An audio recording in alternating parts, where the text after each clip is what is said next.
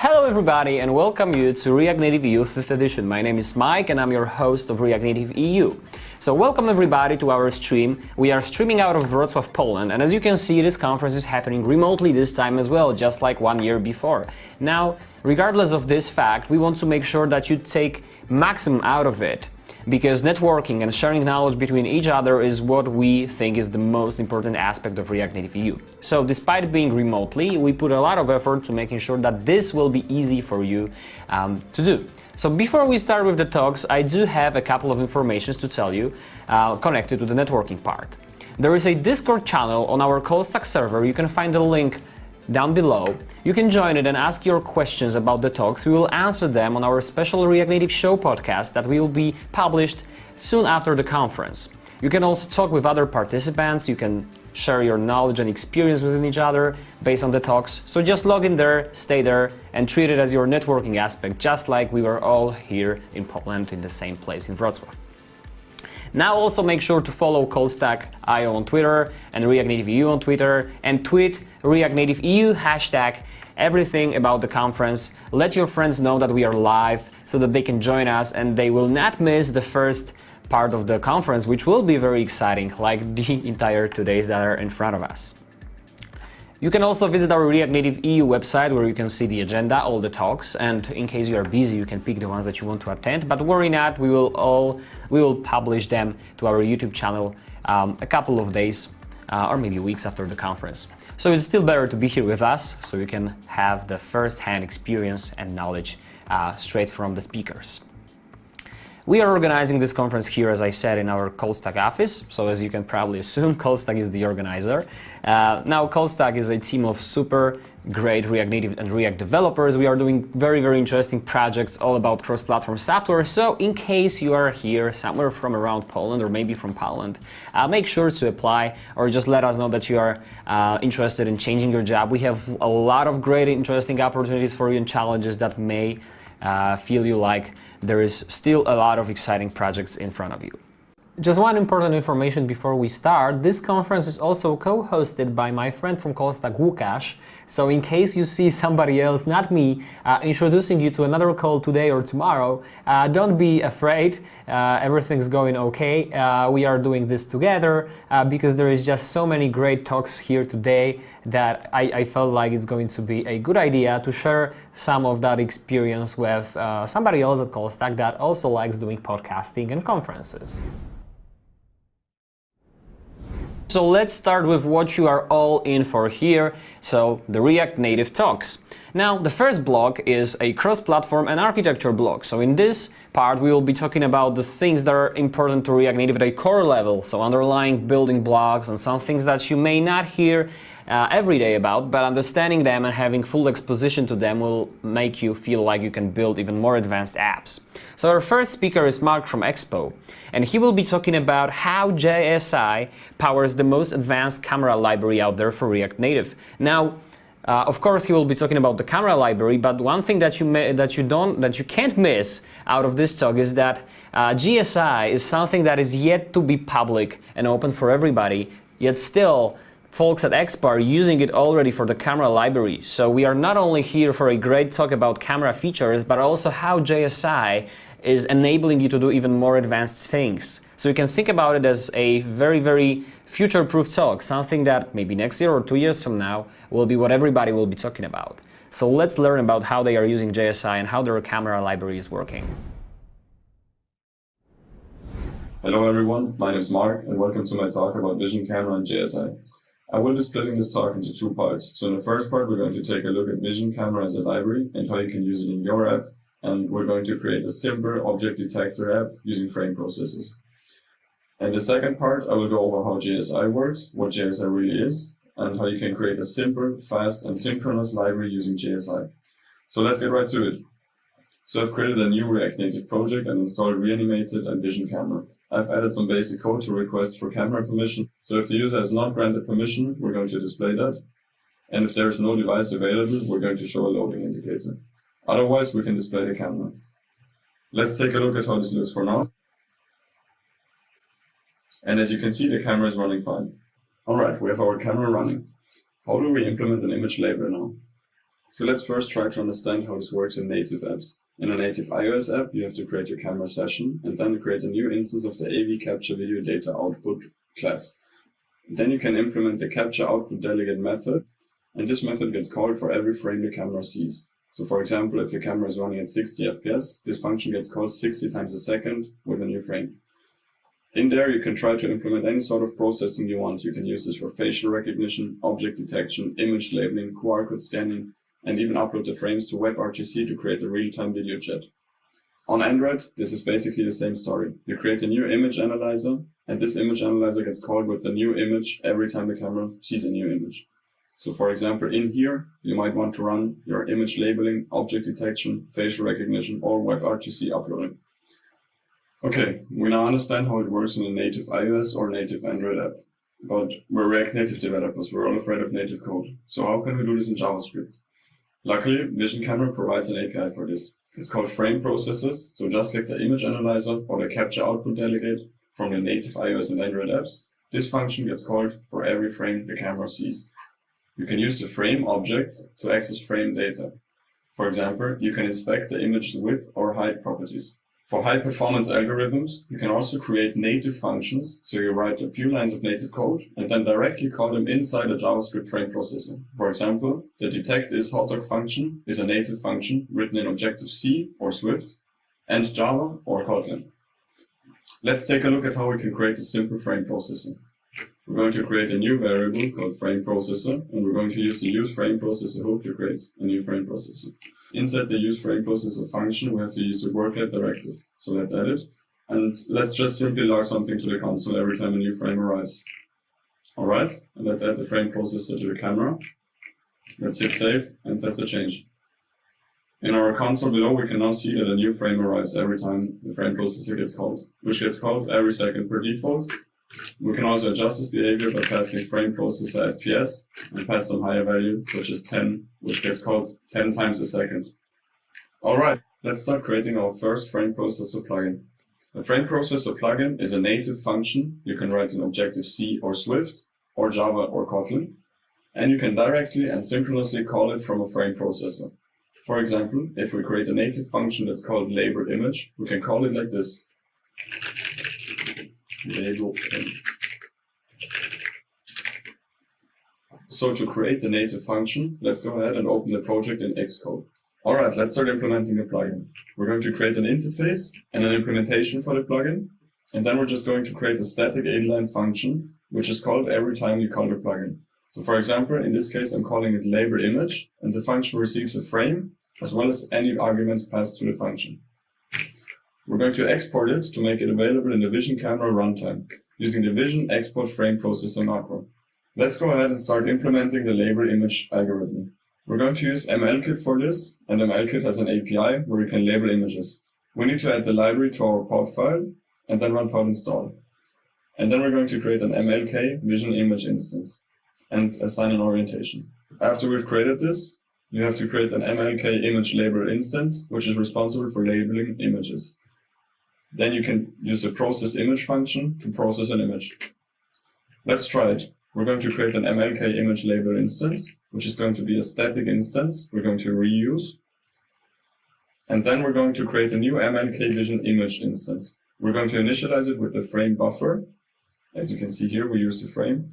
And we're going to set the orientation to the frame orientation.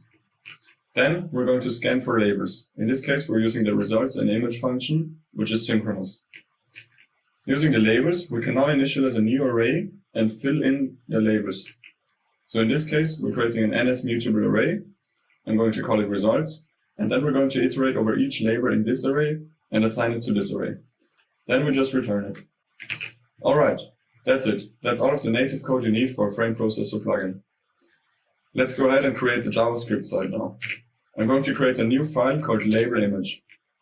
In this file, I'm going to export a new function called labelImage. I have to use the worklet directive so it can be called from the VisionCamera runtime. Then, as we learned earlier, the function now exists in the VisionCamera runtime, prefixed with 2 underscores. So I'm just going to call it like this. And lastly, we need to add it to the Bubble runtime. So open your Bubble config and then find the line where the reanimated plugin is added. We just need to add a new configuration to it. and pass it in as a global variable. That's all you need to do. Now restart your Metro bundler, and you can simply call a function. We're going to import it.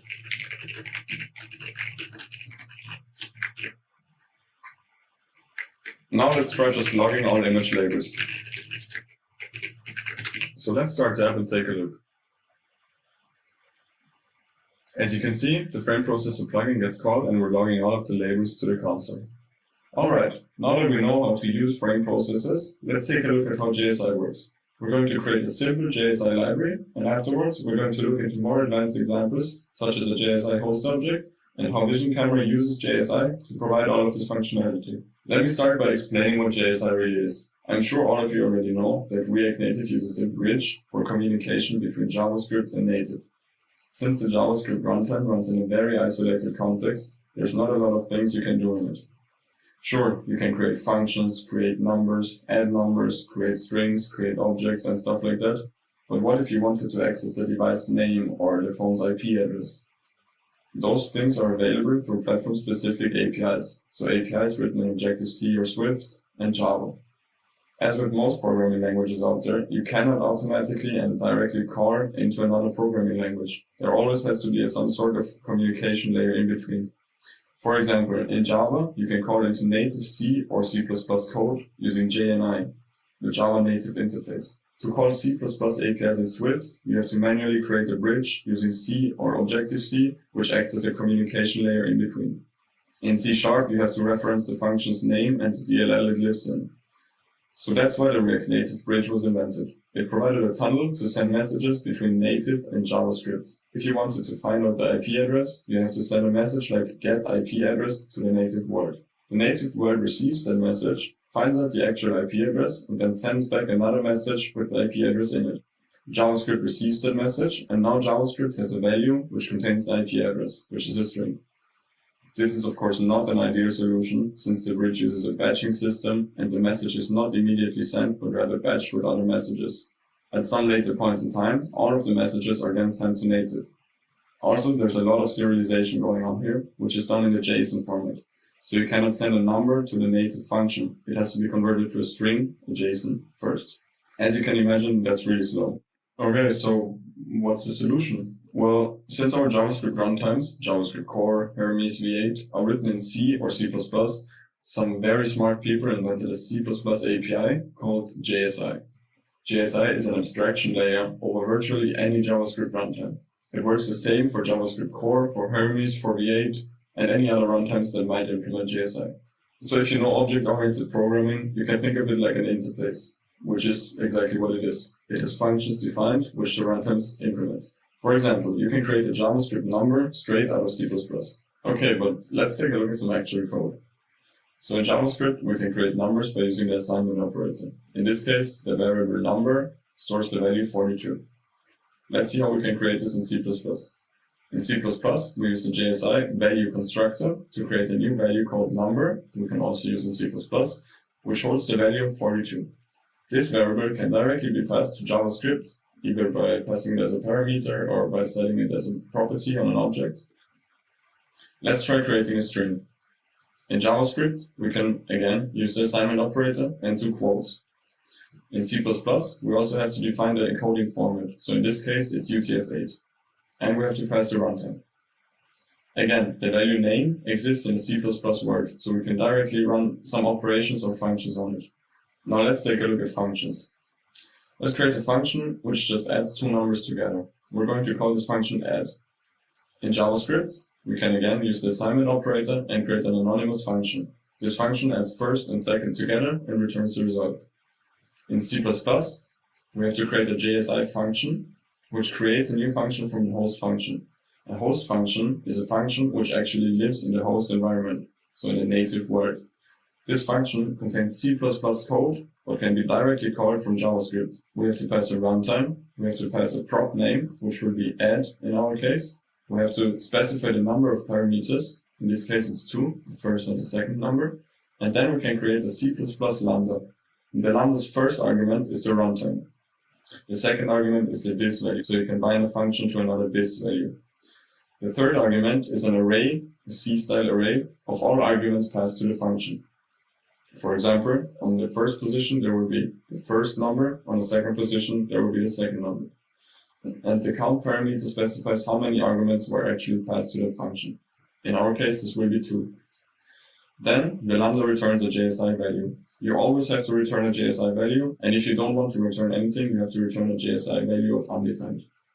So in this case, we're casting the first argument to a number, then casting the second argument to a number, and add it all together. Then we return a new JSI value of the result. Numbers in JSI are always doubles. Let's try calling this function. In JavaScript, we will simply use add and pass 2 parameters. This function add can either be the one we created in JavaScript or the one we created in C++, the host function.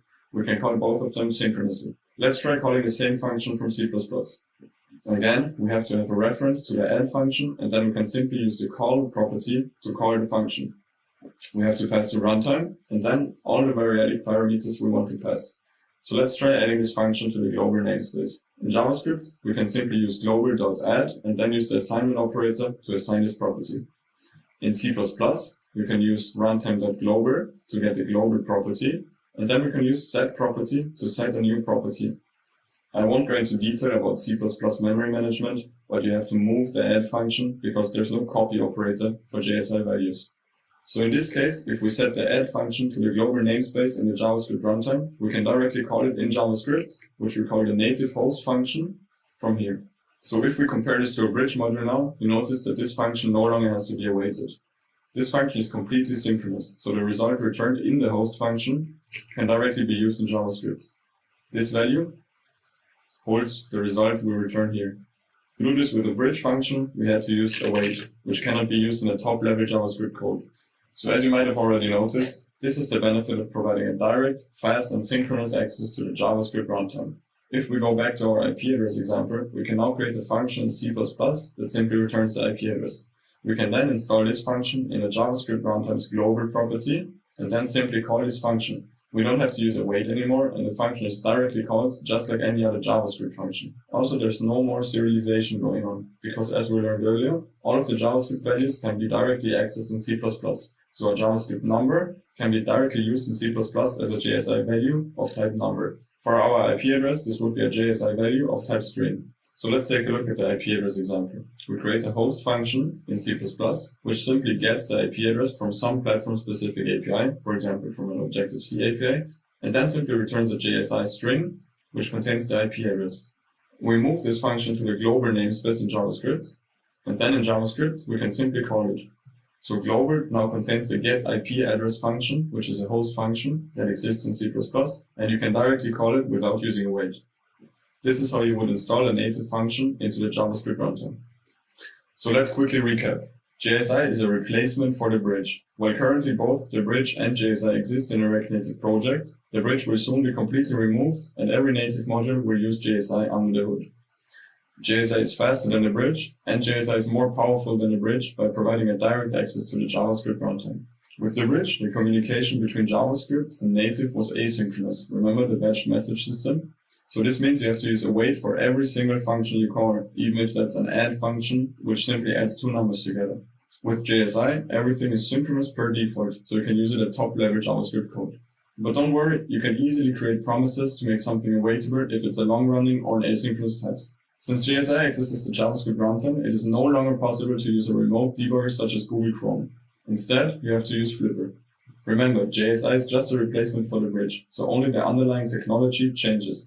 In most cases, you don't need to use JSI directly or even C++ at all. The Turbo Modules API will be almost the same as the Native Modules API. So this means for every native module that exists today, it will be very easy to migrate to Turbo Modules without rewriting the entire thing. Currently, there are 3 runtimes that implement JSI. JavaScript Core, which is the default runtime for now, Hermes, which might be the default runtime sometimes in the future, and V8. Also, JSI does not implement any sort of thread safety locking. While JSI is ready, it's a bit quirky to get access to the JavaScript runtime at the right point in time. There are a few hacks involved I will show you now. We'll take a look at my React Native MMKD library, which provides a fast and easy storage solution for React Native using JSI. It's about 30 times faster than async storage, and it is a really good example for JSI, since you benefit from better performance, as well as synchronous access in top-level JavaScript code. Let's take a look at the project structure first. So compared to native bridge modules, there's currently no way to autolink or automatically install a JSI module. Instead, we have to go into our main application.java, find the React Native host instance we're creating, and then override the getJSI module package function. In this function, I'm going to return a new mmkb module package instance, which is a class that implements the JSI module package interface. Let's take a look at it. As you can see, the class implements the JSI module package interface and overrides the getJSI modules function. In this function, you can return a list of JSI module spec instances, but we just return an empty list. Why do we do this? Well, there's something special about this function. This function is actually called on the JavaScript thread. So since this function is called on the JavaScript thread, before the JavaScript bundle executes, we can quickly install the mmkb module into the global namespace.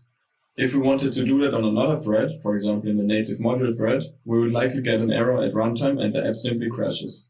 So let's take a look at how the install function works. We're going to open the mmkb module class, which is still a Java class. And as you can see, here's the install function, which takes a JavaScript context holder as a parameter, which is the JS context. This is a Java hybrid class, and it actually contains the JavaScript runtime as a C++ instance. But we cannot access this in Java right now, so let's take a look at how we can pass it to C++. We call the native install function, which is a JNI function. It's a native function that exists in C++, but you can directly call it from Java. This is the first time we cross languages, so in this case we go from Java to C++. To implement the C++ function, we have to create a CMake and Gradle setup. I'm not going to go over this right now, but you can take a look at this at GitHub. So let's take a look at the native install function. This function exists in a C++ file. And as you can see here, it is prefixed with the full Java namespace. So the first parameter is the JNI environment. Then I'm going to get the class, which is the mmkb module. Then I'm going to get the first parameter, which is a long. In my case, this is the pointer to the JavaScript runtime. And then I'm getting a Java string to the path where mmkb stores all the documents. If we take a look at the Java function, this is exactly what we defined here. So now in the C++ file, I can now reinterpret the JavaScript runtime pointer to be an instance of the JSI runtime. So, and if the cast succeeded, we can now install the actual functions. If the cast didn't succeed, we're likely not in an environment that supports JSI. For example, if you use a different runtime than the 3 runtimes I listed earlier, or if you're using a Chrome debugger. So let's take a look at the install function. The install function receives a JSI runtime reference, and now you can use this reference to install variables into the global namespace. In this case, I'm installing the mmkb set function in the global namespace. So this is a JSI host function, as we saw earlier, which simply sets a value to the mmkb storage instance. As you can see, we can check the arguments for the types using isBool, isNumber, isString, and we can also throw JSI errors. At the end of the function, we always have to return a JSI value, and if we don't want to return any value at all, so no number, no string, no object, we can simply return undefined. And then here's the actual implementation for mmkb, where we simply set a value to the default mmkb instance. In this case, we're calling set and getting the value. If you want to convert the JSI value to a number, you can use asNumber, and you get a returning double value. Same thing for booleans. And for strings, there's a JSI string wrapper. So asString will return a JSI string. Of course, you can also convert the string to an actual C++ string, so an std string, using the .utf8 function. So let's take another look at frame processors. Earlier, we saw that we can directly access a frame's width and height properties, and we can even directly pass it to a native frame processor plugin, which, by the way, is a host function. So how does this work? What exactly is the frame object? How does it contain the full 10 megabyte image from the camera? Isn't it really slow to copy frames from native to JavaScript for every frame the camera sees, which can happen up to 240 times a second? Well, there's actually no copy of serialization happening here. The frame parameter is actually a JSI host object. This means the object has been created in C++, but JavaScript can also interact with it, similar to how host functions work. So if I access frame.height, this actually resolves to the C++ code and calls getProperty on it. So let's take a look at the shape of the frame object. I've created simple TypeScript types for this, which don't contain any code or anything, but we can understand the shape better. So for example, for the frame, we have an isValid, width, height, bytes per row, planes count, properties, and then we have two functions, toString and close. All of these properties actually do not exist in JavaScript. They all exist in C++. Let's take a look at how we defined the host object. So as you can see, this is the frame host object header. This is a C++ class which inherits JSI host object. We can override those two methods to provide information for the JSI host object. So you cannot directly use the frame object in JavaScript because it's an Objective-C object and JavaScript does not know how to interact with it. Instead, we create the frame host object, which acts as an interaction layer between the JavaScript frame instance and the Objective-C frame object we stored here. So for example, if we call frame.height, the get function gets called with the name being height. And then we can simply access the frame with Objective-C code to find out the actual height of the frame and return it as a JSI value, a number. Let's take a look at the implementation. So the getPropertyNames function simply returns a list of all valid properties. This is useful if you want to use object.keys on the frame, which then returns all of these keys. So for example, toString is valid with height, bytes per row, plains count, and close get returned. Then you can implement the get function, which acts as a getter. So if you call frame.height, which is not a function, it's simply a property getter, this function gets called with the name being height. In our case, we can then get the height using an Objective-C API from CM-sample-buffer. Then we can simply return the height as a double using the JSI value constructor. So for every time you try to access frame.height, this is not a value stored in JavaScript. Instead, this C++ code gets called. If you try to access some value that is not supported, we just return JSI value undefined. The same thing applies to the close and toString functions. For example, for the close function, we have to create a host function and then return the host function. So if you access frame.close, this function gets returned. So then if you try to actually call it, so two brackets, this function, which is a host function, gets called. As you can see, all of this exists in C++, and JavaScript only provides an interaction layer by using the host object instance. You can find all of this code online on GitHub at the VisionCamera repository. So let's start creating our own custom host object. I'm going to create a class in C++. I'm going to call it example host object, and we're going to inherit from JSI host object. Then we have to override the functions get and getPropertyNames. So in this case, we have to add getPropertyNames and override. The signature is always the same from JSI host object. And now we start by implementing getPropertyNames. You have to return a vector of all property names that you can access in the host object. This is useful if you want to access object.keys on the given object. So in our case, we're just going to add some value. In this case, you have to create a prop name ID and give it a string of some value. Now let's start implementing the get function. So now let's try to find out what the user actually wants to access. You can use name.utf8 to actually get an std string value for the past prop name ID. With the std string stored in the name variable, we can now work. Let's find out if the user actually tried to access some value. We simply compare name to some value, and if it's true, we can return some value. In this case, I'm going to return the lucky number 13, but you can also return an object, a string, a boolean, whatever. So let's look into some other value types. First, we can try returning a boolean. So if the property SomeBool is accessed, we simply return true. Next, let's try returning a string. If the value SomeString is accessed, we create a new string from a UTF-8 std string, in our case, hello. Let's try something more complex. We try to build an object with two values, SomeValue and SomeBool. So we create a new object using the JSI object constructor.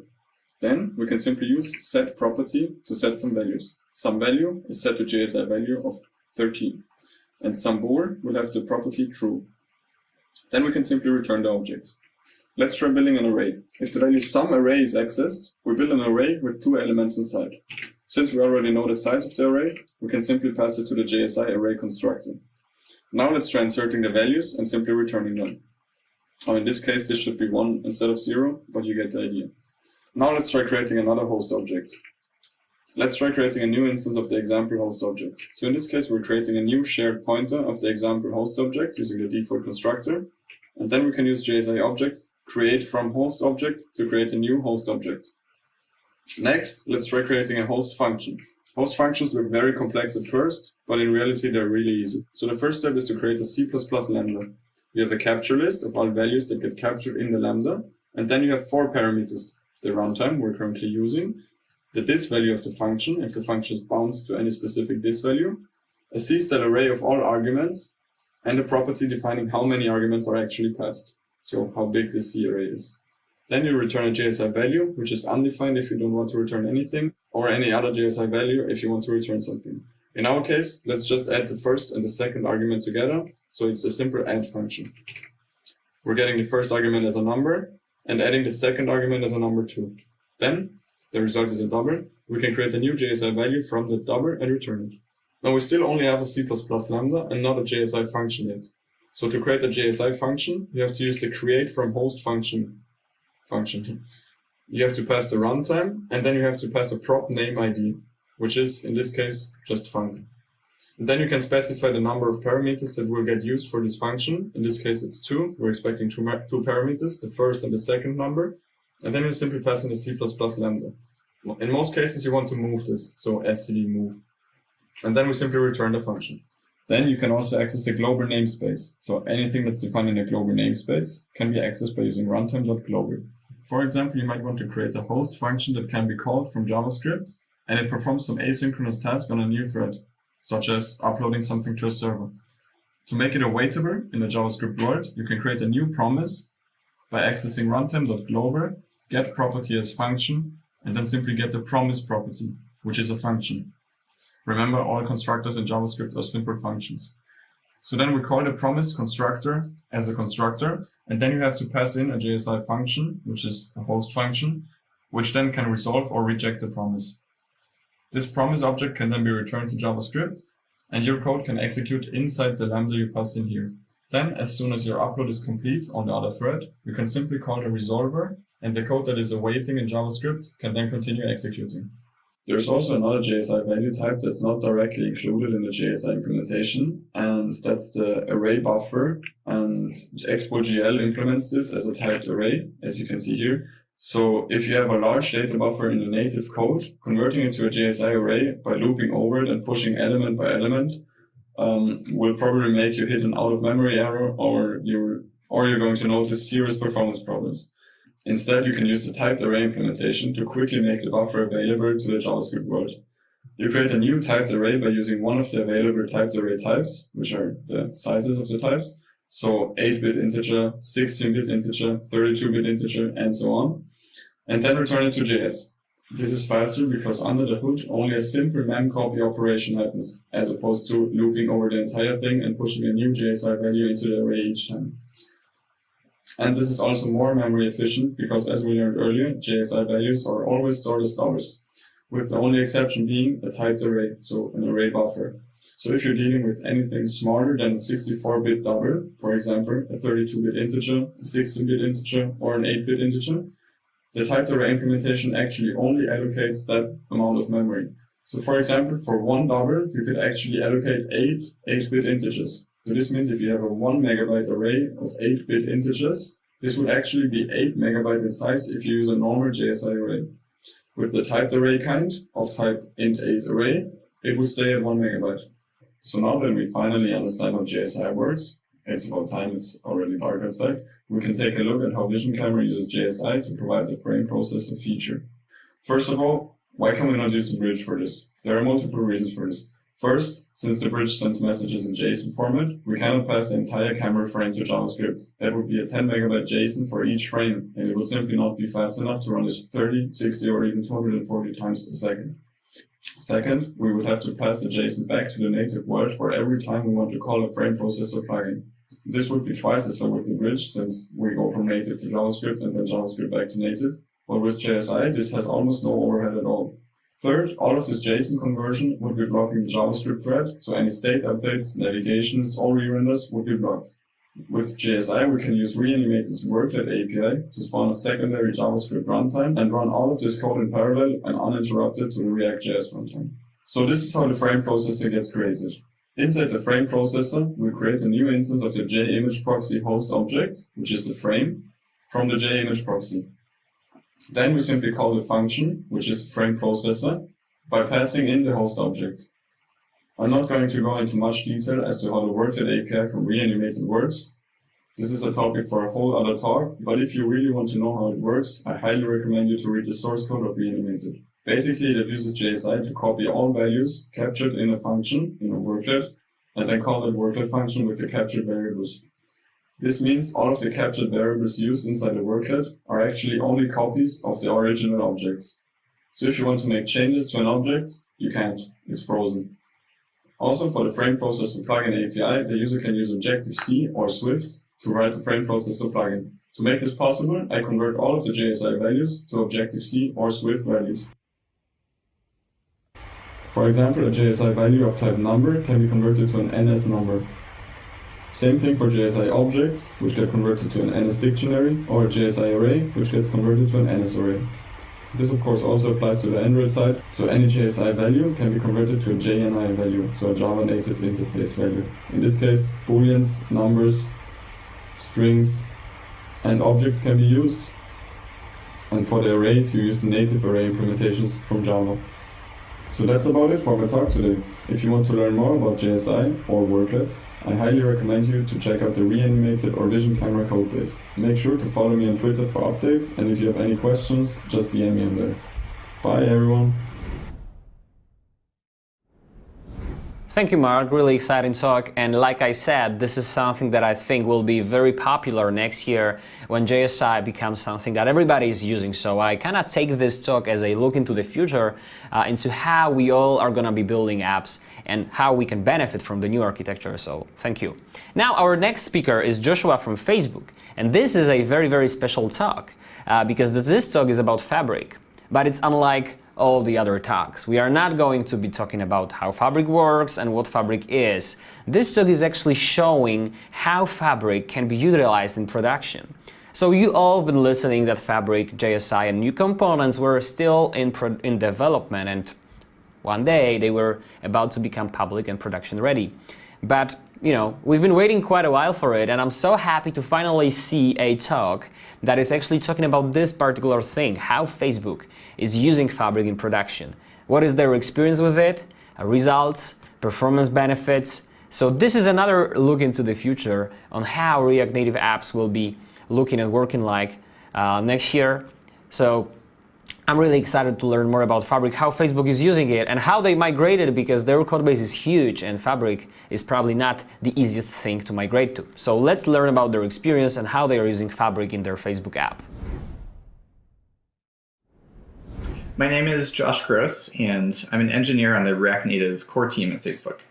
For the past 3 years, the React Native team at Facebook has been re-architecting core pieces of React Native, and we've been testing rollout of them within our own apps, including the flagship Facebook app. Today I'll talk about just one part of that, the Fabric renderer rewrite and rollout. React Native was originally built for iOS and then for Android. Today React Native has renderers for VR, Windows, macOS, tvOS, and many other platforms as well. React Native is written and essentially rewritten in Java for Android, Objective-C for iOS, C++ for Windows, and so on. Basically, every one of these platforms is a full, unique re-implementation of React Native. And they attempt to behave the same way, but they don't all behave exactly the same way. In 2018, the React Native team embarked on a project to build a new architecture that would be future compatible. We wanted concurrent rendering, we wanted better performance and reliability, but we didn't want to build this n times for every platform. Ideally, we could build these features once using a cross-platform implementation and then deploy it to every platform. In order to accomplish this goal, we had to rewrite React Native. But we needed to make sure that we could bring along all of the apps in the world. Our first step was making sure that the rewrite would work in the biggest app in the world, the Facebook app. I'm going to focus today on our journey of rolling this out in the Facebook app. If you want more technical details, I highly recommend watching these talks or some of these talks given by current and former members of the core team. The first one here is a high-level overview of all these projects by Ram N at ReactConf 2018. There is a deep dive of Fabric given by David Vaca at React Native EU 2018. And there is a talk about the new architecture by Emily Janzer at React Native EU 2019. We will also be publishing more blog posts soon, so you can watch out for those as well. This will not be a technical talk. I'm not going to be doing a technical deep dive into any details of Fabric or its features, but instead I'll describe our experience of using it at scale and migrating a very large code base to use only Fabric. This is going to be a story time. So sit back, relax, grab a warm beverage, or you can also grab a companion if you'd like, and I'll share with you our journey of deploying Fabric at scale at Facebook. So this is Marketplace in the Facebook app. Specifically, this is the Marketplace home surface. Marketplace consists of many, many surfaces. Other surfaces include product detail and commerce profile. All of these are built with React Native. In the Facebook app, React Native is used to build many other products as well. So dating and jobs and many other products. Altogether, there are over 1,000 surfaces in the Facebook app built with React Native. That's a lot. So I tweeted about this recently, and a lot of people were confused or didn't believe me or thought I misspoke. Some people thought I meant that React Native within Facebook has 1,000 components. I can assure you it's a whole lot more than 1,000 components. So when we talk about a surface within React Native at Facebook, what do we mean? Technically speaking, if you have an iOS or Android background, a surface would be like a full screen UI view controller on iOS or a fragment on Android, sort of roughly. Regardless, the assumption here is that if you navigate to a new surface in React Native at Facebook, we expect that surface to sort of take over and redraw the entire screen. So some of these can be relatively small. Say you go to a privacy policy surface, maybe it's just some text, but most of them, the vast majority, are much more complex, and some of them are huge with hundreds of features packed into a single surface. So I want to emphasize that number. 1,000 plus surfaces, however you want to think of it, is a huge number. Another unique part of our setup is that at Facebook, all of our apps using React Native use React Native from the main branch of GitHub. So whenever we make a change to React Native or whenever we merge a pull request from GitHub, that change goes into our main developer build immediately, and then it goes live to all Facebook users in the next weekly release. This only gives us about a week to ensure that every change we make is stable on every one of those 1,000 plus surfaces for all of our users. So what does it mean to be stable? More than 1 billion people globally visit Marketplace each month. We have to make sure that Marketplace continues working well for people from different countries with different network conditions, different device types. Since the launch of dating, over 1.5 billion matches have been created. So even the smallest regression in React Native easily affects product usage metrics, and that gets amplified by the scale of Facebook. A tiny performance regression of a few milliseconds will get caught and matters a lot. Incredibly rare race conditions or crashes that are 1 in a billion events will happen many times. They'll happen thousands of times a day. We've had to ensure that every screen, every metric, every interaction was working properly. In the meantime, the Facebook app is a moving target. Products and libraries built on top of React Native are constantly changing. They're being reworked and refactored. So in order to accomplish our goals of unifying React Native and enabling new features and better performance, we focused on stabilizing existing features and maintaining neutral metrics. So as part of this rollout, we specifically decided not to focus on improving metrics or expanding capabilities yet. We also made sure that any breaking changes were absolutely necessary and very easy to migrate and to roll out. I'm very proud to share that as of last month, React Native in the Facebook app is now completely powered by the new architecture. This doesn't mean, however, that it's quite ready for everyone to use right now, mostly because documentation is lacking, honestly, and some things like popular open source native modules may need to be updated. I'll say more about this towards the end of my presentation. So let's talk about the development and rollout process of Fabric. We modified our navigation system to support selectively turning on and off the architecture for individual surfaces, and allowing us to control what percentage of users would get Fabric or the old renderer for a particular screen. Our work kind of followed this cyclical pattern. We would identify a surface, we would play around with it, we would investigate if we found any issues and try to fix them or implement a new Fabric feature, that they were using that wasn't supported yet. We'd fix any of these issues, and then we'd run a production test. We'd analyze data, fix any issues that we found again, and then repeat the cycle. Pretty straightforward. After we kind of nailed the cycle and this workflow, all we had to do was repeat it 1,000 times. It's easy.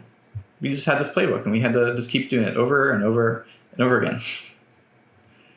We thought that this was going to be a 6-month project. That's not a joke. It took us about a full year before we realized the full scope of the migration. From the start, it took about 2 years to enable the architecture on the first surface, and 9 months after that to enable Fabric on all the rest of the surfaces. So to be fair to us, our estimations were fairly close. Only 5 times off. Seems pretty good in the world of software estimations. So what challenges did we face? Well, first, we had challenges of scope. So the full scope of the project, like I said, wasn't realized until about a year into the migration. Our scope expanded a lot after the investigation kind of went underway. Along the way, we discovered a lot of hidden features of React Native, as well as hidden and undocumented optimizations. I hinted towards this at the beginning, but we also found a lot of subtle differences between the Android and iOS codebases, the vast majority of which were not documented and the vast majority of which were not even intentional. They just sort of accidentally drifted over time. We discovered and documented and patched a lot of these and actually improved the non-Fabric codebase as well, but a lot of them couldn't be fixed without the Fabric rewrite. Some of these platform differences over time had resulted in JavaScript product engineers writing platform checks and slightly different code for Android and iOS. So platform switches were sprinkled all across the Facebook codebase. Thankfully, with the migration effort, we were able to delete many of these entirely because of the unified codebase. So in this way, our production code has become much easier to read, much easier to reason about after the migration, and the experience between Android and iOS users has been unified. One concrete example is that scroll view for Android has been almost entirely rewritten internally compared to 2 years ago, and it's much more stable, performant, full-featured, and in general just higher quality and aligned with existing features that iOS had already had. And a lot of these changes we were able to backport to the non-Fabric renderer as well.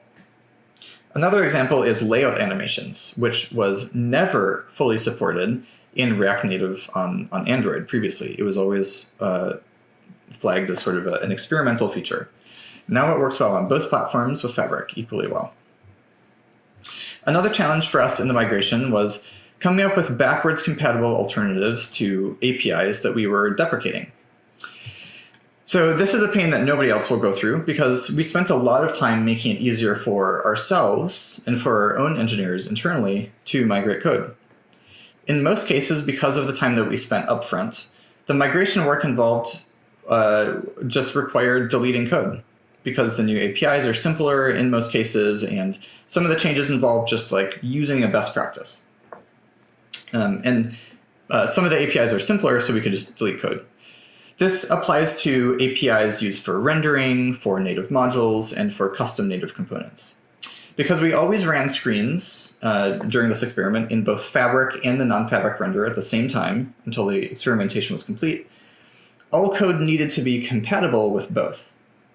In the vast majority of cases, a surface's code didn't need to be modified at all to work in both Fabric and non-Fabric. We also encountered challenges with scale. First, there's a spectrum of instrumentation across the Facebook codebase. Some surfaces have no instrumentation at all, besides sort of the basics that are provided for all surfaces, so our only signal might be crashes or bug reports. We would test these screens ourselves, we would rely on QA teams to do some manual testing, but this sort of lack of instrumentation could pose some challenges. Other surfaces have everything instrumented and would catch regressions of just a few milliseconds in performance with some specific interaction. These hyper-instrumented screens are, of course, also challenging, but did offer us an opportunity to, kind of really make sure that Fabric is very performant in all corners of it. Another challenge we faced is that screens were hyper optimized specifically for the non-fabric renderer.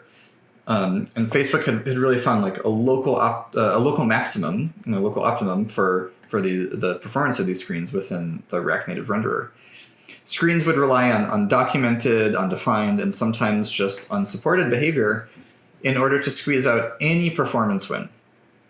Non-fabric code does some things incorrectly, but was sometimes faster because of it. A good example is measure APIs. The timing is not guaranteed. Previously to Fabric, it's not guaranteed. So there are many possible race conditions that can and do occur, and sometimes the measure API returns incorrect results because of it. But the API is very fast, since it was optimized for speed and not correctness.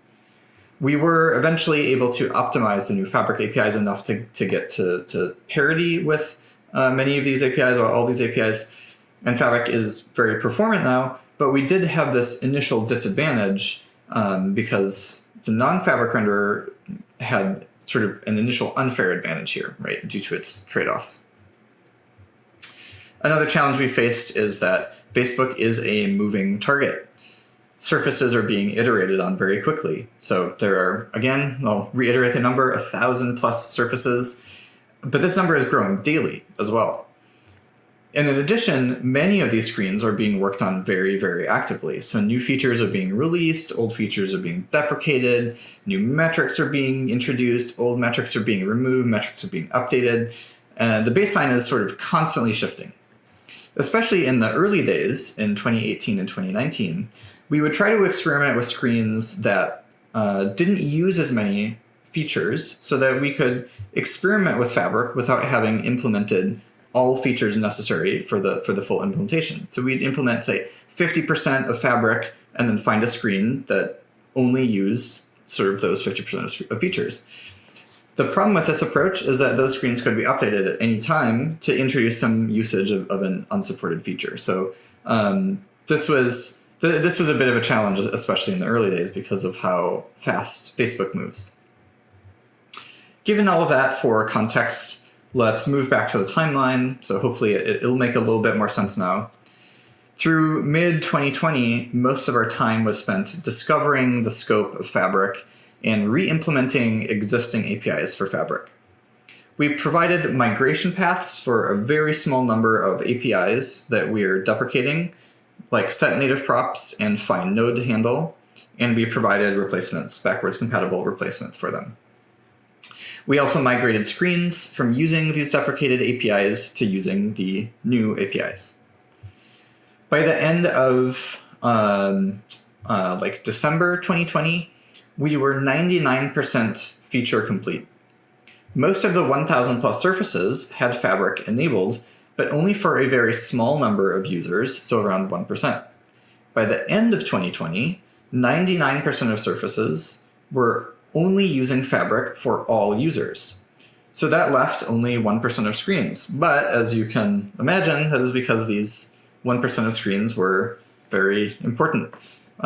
Those were the very high volume, hyper optimized, hyper instrumented screens like Marketplace Home, for instance. These screens were extremely optimized specifically for the non-Fabric renderer. So we had to spend a lot of time understanding the screens and these products and improving their performance specifically for Fabric. Luckily, so when I say that we improved performance for Fabric, basically this just meant adhering to best practices, no longer using all of these undocumented, sort of unsupported corners of React Native that people had been using, just using best practices, using some of the new APIs, using just the documented features. 6 months later, those 1% of screens were migrated fully to Fabric as well. Now I'd like to tell a couple of interesting stories from my personal experiences with this rollout. So this is a real photo from very early on in the Fabric architecture discussions. And we spent a lot of time like this in the early days, huddled around a whiteboard with someone trying to explain to us or figure out how Fabric worked. Sort of one person at the whiteboard explaining it and the rest of us just kind of staring confused until it clicked. And a lot of time in the early days, it was us trying to pull ideas out of Sebastian's head, as you can see in this photo until the idea sort of clicked for the rest of us. I want to share these stories because I think they can reveal the scale of Facebook and how things can work internally. And I also want to emphasize, I expect the vast majority of people migrating to Fabric to never have any issues like this, in part because we already went through all of this pain at Facebook. So this is part of the reason that we haven't encouraged Facebook adoption as much before. We wanted to iron out as many of the edges as possible. Another point here to make is that some of these problems are specific to Facebook. So believe it or not, sometimes code within the Facebook app isn't perfect. I know that's hard to believe, but sometimes, there's bugs that get introduced. Sometimes there's suboptimal patterns that really shouldn't be used. And this did make getting feature parity and debugging harder. So the first one of these stories I like to tell is that every November, like clockwork, there ends up being some big crash or bug that blocks my work in production. And every time it takes over a month to solve, usually well over a month, actually. And this has been true every November that I've been at Facebook. So I'm really hoping it doesn't happen this November, but we'll see. We'll have to wait and see. So to give an insight into what my day-to-day looked like during the migration, I generally would wait until a new version of the Facebook app was released. So every week a new version is released to production. I would wait 24 to 48 hours for some significant chunk of users to update, and then have some time to use the app as well. And then I would analyze early crash data. So basically, I wanted to know, did Fabric crash more or less? And if it crashed more, I would do a deep dive into finding out what the issue was, and I would try to fix it as soon as possible.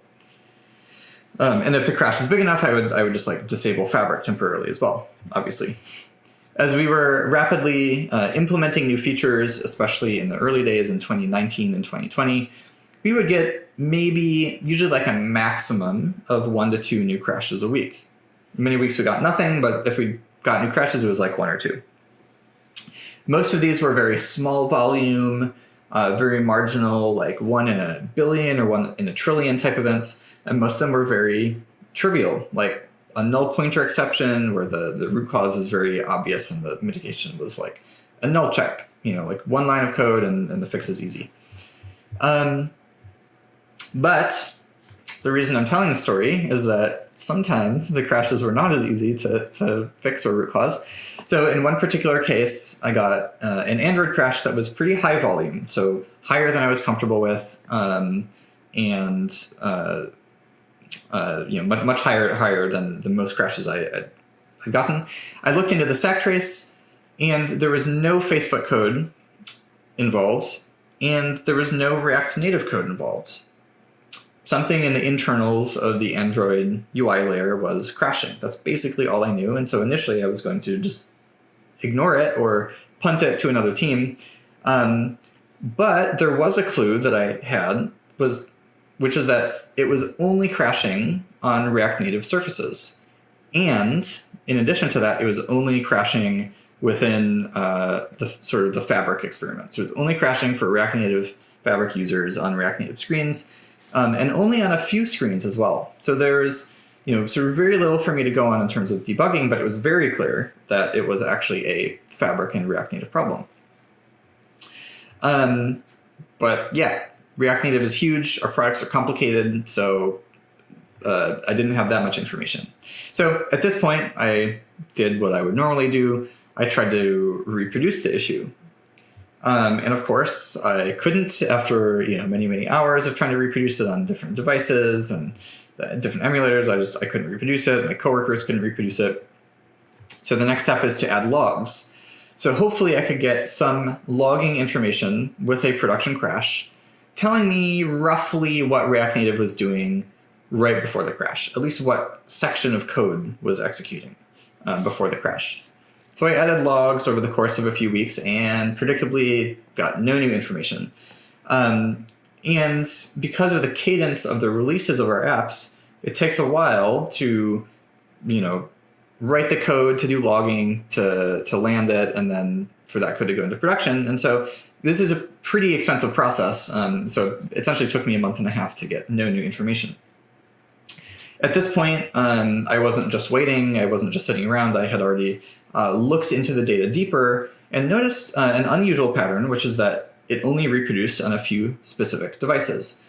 That itself isn't that unusual, but it didn't reproduce on any Samsung devices or Google Pixel devices, which is very unusual. And in fact, it only reproduced on a few devices that are generally not used at all within North America or within Europe at all. And some of these devices, it's not even possible to buy within the US. So this was also a problem. But at this point, you might be thinking, well, why did I just waste all this time? Why didn't I just buy one of these devices that like I could get my hands on? And the answer is pretty simple. I had never had to do that before. In all the times I'd done development before that, and in all the time after it, I had never run into an issue this thorny that required that I have like one specific device. And often, I have run into a lot of device-specific issues, but usually there would just be a stack trace that indicated that like, oh, there's a null pointer exception that only happens on this one device, it happens in this code. Dig in and it becomes clear after some investigation. Not so easy in this case. So I finally got one of these devices, and in order to protect the innocent, I will not name the OEM. But thankfully, I was able to immediately reproduce the crash within 30 minutes of unboxing this phone. Hopefully, you're curious at this point. So the problem was that if you have an empty parent view on Android, and you attempt to remove a child from it, so a view with no children, and you want to remove a child with no parents from it, Google, like Pixel, Samsung, stock Android will just fail silently and move on and don't do anything because the end result has already been achieved. You're trying to remove a view from a parent with no children, so you can kind of squint at it and say like, well, you've already achieved your goal, so we can just move on. But some OEMs have modified Android, I guess, to crash at this point. And not only that, but a few custom internal Facebook view managers on Android did this in some, like, used this behavior in some marginal cases. This was notable and kind of funny to me because it's the first time I'd run into a case where the OEM had changed really core behavior in this way, and changed basically an undocumented feature of Android without also any documentation. So sort of just undocumented on both sides. It's really unclear, what to expect from this API without digging into the code. It's also worth noting that this is kind of a classic design problem for APIs. If the user does something nonsensical, should you fail silently? Should you crash? Should you give them a warning? So there are pros and cons with any of these approaches. I don't think it's incorrect or correct for stock Android to just move on silently. I don't think it's correct or incorrect to crash at this point. They're just different decisions with different trade-offs. Unfortunately, I ran into a case where sort of both decisions are made in different cases. For closure here, Fabric became resilient to the sequence of operations, and Fabric now does just fail sort of silently in this case, although it logs something to the console if it happens. So technically, there is some clue here in case you have an issue and it's related to this. Another November bug I had was related to performance and event ordering. I believe that this was the previous November, so about a year earlier. So earlier days in Fabric, I was testing a marketplace screen, and I noticed that in Fabric, it would take like 5 seconds to load the screen. And most of the time, the screen was just blank, and I could tell from like Metro logs that it wasn't like loading JavaScript. It wasn't really doing anything. It wasn't logging anything. It was just sitting there as far as I can tell. So I did what we normally do for performance investigations. I collected log markers, which we have instrumented in React Native and in our product code. And so I got sort of a linear sequence of events for the startup during Fabric and then during non-Fabric, and I would compare these timelines. And over time, I would drill down to find, which specific regions were slower in Fabric. And you start, you add additional markers, so you can do like a binary search of where in this startup and which segments of code are slower. And I basically just use this method and sort of rinsed and repeated to dig down. But I kind of exhausted that eventually. And I ended up using another tool, which is one of my favorite and most sophisticated logging tools, which is logging text to the console using console.log. So I had a hunch here. I would add logging statements all over the code base. I would collect text logs in Fabric and then in non-Fabric. I would literally copy and paste them into TextEdit, put them side by side on my monitor, and just comb through line by line. You're probably horrified by this. After a couple times of doing this, I did end up using like more sophisticated diff tools to highlight the differences between them. But I was still ultimately just using console.log. And what I ended up finding was pretty interesting, and it was that the ordering of some events was different in Fabric. So these are like Android lifecycle events mixed with React Native lifecycle events and methods. The specifics don't matter here too much, and I want to emphasize that for the vast majority of even our surfaces in Facebook, like over 99%, did not have any issues related to this. And most of those surfaces don't do anything with those lifecycle methods. So they're usually just not needed. But for a few surfaces that were highly customized, highly optimized for the previous renderer, they were doing certain things to optimize startup. So they were doing sort of some special stuff in like Android fragment, on fragment create, on start, on stop, on activity results. Sort of that's what I mean by lifecycle methods, mixed with React Native Java lifecycle methods like layout and measurement and again startup, things like that. So again, the specifics don't matter. I just want to give you kind of a general idea of what kind of APIs were involved. And so some of these events were happening in a different order in Fabric than they were happening in non-Fabric. So I thought, well, it's a long shot, but I kind of followed my gut and dug further. And it turned out that the startup of the screen was constructed as a state machine, sort of an asynchronous state machine, where it expected event A to happen, and then event B asynchronously, and then event C. And if the sequence was changed at all, the state machine just broke. So if the sequence, instead of being ABC, was ACB, startup just didn't work, and the screen would just sit there in sort of a perpetual loading state.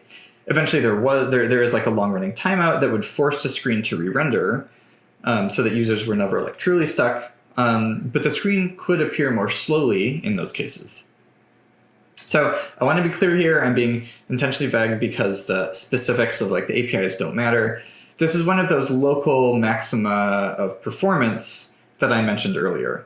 We were doing something sort of not great to squeeze milliseconds of performance out of React Native in the best case. And I actually expect this optimization will go away entirely. This is like, again, an internal Facebook optimization. I think this will go away internally, entirely in the future. It's not really as relevant with Fabric. And I've never heard of anyone else doing this outside of Facebook. So before I continue, I just want to be clear. I don't expect anyone to run into this scenario, period. But why is the ordering, why is like this a problem if the ordering events was changed slightly? And since it was causing us an issue, why didn't we just change Fabric so that we could guarantee the previous ordering of operations, even though it was never like documented or guaranteed? Why didn't we just do that? Well, since it was never documented or guaranteed, the ironic thing is that the sequence of events changed because we were able to optimize certain things in the internals of Fabric. So maybe that's still not convincing. You're saying it wasn't documented, it wasn't guaranteed, but we still changed something that was working, right? So sort of. So this is where things like Facebook scale become important. It turned out that even with the old system, the ordering of events was never consistent. So not only was it not guaranteed, not documented, but it also wasn't ever really consistent. So it would have this particular sequencing of events like 97, 98% of the time. And in Fabric, we had that expected sequencing of events only 90% of the time. So we always had this problem for some number of users, but we never realized it because it happened sort of too infrequently for our metrics to really like alarm on it. And internally, nobody reproduced it. And so, didn't catch it really in production. It wasn't a big enough problem in production to raise any alarm bells. And then internally, nobody was impacted by it. So we just ignored it, just never caught it. The real problem is that, basically if you're building a state machine based on asynchronous events, you need to either know that the ordering of events is always going to be the same 100% of the time. And then you have to add warnings or crash if you ever encounter a different ordering. Or you can be resilient to different orderings of events. This is a hard problem. Async programming is difficult.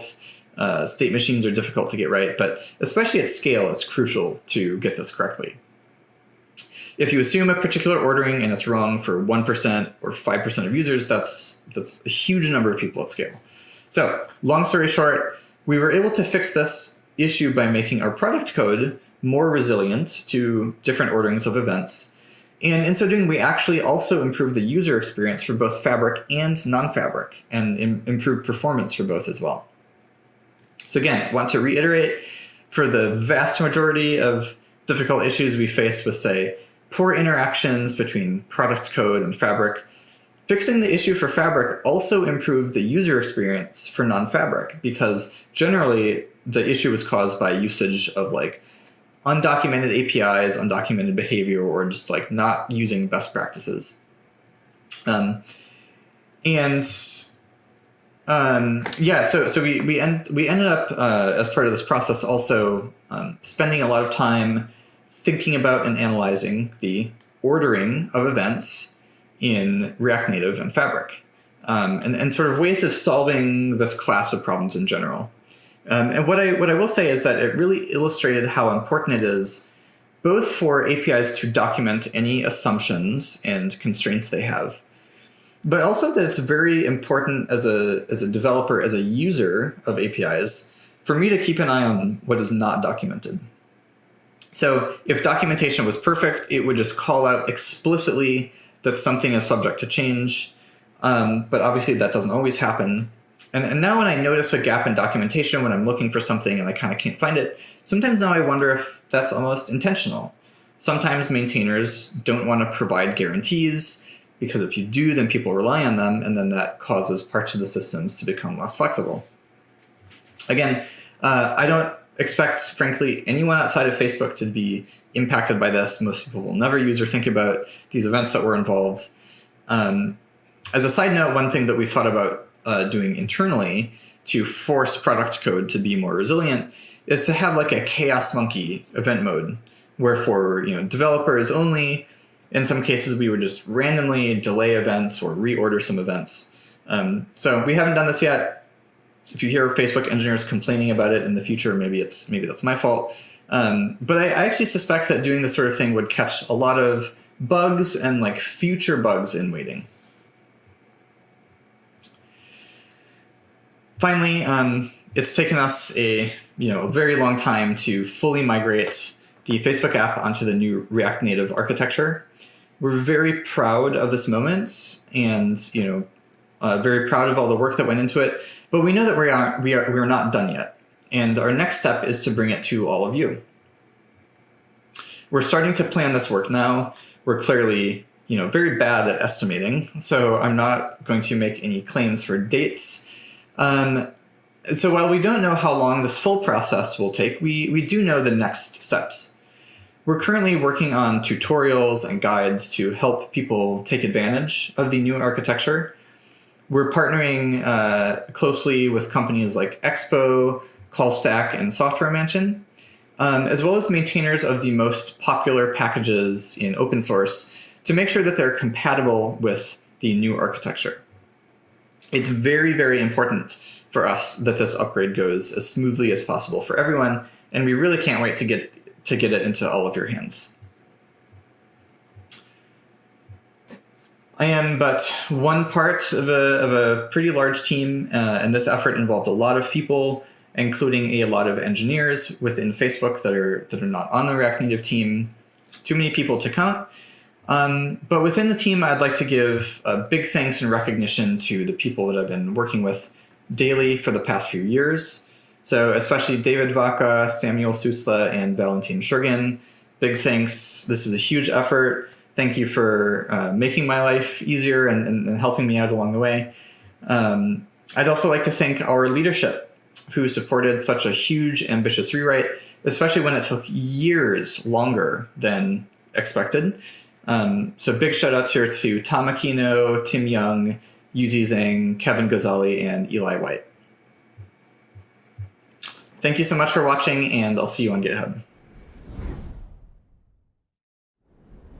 Thank you, Joshua, for this talk. It's been really great to learn about your experience, and I guess I'm really happy to see that you at Facebook are actually sharing that knowledge. I feel like this is not something that everybody would do, because to a certain extent, this is sort of a, your business domain, so maybe not something that you want everybody to know about, but I'm so happy that you are sharing this knowledge with the community so we can all learn from you. So I just wanted to thank you for being around with ColdStack and React Native EU. Ever since, I guess, we started, your support has been great here, and I'm so happy that we can have this React Native EU as a field for you to kind of share those breakthrough updates. So thank you, and I'm looking forward to the next year edition already. Now let's move to the next speaker, which is Khalef from Microsoft. And Khalef is going to talk about React Native for Windows and Mac OS. Now, you probably heard about React Native for Windows quite a while ago, but maybe you haven't heard about it, but it's been rewritten to a new version, and then folks at Microsoft added the macOS part.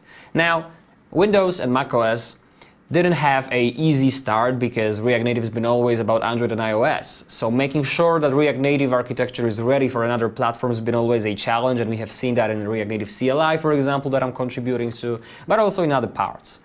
So they've been doing a very, very hard job into not only supporting Windows and macOS, but also into backporting the features that they are doing into React Native itself.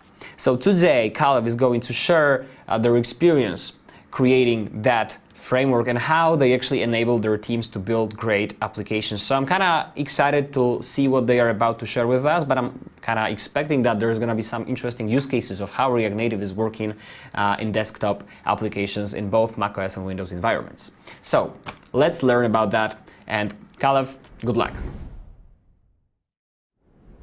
Hi everyone, I'm Khalef, and I'm really excited to be here to talk to you about React Native for desktop platforms. So a little bit about myself. I am an engineering manager at Microsoft, and I work in the Office division. Before becoming an engineering manager, I was an engineer, and I worked primarily on accessibility. And when it comes to React Native, I have been in this space for the last couple of years now. I really like how with React Native you can learn the technology once and then be able to run your apps anywhere you need to. And you can imagine that for applications like Office, such technology is really important because our code base has millions of lines of code. And so we really benefit from being able to share our code across multiple platforms, as well as reapply the same technology across. We've seen a lot of engagement around React Native at Microsoft as well. Like there are multiple apps and features that have been built, either brownfield or greenfield applications, using React Native, and we have a nice little ecosystem that keeps growing every day. So this is a very, very exciting place to be, and I'm glad to be here to talk to you a little bit about how we are evolving the desktop platforms. And so what we'll talk about today, first, we'll go through the investments in React Native for Windows and macOS that have happened recently.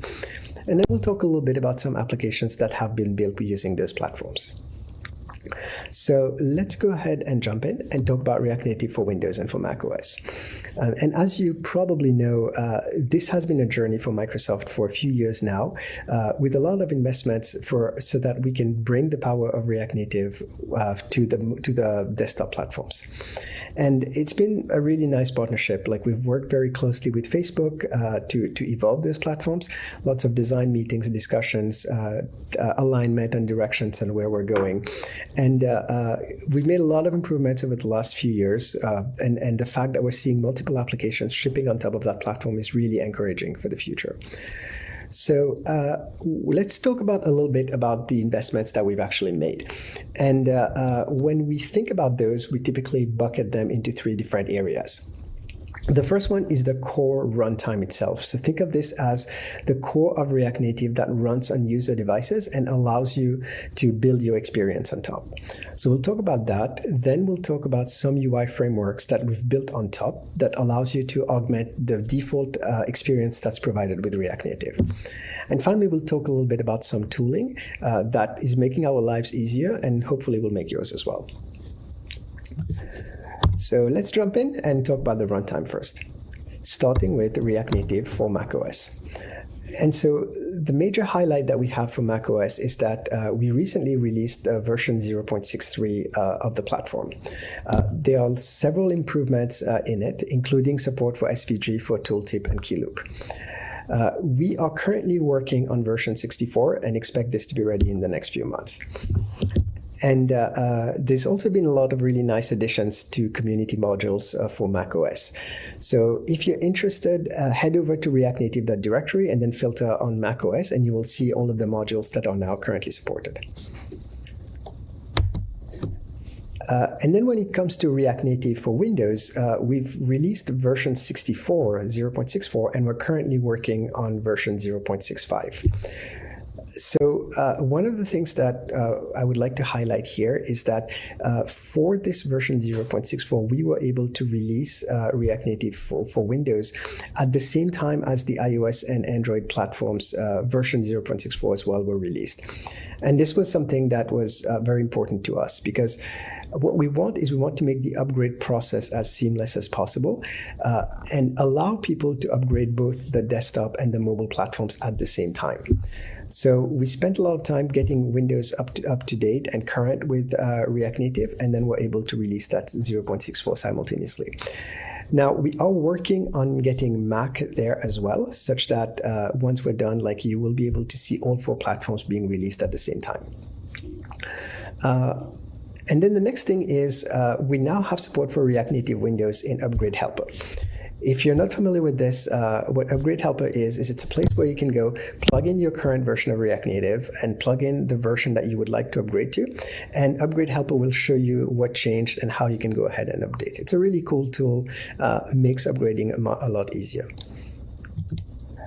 We've also improved the developer experience. So you are probably familiar with Code Push already.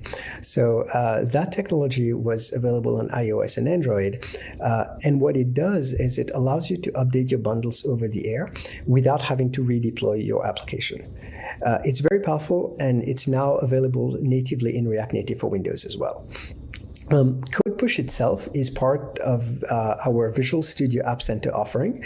And if you head over to microsoft.github.io/codepush, you'll get more information on how to get started and leverage it.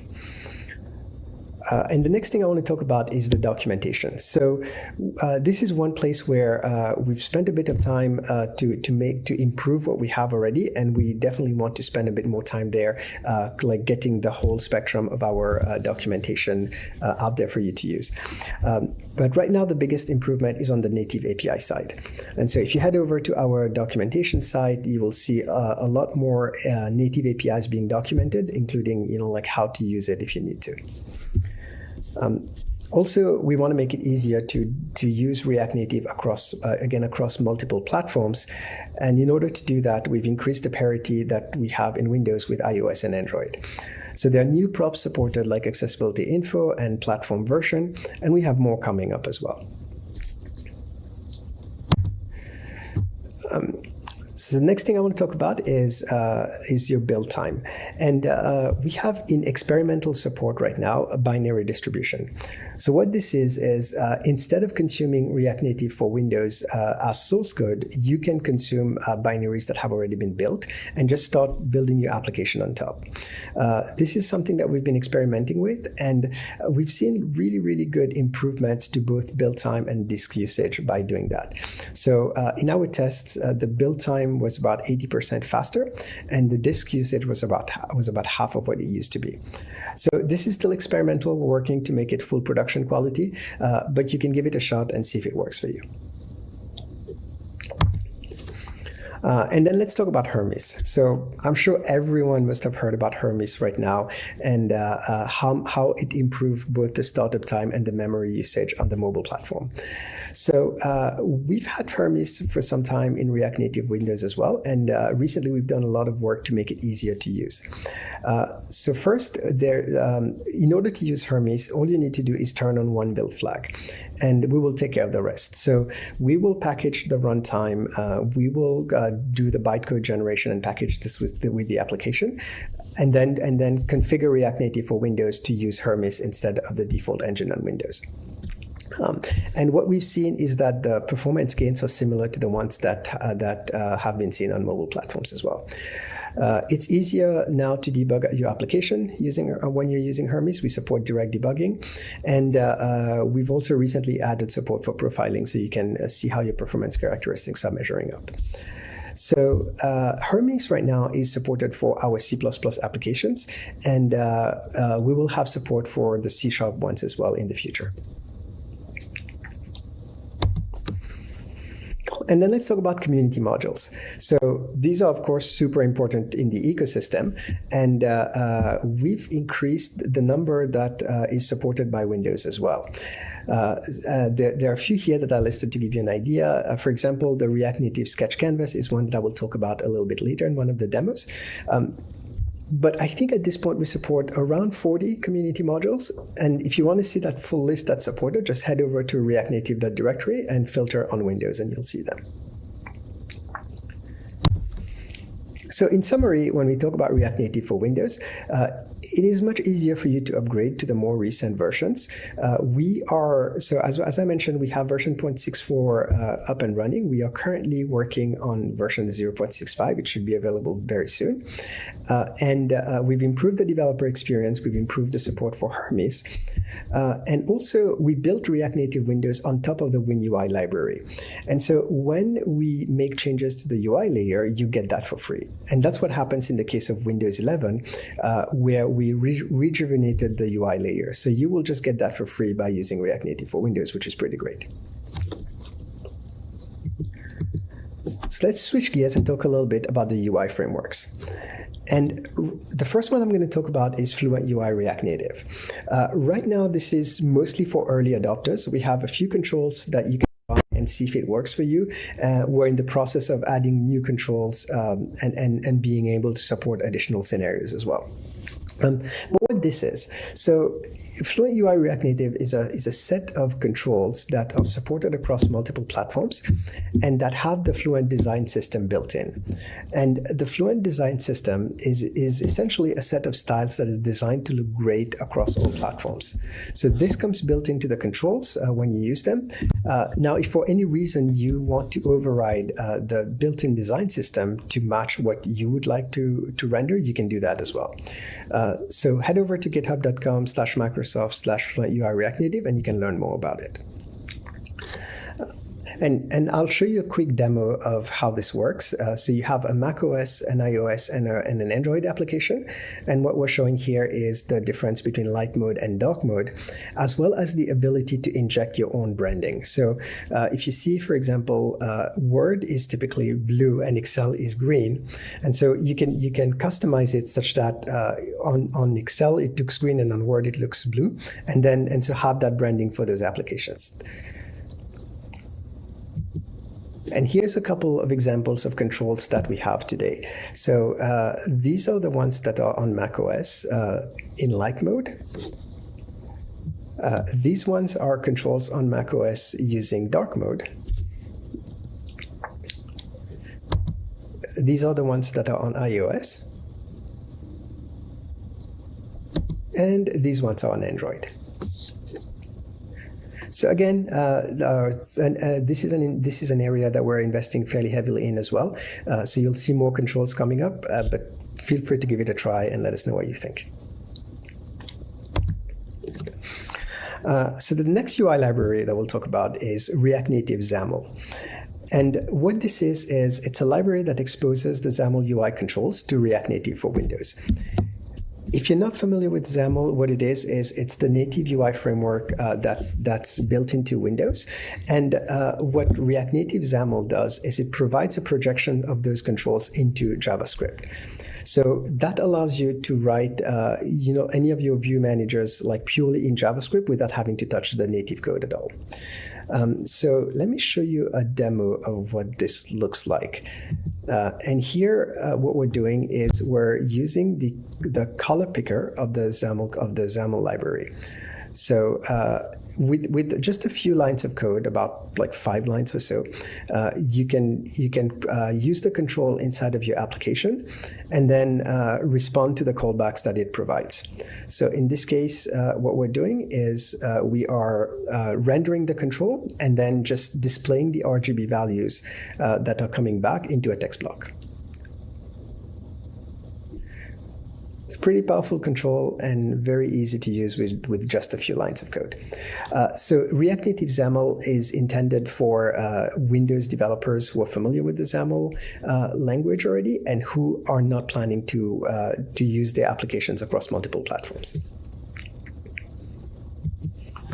And then the third UI library that we'll talk about is Babylon React Native. So what this is first let's talk about Babylon.js. And Babylon.js is a very popular JavaScript library that is built on open web standards.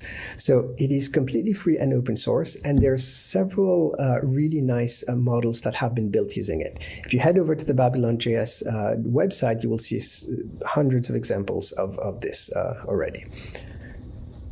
And Babylon.js on native is also supported on native platforms. So the first thing is that we have is Babylon Native, and it brings that power of Babylon.js over to those native platforms. And Babylon React Native is the integration of that Babylon Native platform into React Native. So what it does is it provides you a React Native component that you can use as a rendering surface for your Babylon model. And you can use that to render the model and etc. This is currently supported on iOS, and Android, and Windows. So over to a quick demo. This is, for example, one that's actually running on Android here that shows you live reload working. So you have a couple of models, and on the left side, what we're doing is we're just switching between them. And so here's the first one, and we went to the second one. Now we can go back to the first one, etc. And so that's completely supported in React Native for Windows. And one of the experiences that you can build there is an augmented reality one. And so here's the same model that was built earlier running on top of the HoloLens device. So we can render it inside of the space that the person is seeing in augmented reality, which is pretty cool. And again, that's running on top of React Native for Windows. So those were a few UI frameworks that we provide. There's a lot of work going on there.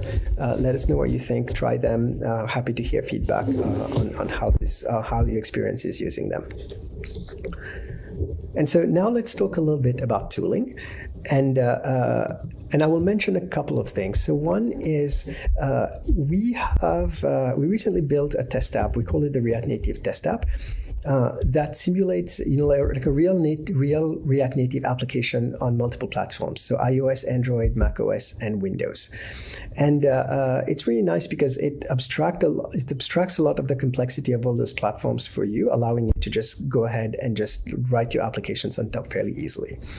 And the other thing that's cool about it is that we have a workflow that's supported that allows you to quickly switch between React Native versions. And that's important because you can then just try a newer version and see how your experience will run in a very quick and efficient manner. So the link for this one is github.com/Microsoft/React Native Test App. The other one I will mention is a repo called RNXKit that is also supported by Microsoft. So what this is it's a set of tools that we built to help you maintain and build your React Native applications and libraries. It's a lot of things that we learned as we were building our own applications that where we felt we needed small tools to help us. And all of those are in this RNXKit repo.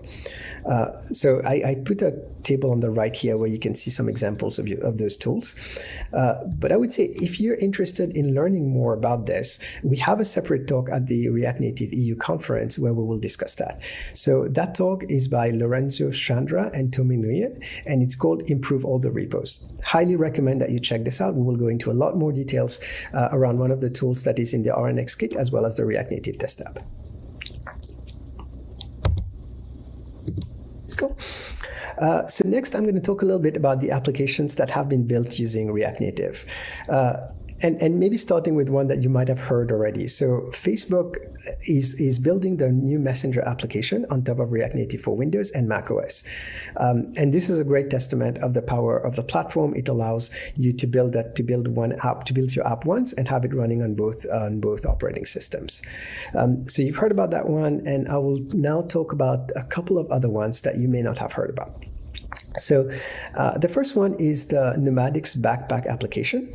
And what it is it's a digital classroom experience with tools that are integrated for students and teachers to use. The app was originally developed for iOS and Android.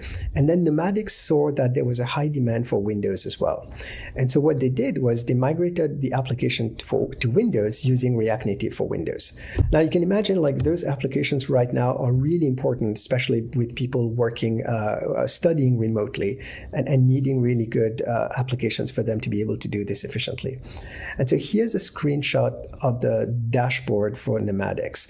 You can see it's very detailed. It gives you an idea of the classes that you have, the assignments that you need to do, etc.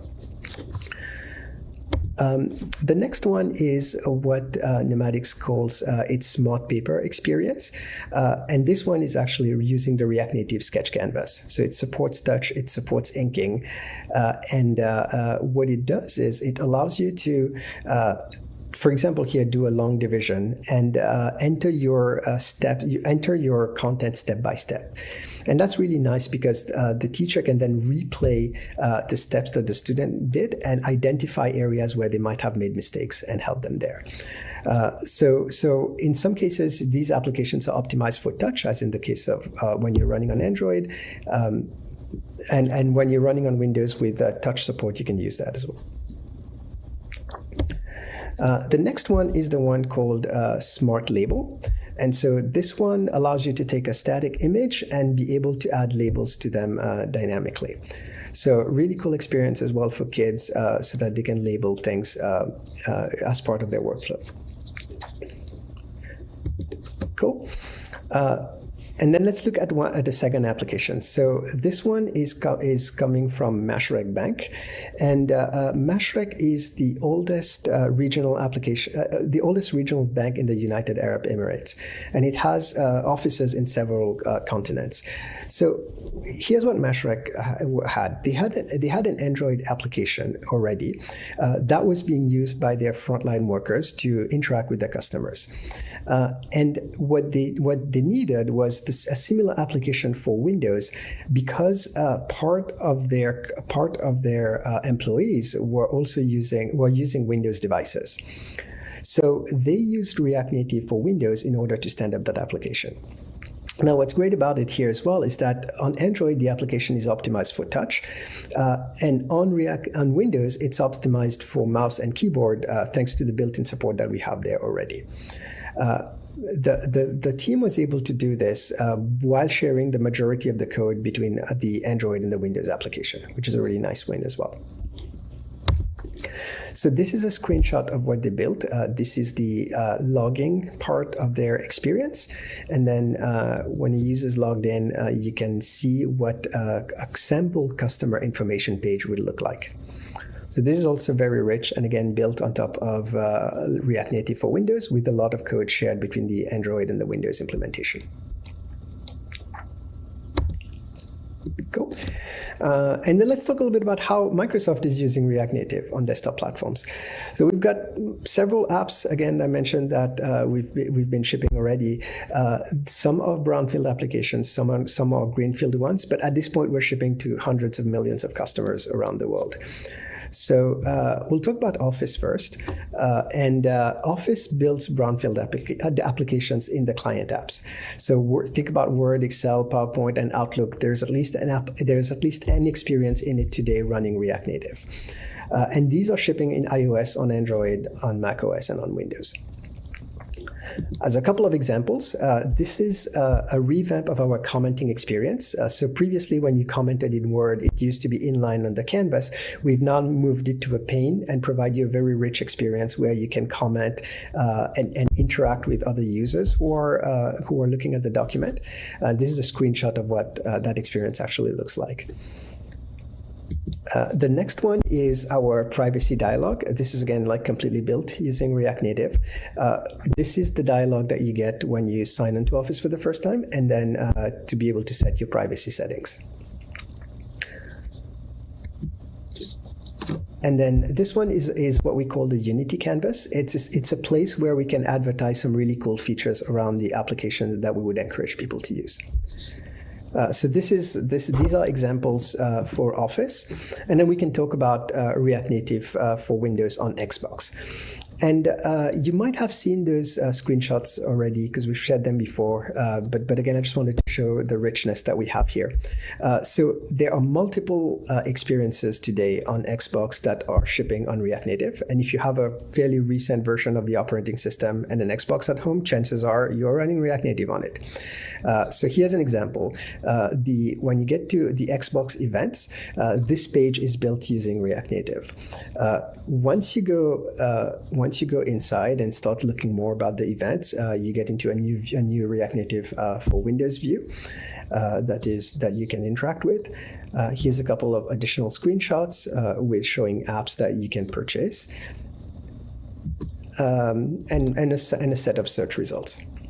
So we had really great feedback from our Xbox colleagues as well on their usage of React Native. They highlighted a lot of really good performance improvements that they saw. And if you're using this experience on the Xbox, you'll notice that it's very, very smooth. So it was a great experience for us. And so how do you get started writing your own React Native applications? So the first thing you want to do is head over to aka.ms/React Native, and we have a bunch of getting started guides there. You can start, writing an app from scratch, or you can port an existing app that you have for Android or for iOS over to Windows and macOS. And we'd be very happy to hear, how your experience is and what are the things that you've been able to do. So you can always connect with us on GitHub if you have any questions as well that we can help you with. So just as a short demo, I went over to that website, and in the interest of time, I already set up an environment. So here I am on my macOS laptop, and I am running a virtual machine for Windows. And what you can see is the application for our test application. When you go through the first experience, you will get this test application. On the left one is the one for Windows, and the right one is the one for macOS. And so I have the development experience set up, and I already downloaded the prerequisites. I have my bundler running. And so what I will do next is go ahead and just show you what this looks like. So on the Mac, you will use Xcode, and we have live reload working, for example. So here, I'm increasing my font size from 24 to 48. Once I save, you can see the live reload working pretty quickly in the test application, and that's all fully supported. And the same thing on React Native for Windows as well. So here I'm using Visual Studio. You can use Visual Studio Code as well. Let me just make this a little bit bigger, and I'll just try the same thing. So change the font size, and then go ahead and save. The new bundle will get pushed there, and here you can see on the left that the font just became bigger. So you can try those as well. It's very easy to get started and write an application on both of those platforms. So give it a shot. Let us know how it is, and we'll be very happy to hear what your experience was like. So with that, that's the end of my presentation. So I'd like to thank you for listening. Thank you also for ColdStack to set this conference up. It's really great to have everyone together to talk about those experiences. And I know it takes a lot of time to get those conferences up and running. So thank you again. If you want to get in touch with me, my contact info is here on this page. And then I have on the left a link to all of the repos that we talked about in this presentation. So again, if you want to get started, aka.ms/React Native, give it a try. Let us know how things go. And again, thank you for listening, and enjoy the rest of the conference. Bye. Thank you, Khalef. Really exciting talk. And honestly, I'm so happy that there is macOS and Windows at the same time, because I can kind of make Windows apps developing on macOS at the same time, so I don't have to deal with those VMs. Now, I guess, this has been a very, very intense first block, so I guess you are all probably excited for what's next to come. But before we do that, I do have a 15 minutes break for all of you to kind of maybe get more coffee, have a break, and most importantly, open up Discord, go to the React Native EU channel, and just talk with each other. Maybe you have some interesting insights about the talks that you have just heard, or maybe you want to ask questions to folks at Microsoft or Facebook or Expo about the things that they have shared with us. So just take the most out of this time, and we will see each other. This conference is brought to you by ColdStack, React and React Native development experts.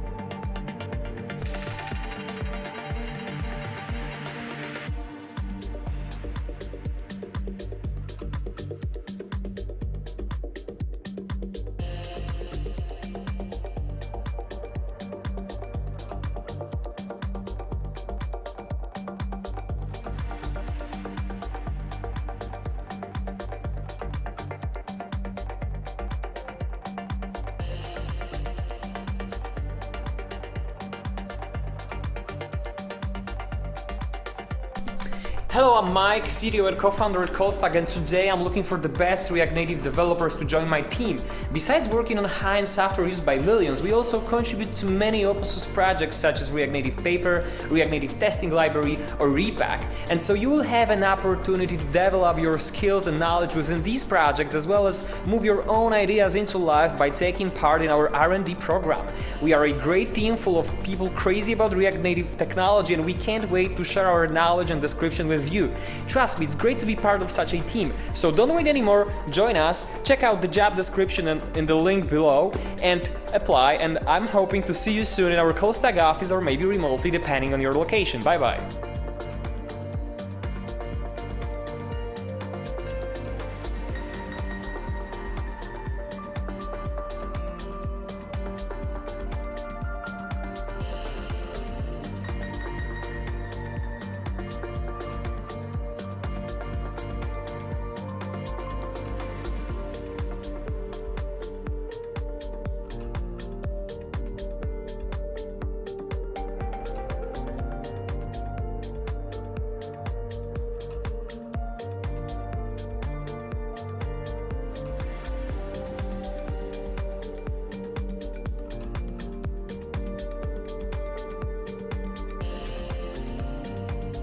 Hello everyone, this is Łukasz speaking. I have a pleasure to co-host this 5th React Native EU conference live from Wrocław, Poland, from our Callstack office.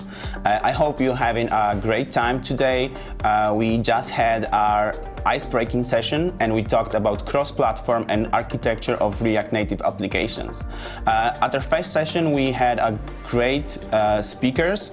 Marc from Expo, Joshua from Facebook, and Khalef from Microsoft. Thank you guys for doing this.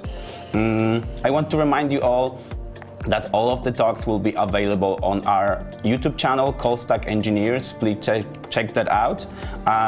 Join us also on Discord when we can do some networking and you can ask questions that will be answered either by our speakers right now or will be addressed in our next React Native Show podcast. You can also, and you are encouraged to, tweet about this conference using React Native EU hashtag so that you can let your friends and family know that you are here with us today. Yeah, and that was all from this break. Let's have a cup of coffee and we'll see you in a few minutes for our next round of talks.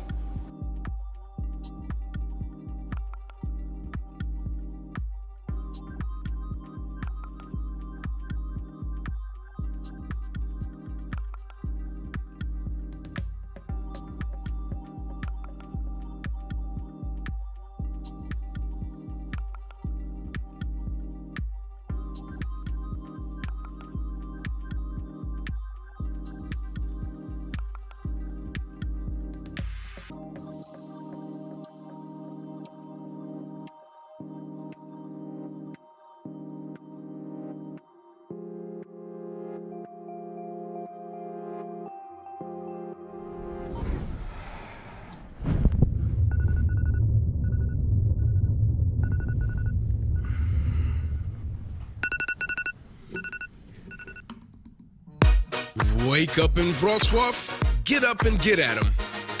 React Native EU is on and it's happening. Check in to check up on all of the latest news and strategy. Man, it's kind of the greatest. Welcome to React Native EU 2019. Keynotes that unlock a new world of insight. Lightning talks this cutting edge? It really seems so right. Networking with everyone in the React Native community, from the thinkers to the linkers, we're all here in unity. Q&As that dive deep into code DNA, and it's all covered here in only 2 days?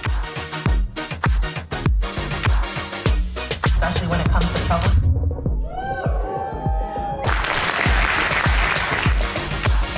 After the last session, we're gonna party, okay?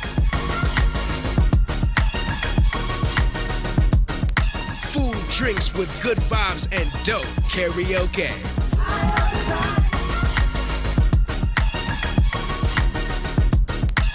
High fives all around. It was good to be here.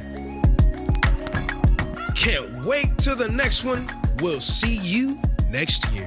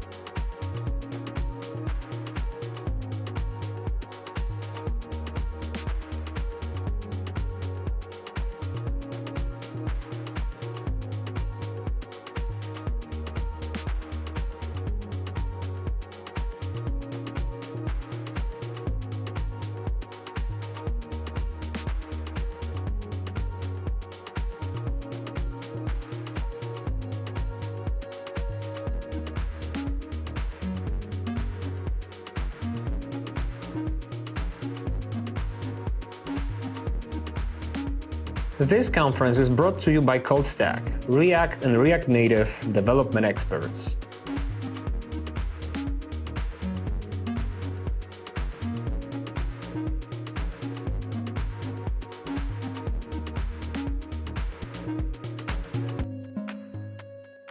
Welcome back after break, and we are after a quite intense series of talks about React Native core features and what's here to come. So now let's focus on something that you can probably all relate to, which is application development and features or libraries that we are using every day. Now, next two speakers are from ColdStack, so these talks are what I'm particularly excited about. So the first speaker is Aleksandra, and she's going to talk about game development with React Native. Now, there's been quite a few talks in the past about game development with React Native on React Native EU, but this one is different because it's talking about using Unity 3D.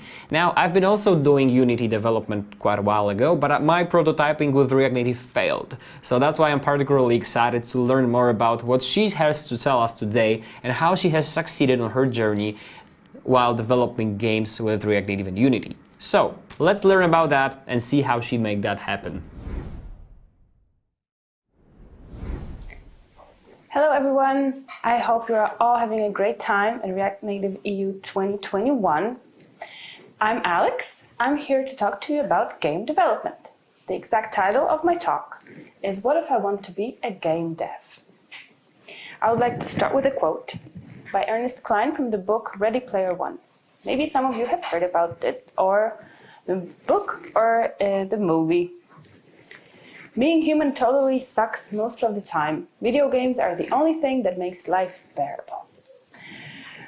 Okay, that quote is kind of a bummer, but video games are really a great way to spend your free time, right? And we do play a lot of games.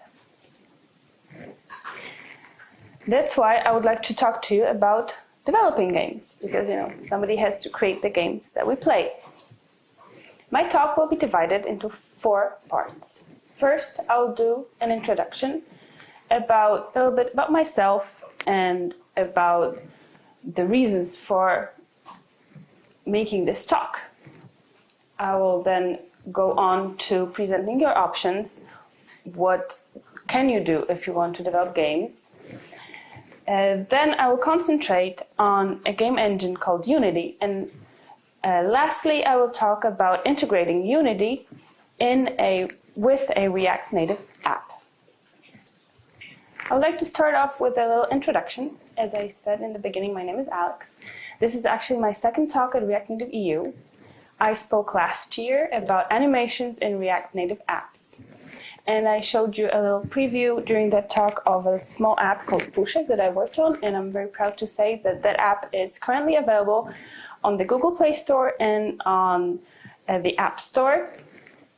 I would like to briefly add that publishing the app by myself was a challenge, but it's doable. So if you're out there doing some solo mission and you're worried if you'll be able to make it, you will. It's okay. You can do it. I like to push boundaries of what I do currently of app development. So working on games is kind of pushing what we currently do in React Native apps usually. And last but not least, I recently joined ColdStack, and I'm very excited about that. Let's move on to the topic of this talk. I entitled this slide, Why So Serious? Because we developers sometimes take ourselves a little bit too seriously. So let's talk about games a little bit. Let's wake up our inner child. I would like to convince you that developing games is a great thing to do because it creates new challenges in very new areas. It can become your creative outlet. Some people make bread, some other people make pottery. You can make games. You can learn new stuff, new programming languages, but also new concepts in programming. Especially if you are self-taught like me, then facing new approaches to programming is very enriching. And maybe there's some game that you would like to play yourself, but that doesn't exist yet. So you can go ahead and create it. So now that you're super convinced that game development is fun and is a good way to spend your time, let's weigh your options. You can take pretty much one of three roads. You can go with just plain old React Native, and it can be done in React Native. There are a lot of Flappy Bird examples of games developed in just plain old React Native. I guess Flappy Bird is the game equivalent of the to-do apps for React.js tutorials. Another road you can take is using a library called React Native Game Engine. It's just exactly what the name says. It's a game engine. It has some built-in functionalities like loops or character movement, and it will help you start faster. Or you can try to integrate a game engine. That can be super useful if the game you have in mind is maybe a bit more complicated than Flappy Bird. Let's take a deeper dive into those three options. There are many games written in React Native alone. I myself saw a presentation of Flappy Royale on the stage of React Native EU 2019, written in React Native alone. There's a Minesweeper game, a basketball game. You can find all kinds of great examples on GitHub. And I would also like to recommend watching William Candilon's YouTube channel, where the channel is called Can It Be Done in React Native? And the answer is usually yes. So what he did is he created a baby 3D engine, and he shows how to use it and how he used it with just React Native and Reanimated. If your game is a little bit more complicated or complex, you may want to go with open source library React Native Game Engine. This library will help you tackle some standard game functionalities such as character movement or loops or many others. But what if your game is even more complex? Then you may want to go with a game engine. There are many game engines out there in the world. Two game engines that are really renowned are Unity and Unreal. Unity has a vast tutorial ecosystem, and it has actually existing integrations with React Native. Unreal is a famous game engine that has great 3D rendering. And there is an Unreal.js plugin where you can use the Unreal Engine and write all your code in JS. So why am I talking about Unity here? Unity is simply my personal preference. To be honest, both of those game engines have editors which have a little bit of a learning curve. It takes some time to understand all the fields, and there's a lot of fields.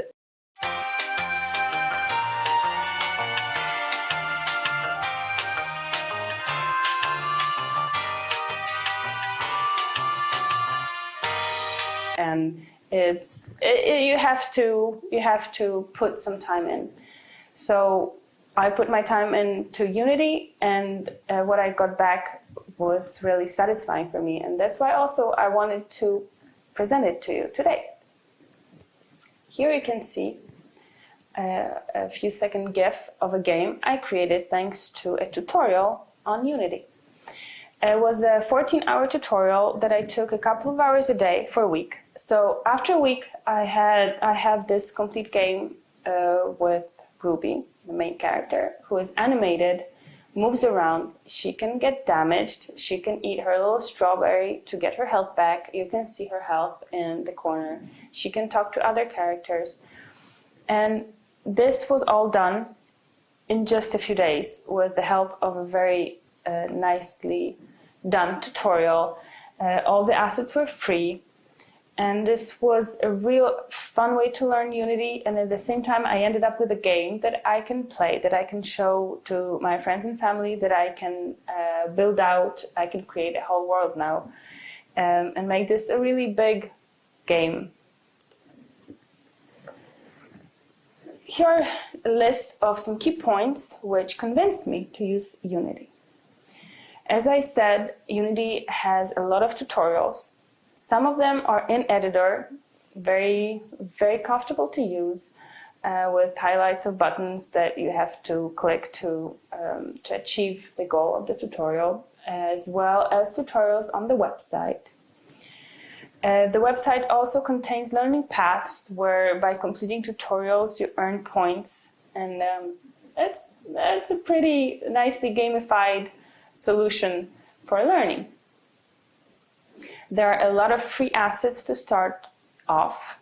There are a lot of paid assets as well, but if you don't want to invest any money, you can start off with really a bunch of very nice free assets.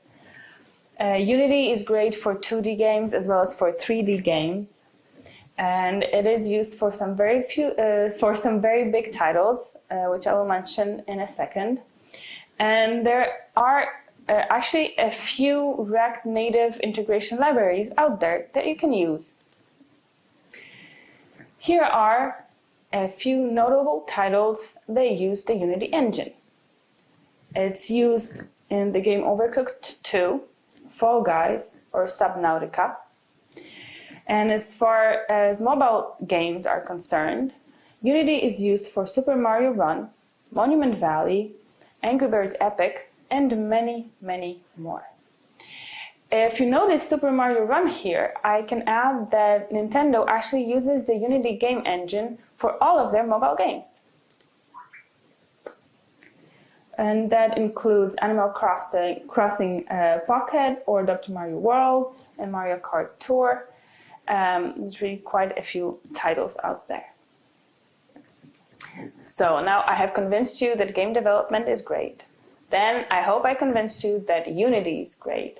Now the last piece of the puzzle is talking about the marriage of React Native and Unity.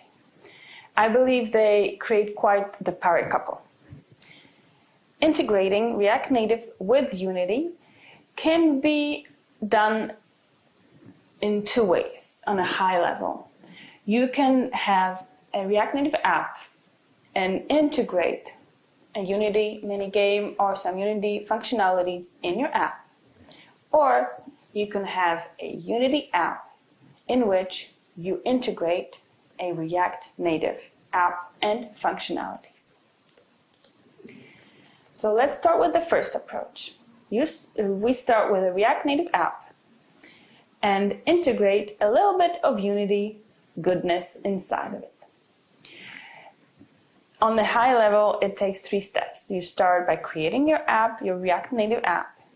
Then you can use Unity as a library, which is a new feature introduced to Unity in 2020. Or you can check out some open source implementations, and then you just sit back and admire your beautiful app game. Here are some examples of such integrations. Here you can see a game, like a shooter game, which is inside of a React Native view. It's a pretty big, complex game, but at any time you can go back to your React Native app. There's also here you can see another example of an app which has a Unity game, a React Native app with a Unity game, but it's presented on a tab. And if you look closely, you can actually even see there are buttons in the Unity app where you can change the background or like rotation of the 3D object. Can you imagine trying to render this 3D object in JavaScript? I mean, that would be a lot of work, right? And Unity is pretty much a few clicks.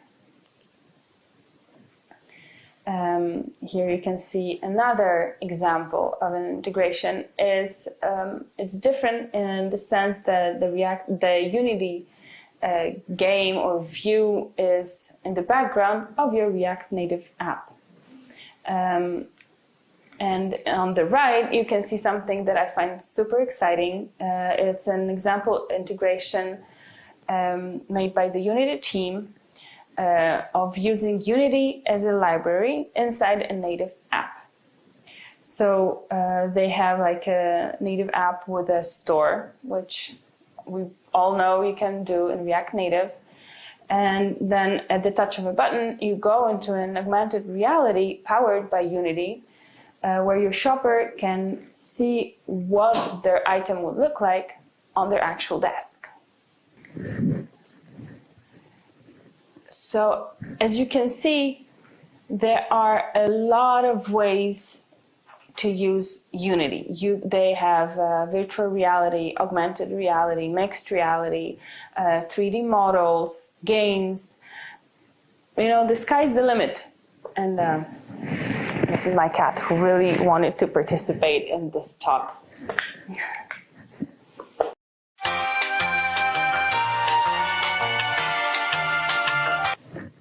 I had to tell my cat to go away. He was not being very helpful. So the sky is the limit for all the different things you can do between React Native and Unity. And let's not forget that thanks to those implementations, Unity and your React Native app can communicate both ways, which really opens up a lot of awesome doors. So let's take a look at going the other way around, at integrating React Native app into a Unity game.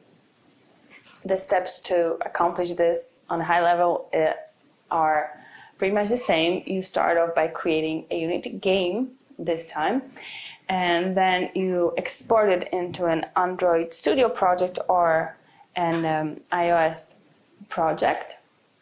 And then you can integrate the React Native activity or React Native as a module inside of Unity 3D. So the first thing is what is recommended by the official React Native documentation. You can always implement your React Native into a native app, right? But I read an article which presented an integration of React Native as a module into Unity 3D, and I have to tell you, it got me very excited about some other possibilities of creating great experiences for gamers. So here's a short GIF of which presents how such an integration could work. And as you can see on the screen, you can just imagine your favorite game written in Unity, and you click the store button, and you can stay in the game and still buy yourself maybe like a cute t-shirt with your favorite character from that game. And that creates an awesome opportunity to create very immersive experiences for our gamers and all of our users. So that's it for me. Thank you very much for listening. I really hope I did convince you to try out Unity. If you decide to try out Unreal, I will not be mad. It's a great game engine as well, and it also has a lot of tutorials. And just go out there and create some great games. Bye. Thank you, Aleksandra, for this talk. And now a fun fact is that Aleksandra actually applied to React Native EU while not being a ColdStack employee. Now, we've been discussing her talk for so long that I guess our relationship turned out to this kind of a form where we are now working together. So it's kind of interesting how React Native EU can, let you meet new people and maybe somehow and sometimes make you work together. Now, our next speaker is Satya, and Satya has been working with us actually from quite a long, probably from the very beginning, and he's been very, very excited about open source, in particular about React navigation. It's something that he's been on from the very beginning, developing ever since, you know, the React navigation came out to the open space. And he's been, I guess, last year talking about React navigation, new features, and now he's going to talk about kind of the same thing, but worry not, it's not going to be boring because there is a whole new version coming up, and that's what Satya is going to tell us about today. So React Navigation 6, let's fasten our seatbelts and see what Satya has prepared for us today. I'm Satyajit Sahoo and I work at CoStack, and I'm the maintainer of React Navigation. Today I'm excited to share React Navigation 6 with all of you. So navigation in React Native is one of the most important parts of React Native. It's one of the first things that users experience in the app, and that's why it's important to provide a smooth and native feeling to the user while keeping things mature brand. Today we have React Navigation, which is one of the most popular navigation libraries. But it wasn't always like that.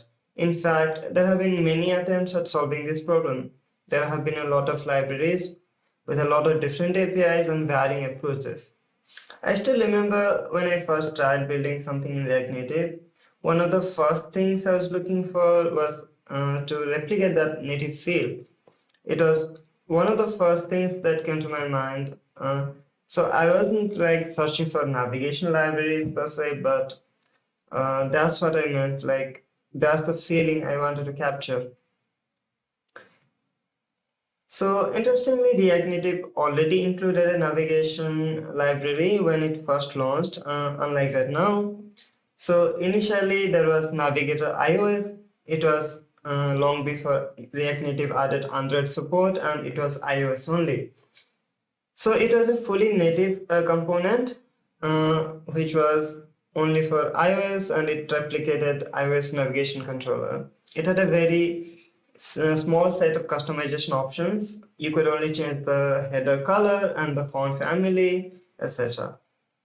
But since it was native, it was pretty smooth. This component is no longer in React Native code, but luckily this was just the beginning. So when React Native launched on Android, we needed a new navigation library since Navigator iOS did not work on Android. So Navigator was born. Navigator was fully JavaScript written and did not use any native APIs. And this was a little bit more customizable than Navigator iOS, since you could change a lot of stuff. But there was one major drawback with it. It did not use the animated API. So the problem is, when animated added support for native driver, you could not use a native driver because it used to call request animation frame to drive its animations without using the animated API.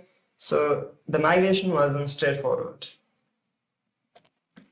So we needed something new, and we had Navigation Experimental. It was built by Eric Vicente from Facebook, and it was part of React Native Core. It was a set of navigation-related components which are now built with the animated API. It was very low level, which allowed users to build own behaviors on top of it, like our own navigation library on top of this. It was very customizable, but wasn't easy to get started. I remember when I was using this API in one of my apps, I had a lot of custom code to like manage the navigation, because this library only manages the animation, not the logic. So not long after, a new navigation library from Wix was born called React Native Navigation. This was fully native navigation library, worked on Android and iOS, is still maintained and currently at version 4, and one of the most popular navigation libraries after React Navigation. It introduced the concept of registering screen as separate routes. So each screen acts like its own independent app. So this data is still accessible from JavaScript, and you can use JavaScript to do everything, but it still used some native APIs and some things were not possible. So next we got X Navigation. This was a kind of continuation of Navigation Experimental by Expo, and mainly built by Brent Watney and Adam Mickiewicz. Similar to Navigation Experimental, it used animated API for animations and implemented in pure JavaScript. This was also one of the first navigation libraries which supported multiple patterns such as tabs, drawer, etc. And it was very customizable and had a lot of features.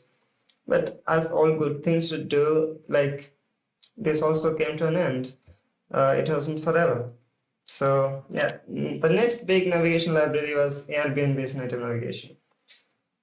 So this was built around brownfield apps, and it was to make integration with brownfield apps easier, which Airbnb did a lot.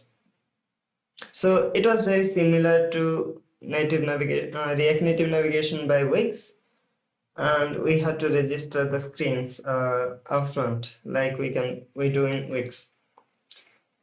So sadly now it's no longer maintained since Airbnb is no longer working with React Native, but yeah, it's now abandoned like a lot of navigation libraries in React Native.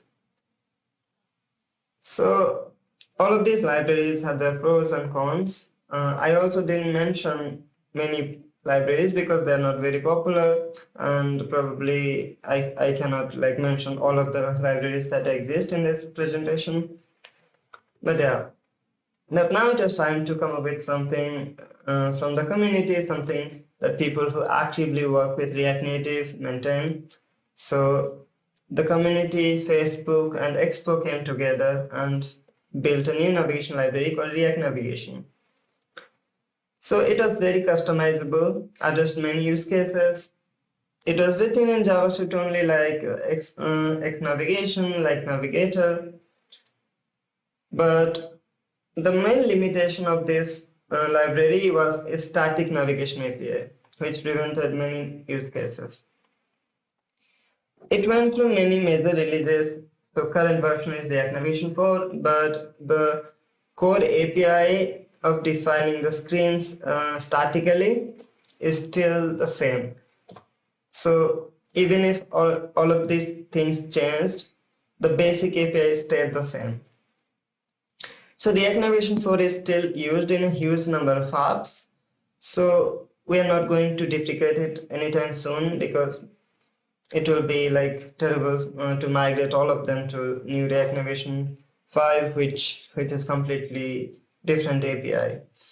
So yeah, we are still merging pull requests for React Navigation 4, and it's while we are not adding any new features, it's still actively maintained. So yeah, mentioning React Navigation 5. After React Navigation 4, the next thing we had was React Navigation 5.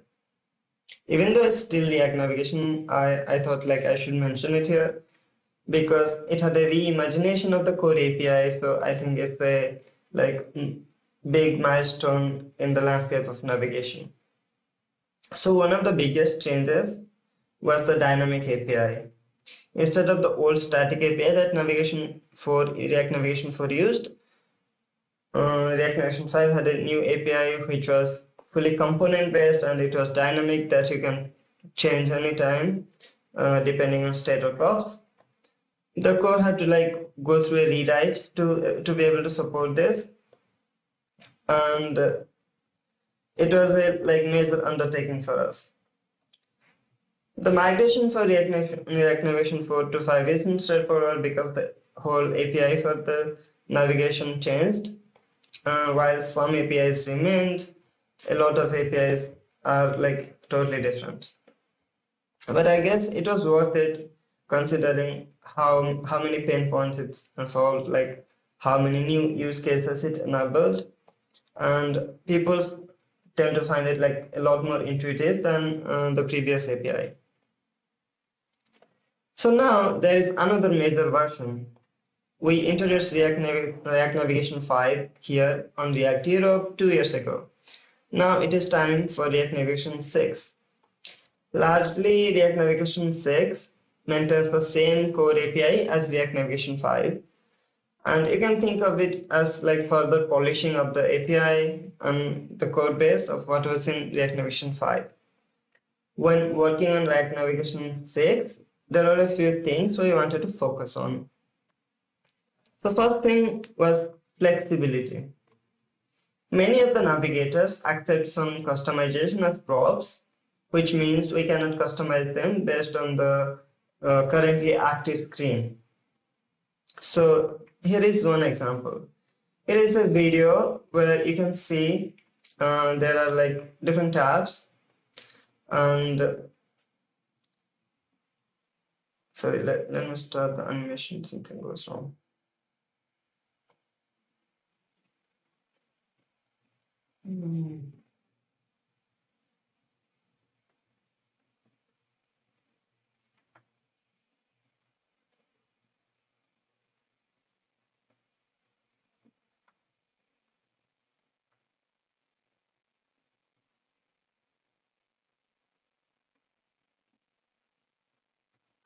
So here is a video where we have this bottom tabs, and it has many different tabs.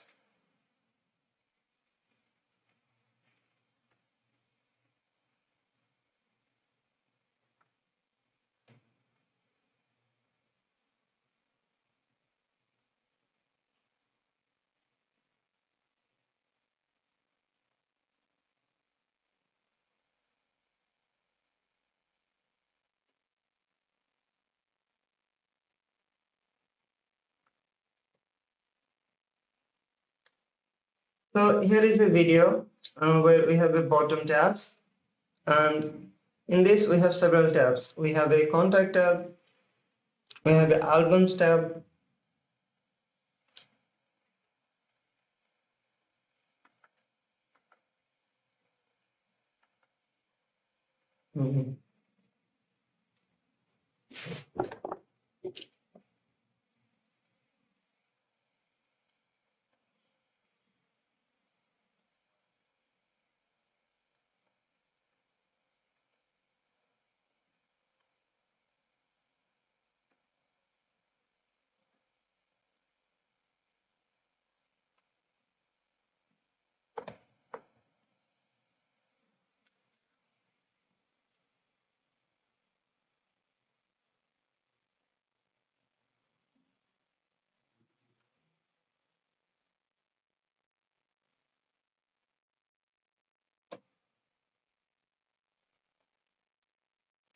So for example, here is a video I have where we have a bottom tabs, and we have several tabs.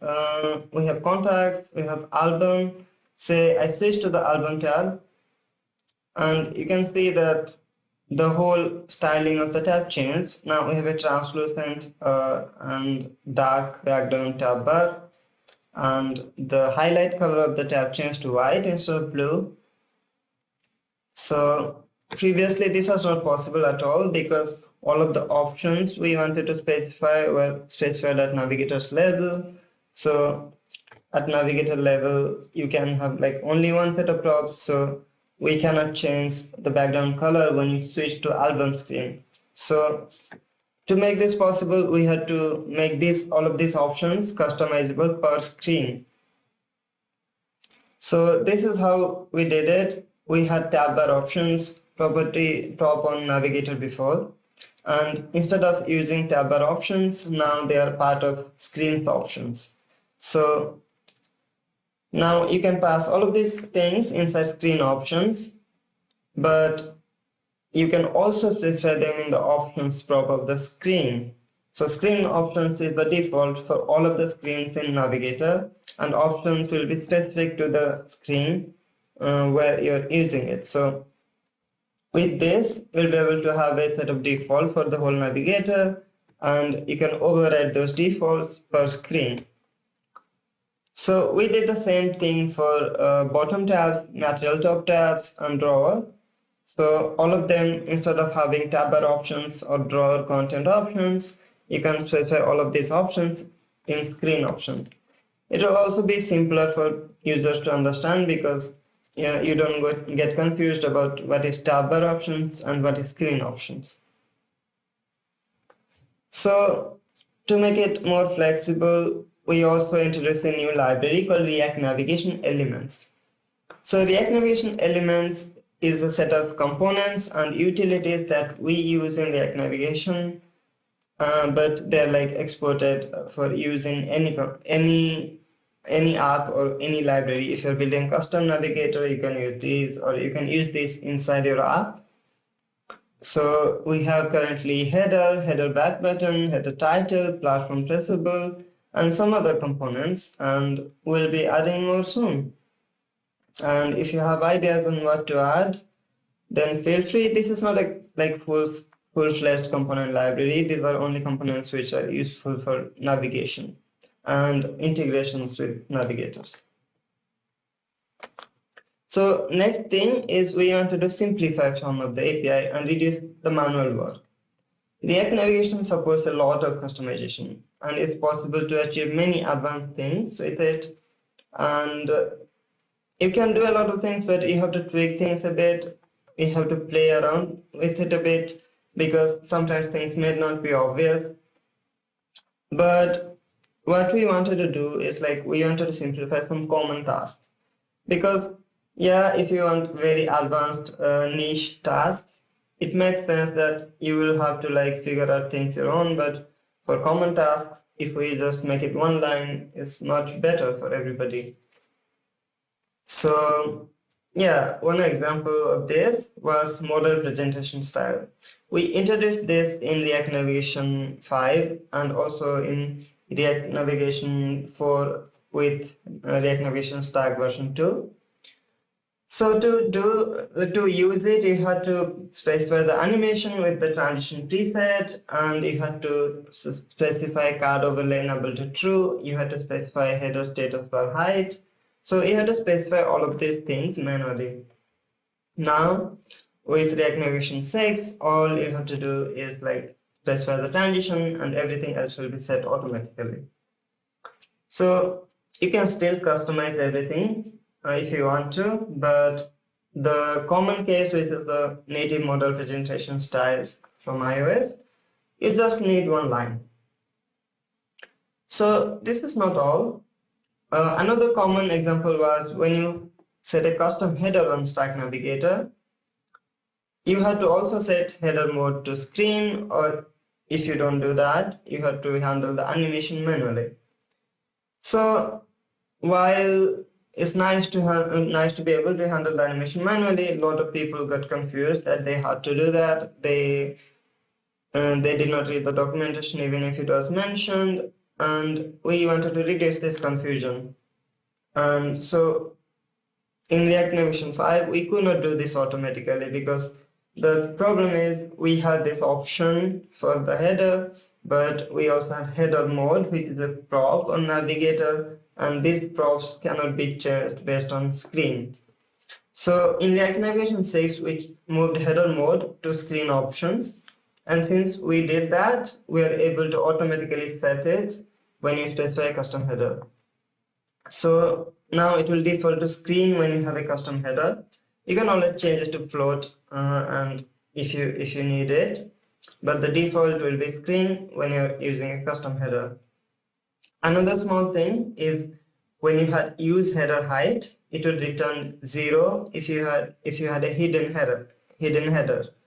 So in React Navigation 6, if you have it inside a nested stack and the parent stack has a header shown and the nested stack has a header shown false, now use header height will return the height of the parent header, which is more useful. So another thing is transparent modal. For transparent modals, you also need a couple of options.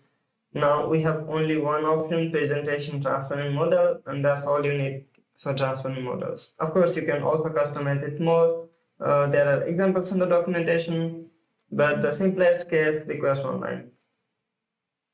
Similarly, we added a new feature to specify a background for bottom tabs. For example, you can specify a blur view, or you can specify a gradient or like an image or whatever you want without having to use the custom tab bar or wrapping the default tab bar. So yeah, we wanted to make these things simpler for users. and React Navigation 6 includes a lot of these quality of life improvements.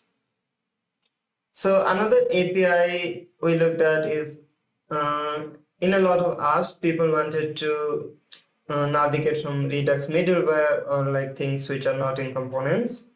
And to do that, they had to add a ref to the navigation container.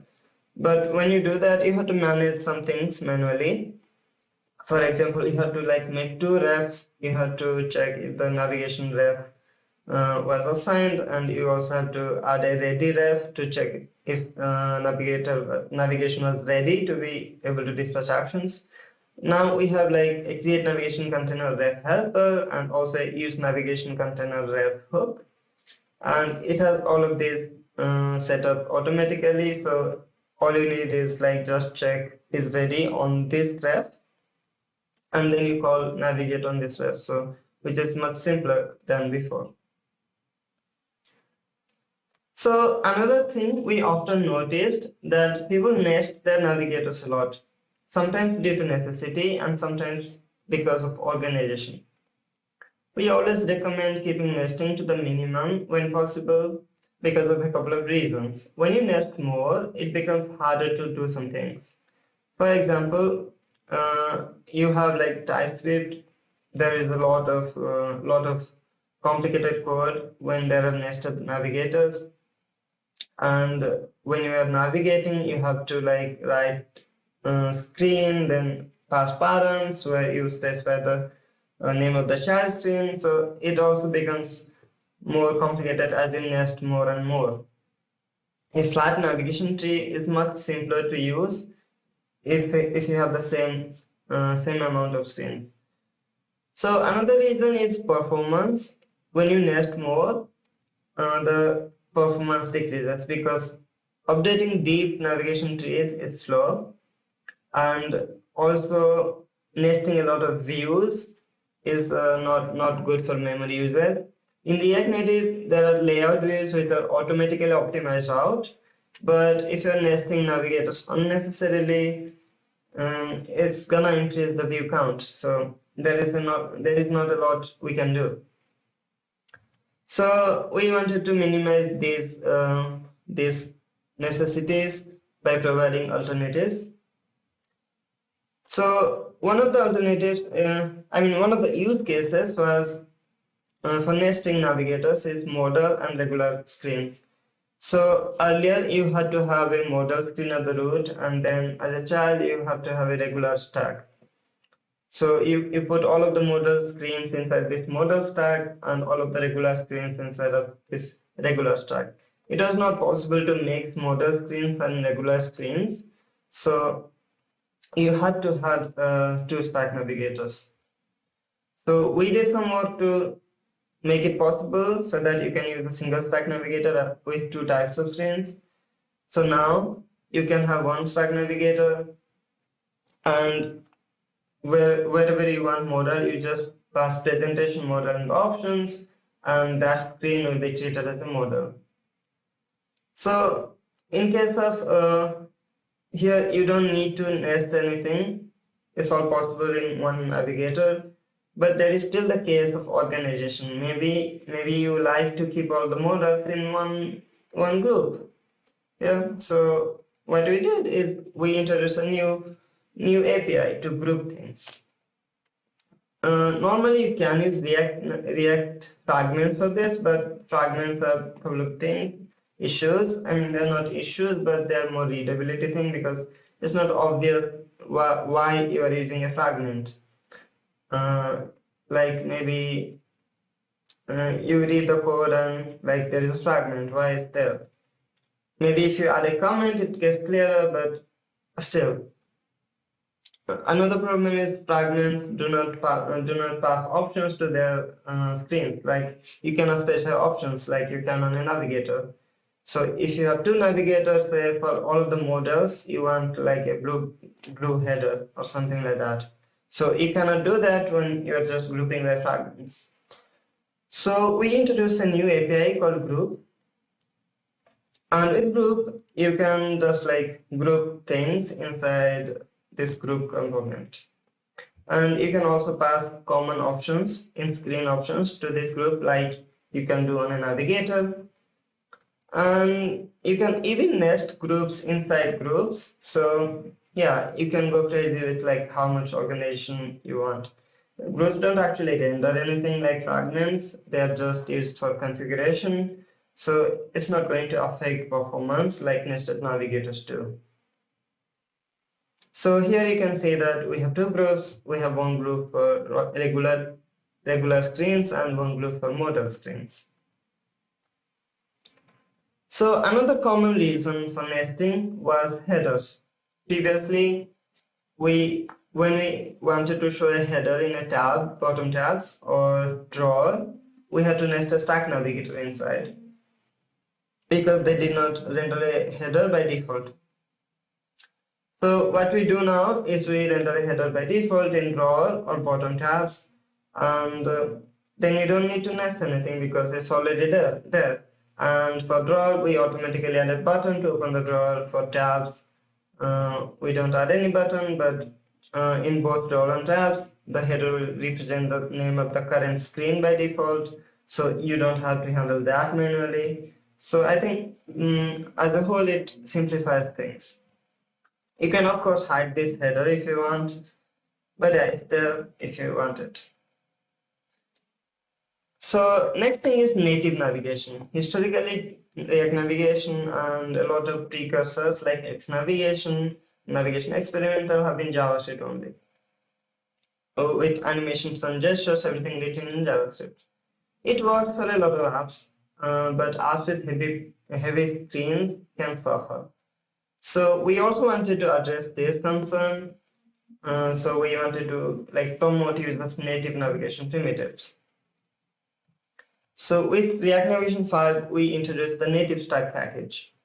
This native stack package from React Native Screens, and we also had the view pager backend for material top tabs. And this backend used view pager 2 and UI page view controller. So yeah, we wanted to promote use of UI navigation controller for stack on iOS and fragment on Android, and view pager 2 on Android for the material top tabs, and UI page view controller for iOS for material top tabs. So in React Navigation 5, these were optional, and I mean in React Navigation 6 now we promote use of native stack by default. If you go to reactnavigation.org and you go through the getting started guide, by default you will set up native stack. The JavaScript stack is still there and still maintained, but for new apps, we'll have the native stack by default, so you'll have better performance. Unless you need more customization, then you can always go for the JavaScript-based stack navigation. So I wanted to thank React Native Screens from Software Mansion, made by Christoph Magera, Wojtek, and Kasper. And native stack is possible only because of React Native Screens. Without their work, it wouldn't be possible. So yeah, I want to thank them. And similarly, I also want to thank Piotr, Mateusz, Michał, and Alpha0010 for React Native Pager View. It wouldn't be possible to have a native backend for material top tabs without their work. So yeah, thanks everyone. Thanks for making React Native better. So next thing we wanted to focus on was better types. React Navigation 5 had much better types than React Navigation 4, but some things that as use navigation were still untyped by default. You could navigate to any random string and it wouldn't give a type error. So we wanted to change that and make them more type safe. So now in React Navigation 6, you do not need to annotate use navigation to get auto-completion and type checking. It is typed by default, but it's not automatic because we cannot know all of the screens in your app automatically. You still need to change one thing, but if you already have typing for your React Navigation screens, it's just very few changes to make this work. So it is possible by defining a type for the root navigation, the navigator at the root, and it works by using a feature in TypeScript called declaration merging. You can find more about this feature on how to use that in our TypeScript related docs. So next thing we wanted to improve as developer tools. Now we have a flipper plugin for React Navigation. This is only working in React Navigation 6, but this plugin includes similar functionality to what's currently available in the Redux DevTools extension that we have. This Redux DevTools extension works with both React Navigation 5 and React Navigation 6, but the problem with Redux DevTools extension is that it is not our UI. We're just using the Redux DevTools, so we cannot build anything we want. So with this Flipper plugin, since it's fully custom built, we can add any new features we want. We can, here you can see there is a linking tab where it shows you the deep link structure. Another advantage of this Flipper plugin is it doesn't need Chrome debugger. So when you are using Chrome debugger, some things may not work properly. So this Flipper plugin gives you a better idea of how things are working instead of this Chrome debugger, which may break things. Unfortunately, this Flipper plugin doesn't work in Expo, but it works in other React Native apps. So yeah, with every major releases, there's still question about upgrade, because everyone dreads upgrades. While React Navigation 6 isn't a huge change over React Navigation 5, it's a much smaller change than React Navigation 4 to React Navigation 5. And there are still a lot of breaking changes, so there are a few things we can do when upgrading to make things easier. So first of all of these changes are listed in our upgrade guide. We have some mandatory breaking changes which you will have to do if you're upgrading. We also have some deprecation warnings. You don't have to change them immediately. These things will continue working until next major release, but they'll show you deprecation warnings, which you can ignore with yellow box API. So another thing you can do to simplify this migration is you can mix versions from 5x and 6x. So generally, it's not something you do if you're starting a new application, but for upgrading, it's perfectly reasonable and it will work, but there are some caveats. Please refer to the upgrade guide for the list of caveats if you're mixing these two packages. And as long as you keep these things in the mind, you should be able to mix those versions. So yeah, go to our upgrade guide and read more about it. We have a full list of breaking changes, full list of deprecations, and we also have the list of caveats when you're mixing 5x and 6x packages. So just wanted to mention a few more things before I sign off. We enabled GitHub discussions on our repo, so feel free to go there and talk with other community members. It's entirely driven by community. So yeah, please participate in these discussions, answer people, or ask questions, or just share things you have done with React Navigation. So if you want to help, you can help with code obviously, but there are a lot more things you can do to help. So you can improve our documentation, you can answer questions on Stack Overflow or GitHub discussions. You can trial issues, check which issues are valid, which are not, check the repo they have posted, or if they haven't, you can ask for something or try to make a repo yourself, or review pull requests. We have a very small development team, so any help will help us a lot, and it will be very beneficial to everyone. Another thing I wanted to ask is we enable sponsorships for React Navigation, and if React Navigation is valuable to you, if it brings value to your company, consider sponsoring us. We appreciate any financial contributions and sponsorships. So you can go here, github.com/sponsors/React Navigation, and we have a lot of different tiers, and you can sponsor whatever is comfortable for you. Okay, so that's all for now, and I thank you a lot. Hope you have a nice day or nice evening. Thank you, Satya, for this talk, and I'm really excited. Can't wait to actually try these features on a application. Now, maybe this is a challenge for you, but let's see if we can challenge you to do React Navigation 7.x next year. If you submit a talk like that, I'm pretty sure you will be on our agenda as well. Now, let's move to another speaker, Truls, and he is working at Crown, and he's going to tell us about React Native going native.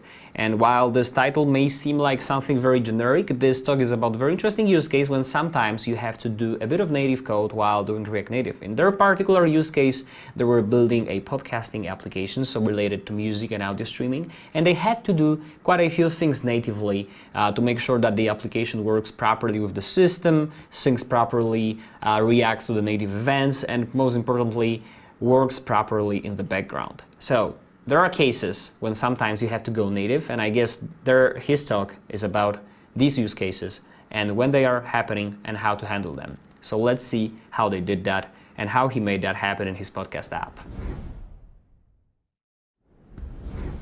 Hello everyone, today I'm going to talk about how you can leverage the native site in order to improve the performance, the readability and maintainability of your React Native app. Some of you might know that Airbnb tried to integrate React Native into their existing app. And Coinbase recently rewrote their app from a native app into a React Native app. Today I'm going to talk about another option where we actually started off with the React Native app and we moved some of it to the native site. So a bit about me. My name is Truls. I work for a company called Kron here in Norway, where we make investments available for everyone. A shameless little plug here, if that's something you're interested in. We are looking for React and React Native developers, so please reach out. Other than that, I've been using React Native since version 0.08, when upgrading to a new React Native version was actually a pain in the ass, and iOS was only supported. I've also built and maintained several React Native apps for a period of years. And the project I'm going to talk about today is a project called Shift that was started over 3 years ago. So before we dig deep into that, I just want to give you an overview of what this talk is going to be about. So I will start off giving you an introduction to Shift, the app, so you can get a better context of what the app is about when I'm going to show you the use cases of where we moved code from React Native to the native site.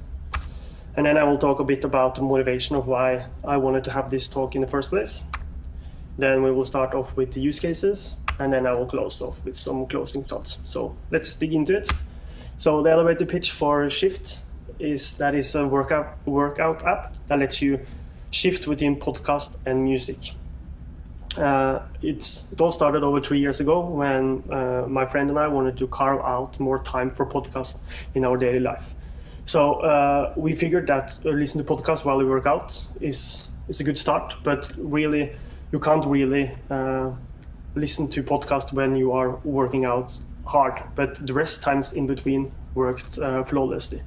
So what we did is that we built an app that plays music and podcast, and it's all controlled by a timer. So if you run interval for 4 minutes, it will play 4 minutes of music. When the 4 minutes is up, the app will automatically shift to podcast and then play podcast for your rest time. And then it will shift back to music when your rest time is up. So I guess that's enough talk. I want to give you just a short intro to the app as well, just to give you some visuals. It might be easier to understand what I'm talking about. So let's go.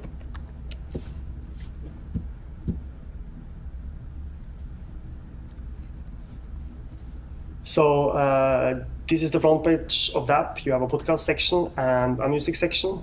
For music, you can either use Spotify, or our own curated mixtapes.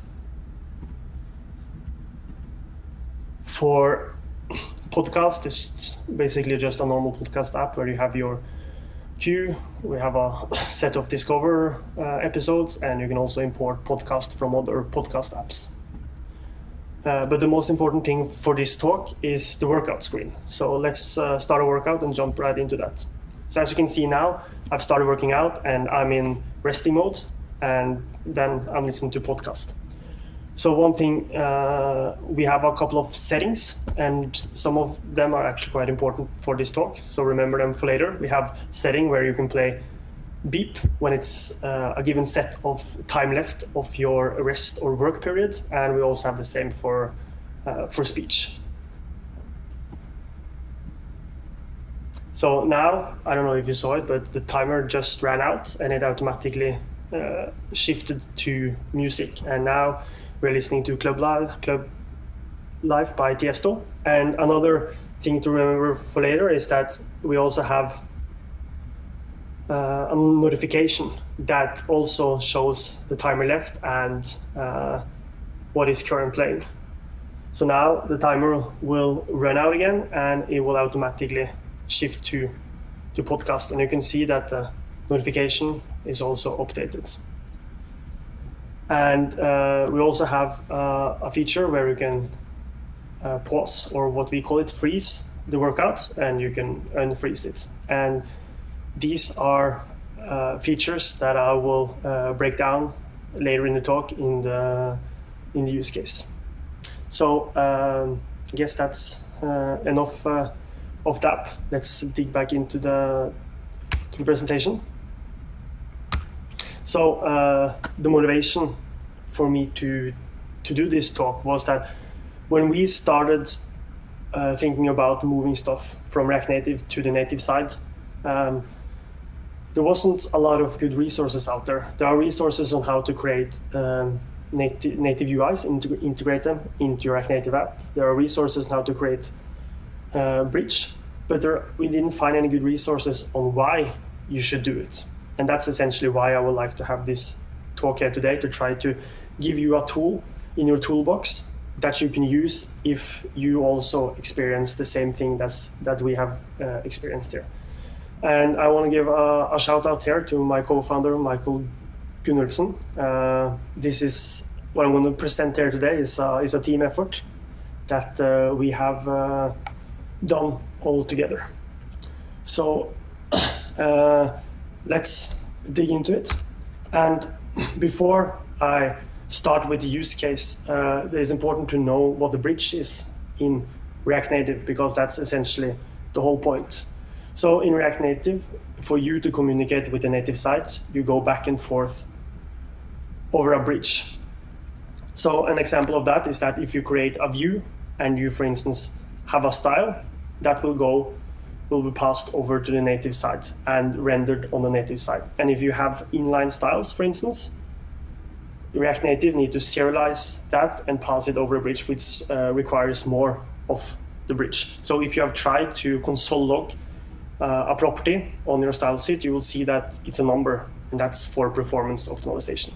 So the majority of the time, everything runs smoothly, just like a real-life bridge. But you can occasionally get traffic jams, and that's essentially what I'm going to show you here today. So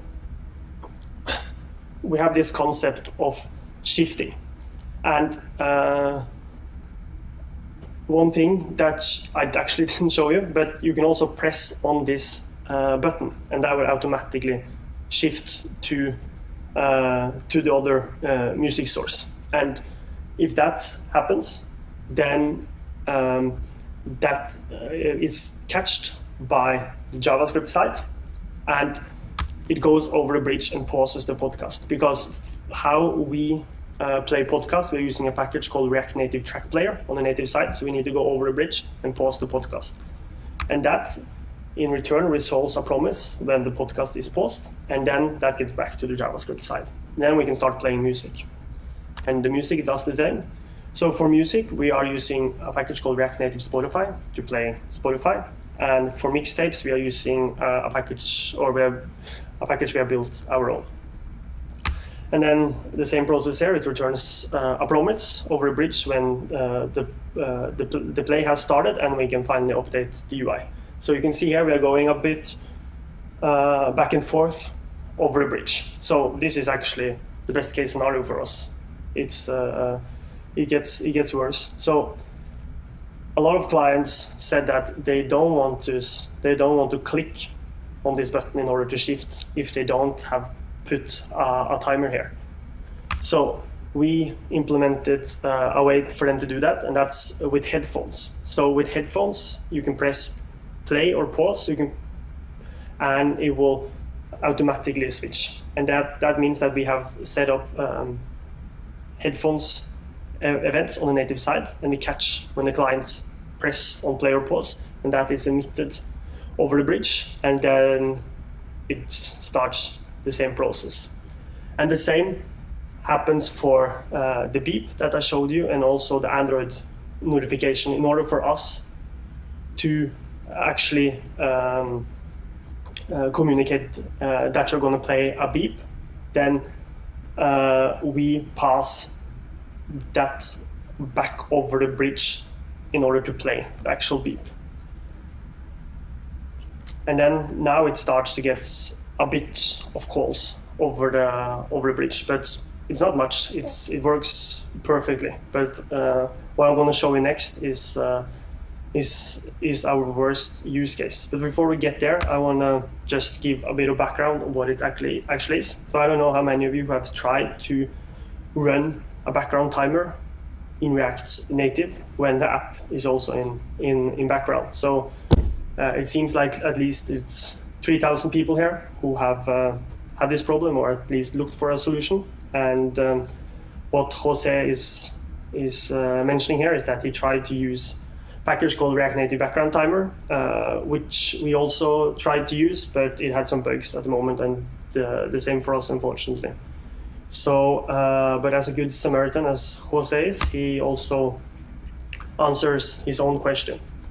And that's, he actually computes the value, computes the duration between two dates. So he takes the value, he takes the timestamp when the app does something and when it finishes, and then he calculates how long the duration has been. And that's essentially what we do as well. But we have one more problem for us, and that's we have this timer loop, because we need to actually check every second what is going on, and we also need to update the UI every second. So every second we are emitting an event over a bridge to the JavaScript side, and we update the JavaScript side and update the UI. It checks the counter. If the counter is 0, it will automatically switch. And we also persist some data. Every 15 seconds, for instance, we are persisting the podcast position, so that when you close the app and open it again, you will start where you left off. And now, as you can see, we are sending an event over the bridge every second. And now that starts to bloat the bridge a little bit. So how did we solve this? So I recently stumbled upon this table on the React Native documentation, and this is quite important in this talk as well, because as you can see here, React Native has listed out a couple of components and what they are in the native world. And that means that React Native is actually compiling your views into native code. And why that is important, that is because that's what we are going to do as well. We are going to create our own native views in order to solve this problem. So as you remember, this was where we were. We were meeting an event every second over a bridge, and maybe based on that, we will go even more over a bridge. So what we did is that we took the duration and the countdown timer and we moved those to the native side. And then we can get rid of all the calls going over the bridge. So essentially what it looks like then is that now we have a main counter, which is basically the same as the time loop from before. And then that emits an event to a counter UI, which is responsible for just displaying this and displaying this. And then we have something called a shift master, which is responsible for the notification that I showed you, playing a beep whenever the counter is at the threshold set by the user, playing speech, and also when the counter goes to 0, it will automatically switch. So you will also have control over which audio is playing and have a reference to all the players.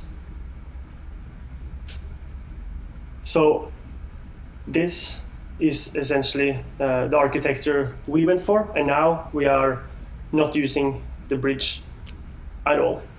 But another great thing that came out of this was actually that our code got much cleaner, and the readability was much better. So I'm going to show you an example of that.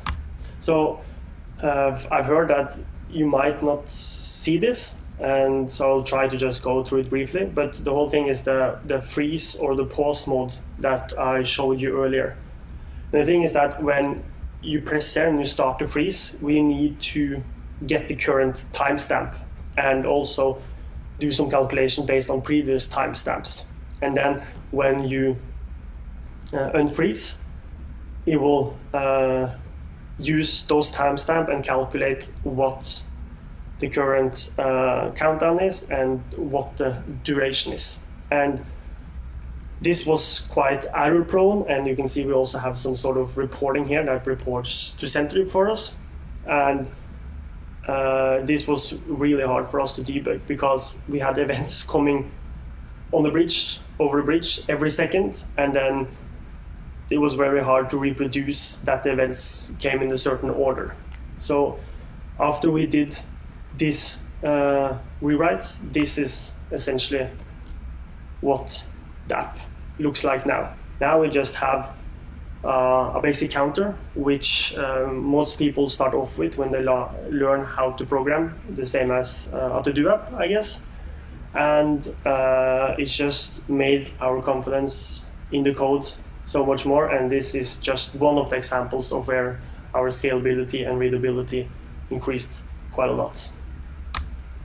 So I just want to emphasize some of the key points I think it's important for this talk before we finish.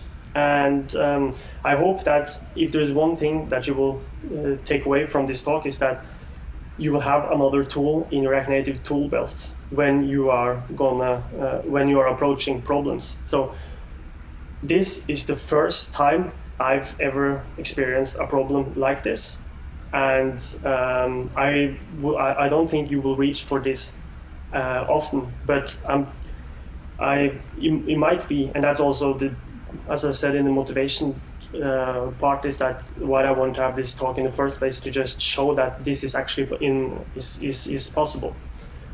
And we also did this change after 3 years of maintaining the app. So we knew the ins and outs of the app. We knew where we had problems of bugs and where things were hard to reason about the code, and also where things might feel a bit sloppy. And why do you think? And the reason why that is important is that when you start moving stuff from the native side, from React Native to the native side, you lose one of the biggest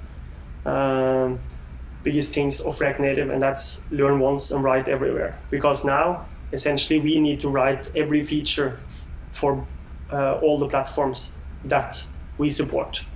And so I don't think this is something you should reach for whenever you have a problem like it. You really need to think it through and make sure that this is something that you would like to maintain for the period of the app as well.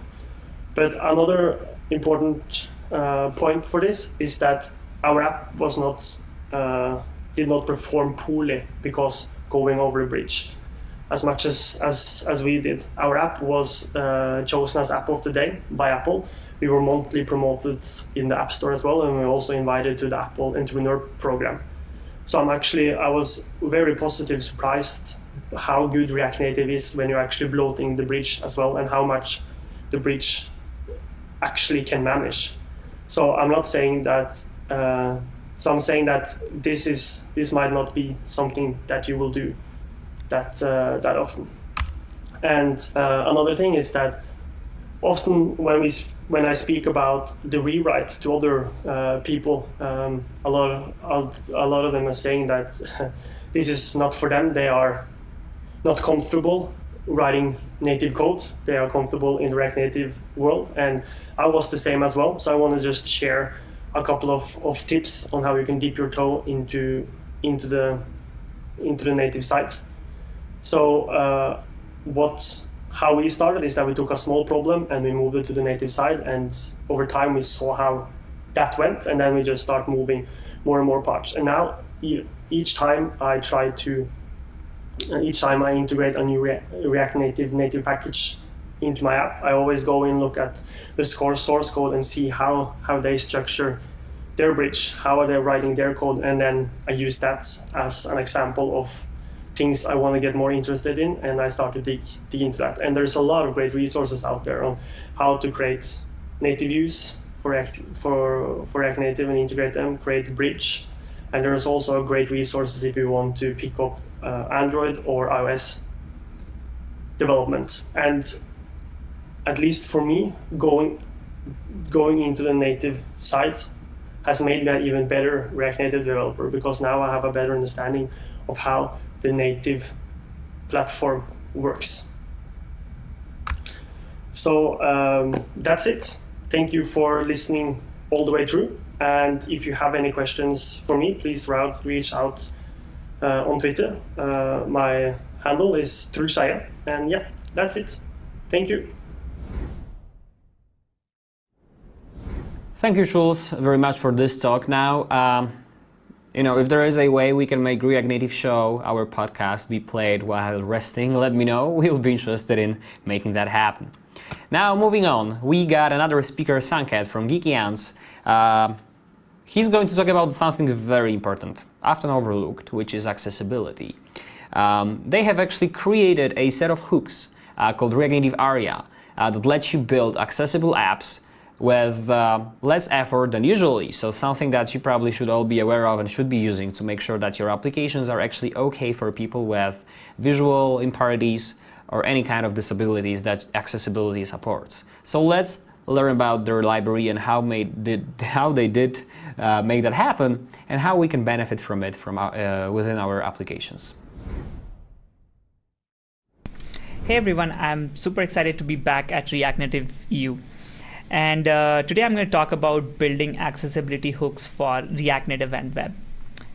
I'm Sanket. I'm a software engineer at Geeky Ants. And I go by the Twitter handle Satyajit Sahoo. You might have come across this tweet which went viral. And so that's me. And so I'm tuning in from the beautiful city of Bangalore. I wish I was there. And I wish it was an in-person conference, but yeah, here we are.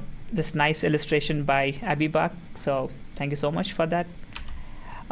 So let's get back to the topic and try to decode that, building accessibility hooks for React Native and web. First of all, what is accessibility? So I went through the MDN docs and found this, which broadly defines what accessibility means. So it is the practice of making your websites usable by as many people as possible. I think the same applies to apps too. So it would be websites and apps, making them usable by more and more people. That's a very broad definition. So if we narrow it down into like what are the characteristics or what are the support that you need to make your website and apps accessible, it would be something like it should be compatible with screen readers, so that people with visual impairment or low vision can use the screen readers and understand what the app is all about or what the website says. And the same thing applies with contrast ratio with people with low vision. And then we have responsive design, like the app or the website needs to be accessible on mobiles, like smallest mobile out there, and to the like desktop, and maybe to the largest display out there, 108 inches TV or something. And keyboard accessible. I think this, I really am fond of using keyboards a lot, and I use like tabs and arrow keys a lot, and websites that don't work with keyboards, it's like really hard. So let's see what are these things and how we can enable these things in our websites and apps. So yeah, how to build accessible websites, and I'm going to talk specifically in terms of React. So straight to the documentation. Documentation says that web accessibility, also referred as A11Y, it can be enabled. We can work on this, and React fully supports building accessible websites, often by using standard HTML techniques. So what are these standard HTML techniques? So W3C and WCAG, these are like guidelines. WCAG is a guideline that is provided, and we can like go through all the things that we can do. So it's usually with attributes that you can add to HTML markup, and that makes the particular page or app accessible. Let's see an example. For example, if there is an input box and I would like that to make it ARIA compatible and make it required for people who are using it with just say screen readers, so I can pass in a prop called ARIA-required as true.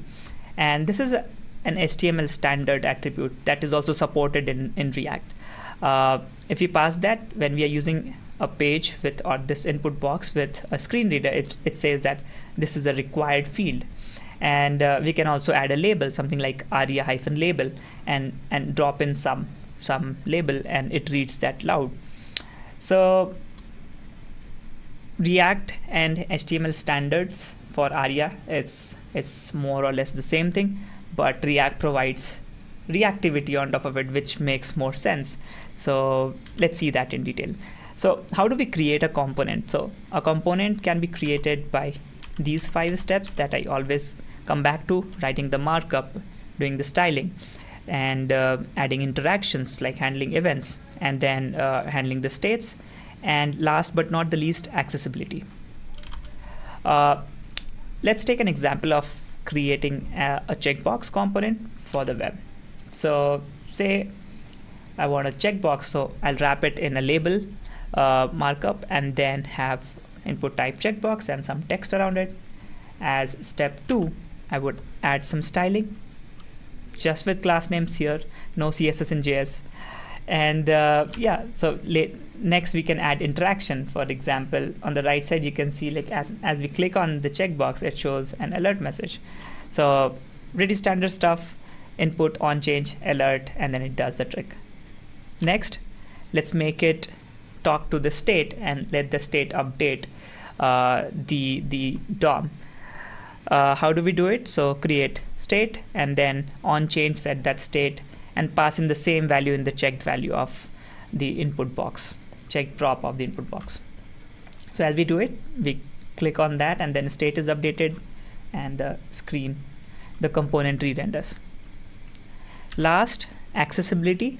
So we have props like ARIA-checked, ARIA-labeled by, that we are going to use here in this input box, is the same value that we pass to checked prop in input. We can use the same thing and pass it to ARIA-checked. So with screen readers, or with when we like use keyboard, so this says that the current value of checkbox is checked, and the label also reads out. We can have ARIA labeled by as I agree. So one thing to notice here is that it's the React's component state that is building the initial UI, And it's not just the visual UI that it is building. It is also building the accessibility tree structure and accessible, like something that is not, that can't be seen by the users just by the screen readers. It also builds that. And whenever that is being updated, it's updating the state, and that reactively updates the ARIA values as well.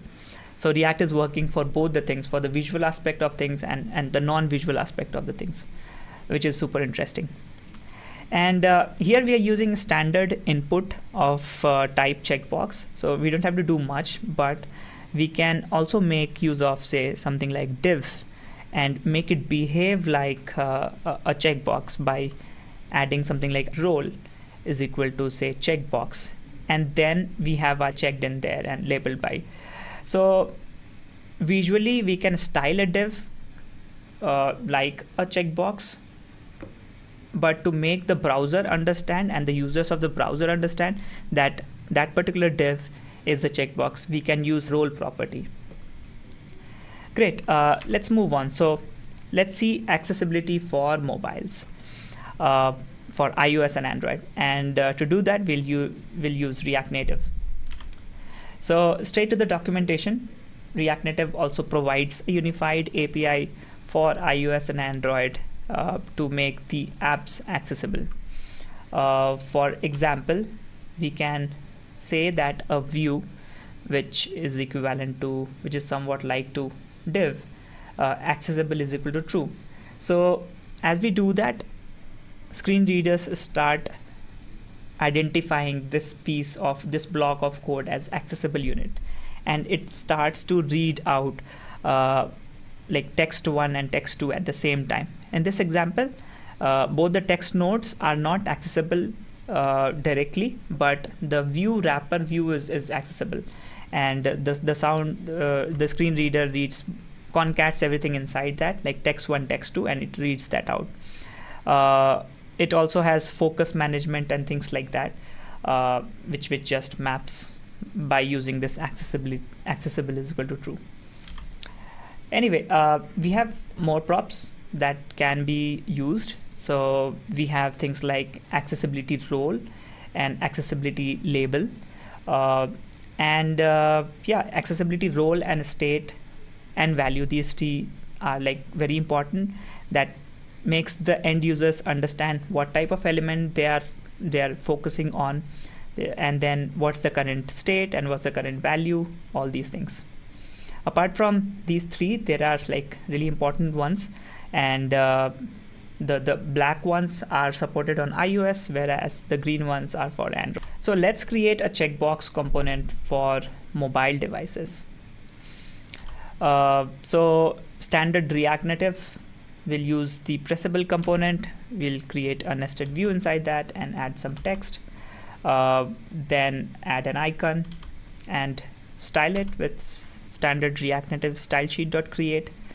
And then handle the state, on press handle toggle, update the state, and also update the UI based on that state, checked with checkbox marked and checkbox blank outline.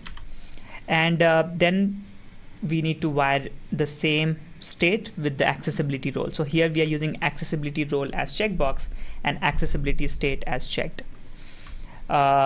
Now this makes it work for screen readers, for the visual aspect of things, and it just works. So this is a very basic example of like how accessibility can be enabled on top of the existing UI. Talk back on. Not checked checkbox, I agree. Checked. So this is a quick example of like how screen readers work when we have accessibility enabled. How can we do the same thing for web, or can we write a unified say markup or unified component that works on both the platforms? Yes, it's pretty much possible. We can use React Native Web to map the same React Native API on the web, and let's see how that can be done. So let's assume that this is our dream API and this is what we want to do. Like create a checkbox component that works on all the platforms. It takes an isCheck prop, and it has onChange handlers that that updates the check value, and then it has text inside it that says I agree. So to build this and to make it look the same on web, iOS, Android, on Android, without losing the capabilities of the native accessibility on all these platforms, how can we do it? Let's see. So we can abstract out the UI part and create a component, say custom checkbox UI. That's a dumb component, takes in checked, and then gives us the checked UI of that. We can pass in false for the check value and just empties out the checkbox. Great. And so to make it accessible, we have to write some conditional code. React Native Web handles it well, but there are cases where we'll have to write something specific for web. The first default thing that comes to our mind is handling the keyboard versus handling the touch events. So here's a quick example of like how we can make the same checkbox UI like accessible on different platforms. So we can write some conditionals with platform.os as web, and then write, if it is web, then use the native input and write the on change and type as checkbox. So this does most of the trick, like if we have input as checkbox. But on the parent, if we see, we have accessibility role as label, and this makes it tappable on the web, or maybe, sorry, clickable on the web. And here we are using the same custom checkbox UI.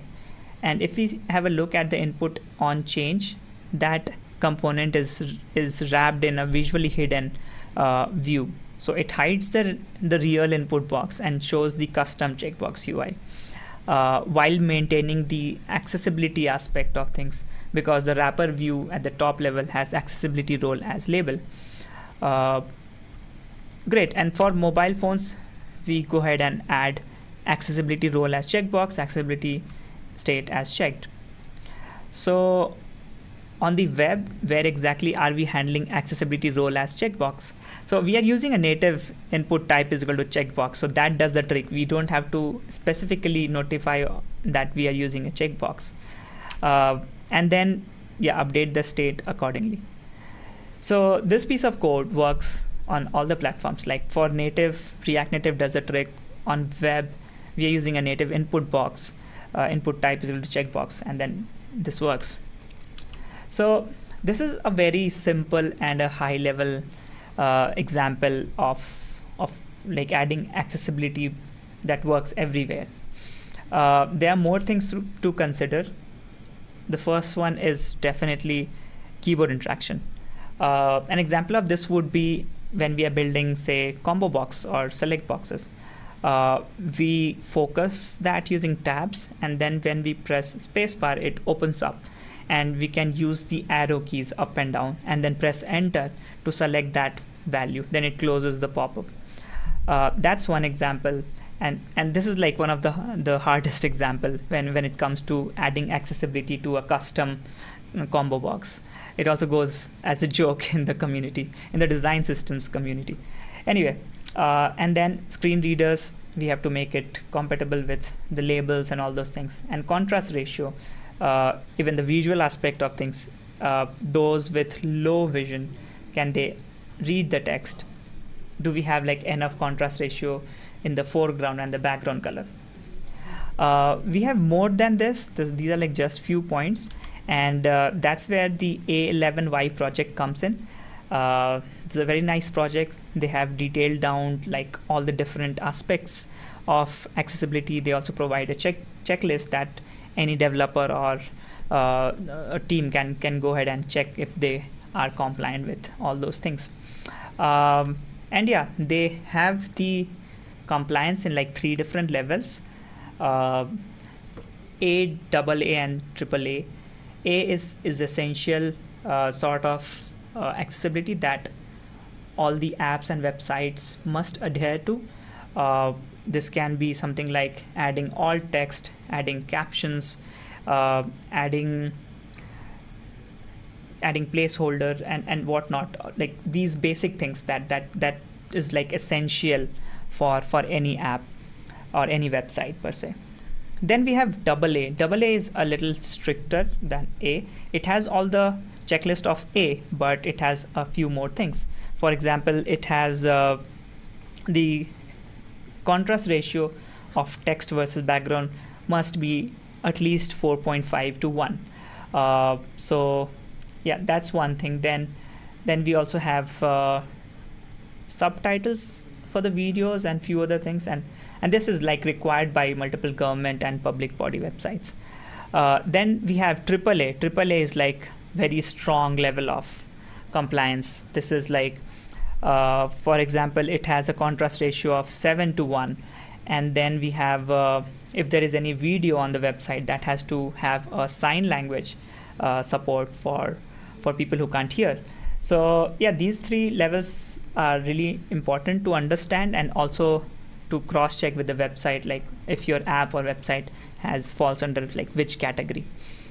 Anyway, they also have a checklist, the A11Y project. For example, for keyboard, they have like these three things. Make sure there is a visible focus style for interactive elements that are navigated to via keyboard. Then we have like when you press tab, does it like maintain the same order as per the visual layout, or does it like jump from the first one to the fourth one and then goes back to the second one? And then a lot of things like this, it's in their checklist, and they have a very nice like write-up around it. Same thing for mobile and touch. Do we have like horizontal scrolling? If we rotate the screen, does everything like reorganize well? So go ahead and check out the A11Y project. And yeah, so this brings me to React Aria. This is a brilliant project by the Adobe team. React Aria provides a set of React hooks that anybody can use to build like accessible UI primitives for their design system or for just their component library. Huge shout out to Devon, who is heading this project at Adobe.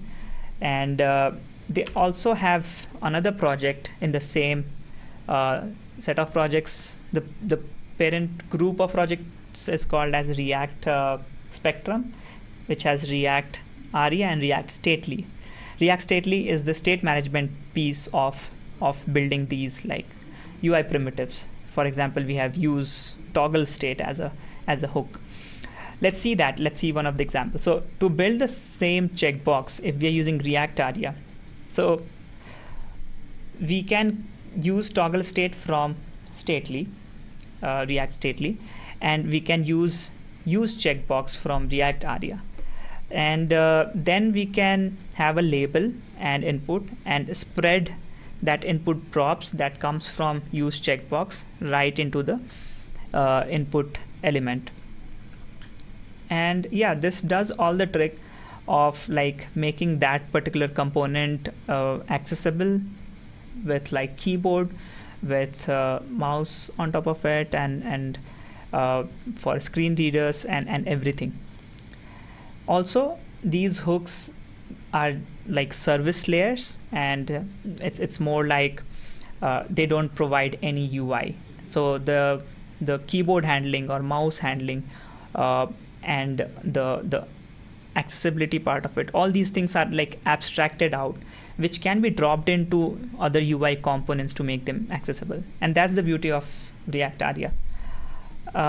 Yeah, so this is an example, and we can go ahead and use like checkbox, and this just works.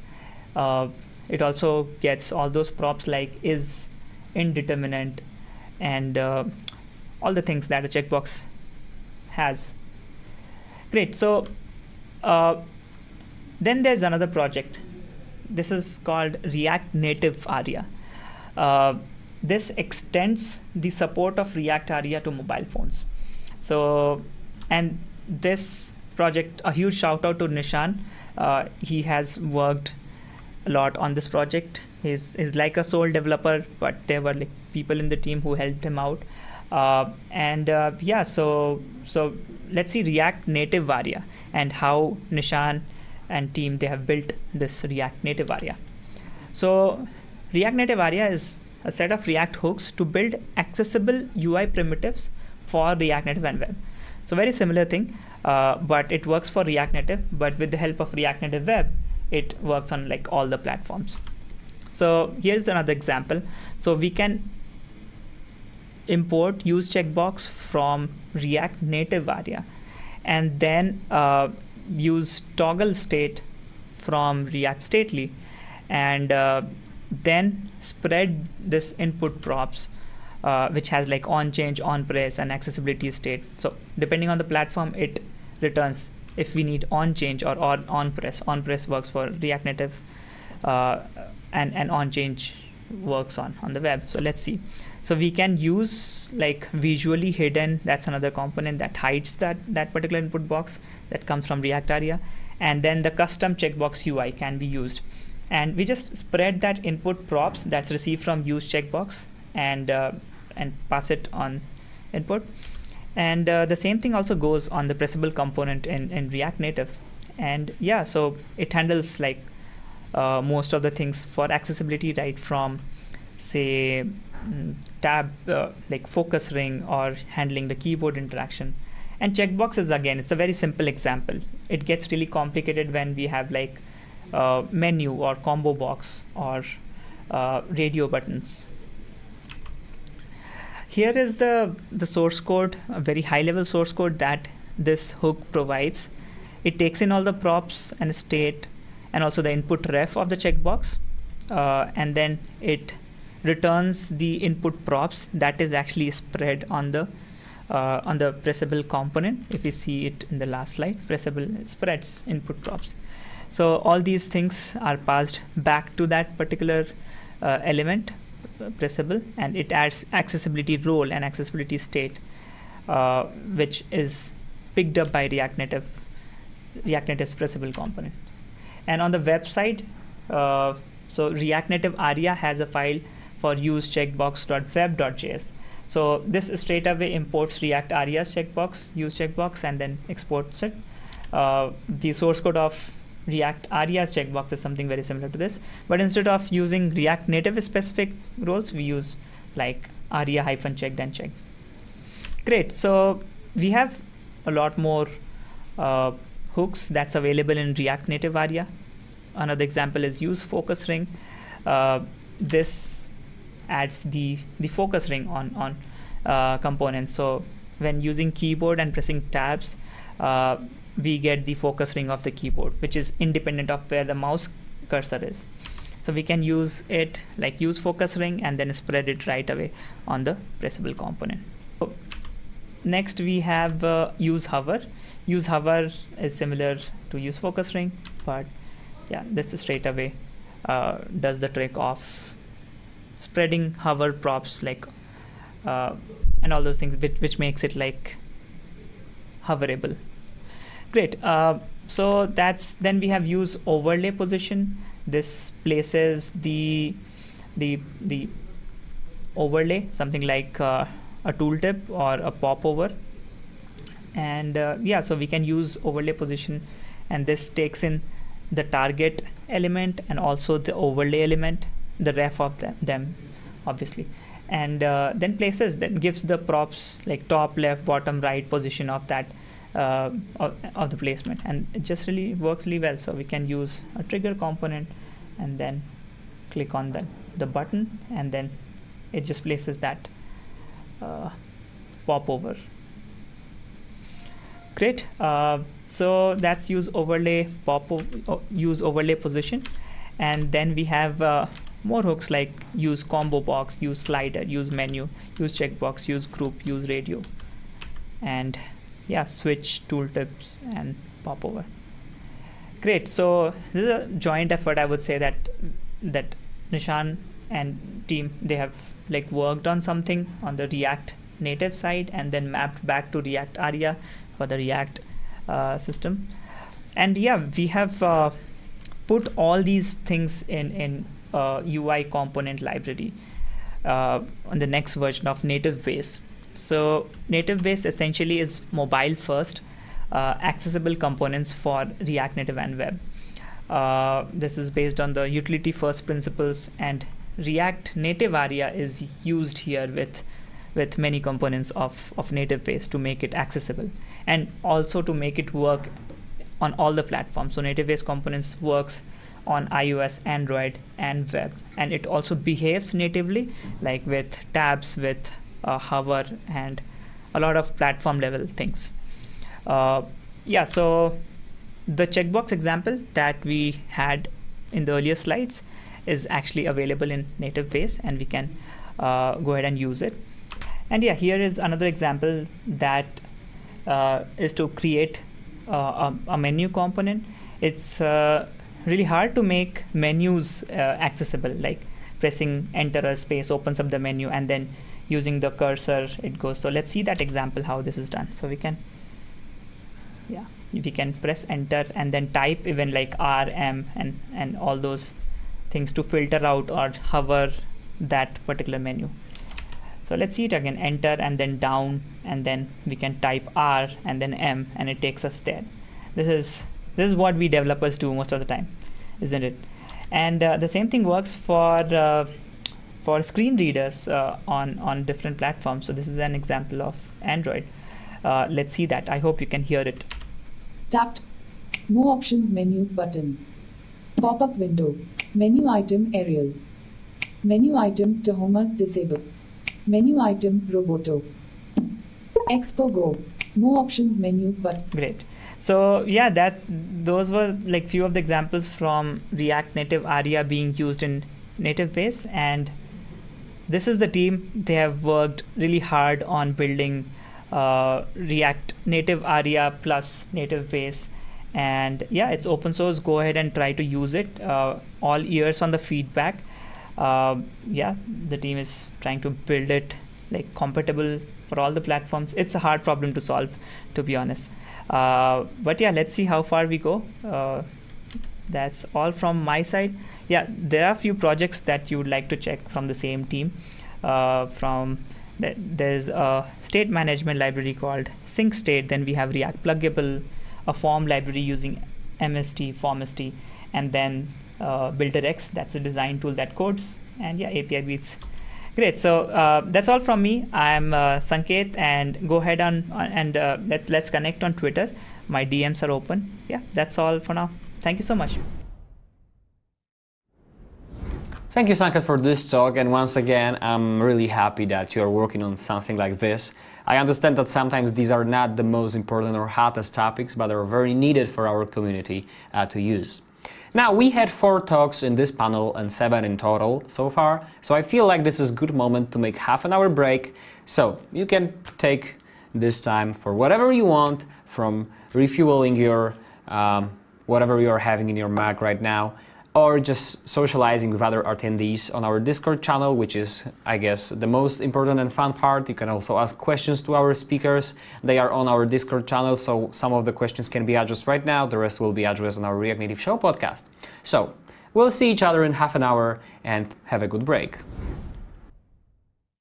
This conference is brought to you by CodeStack, React and React Native development experts.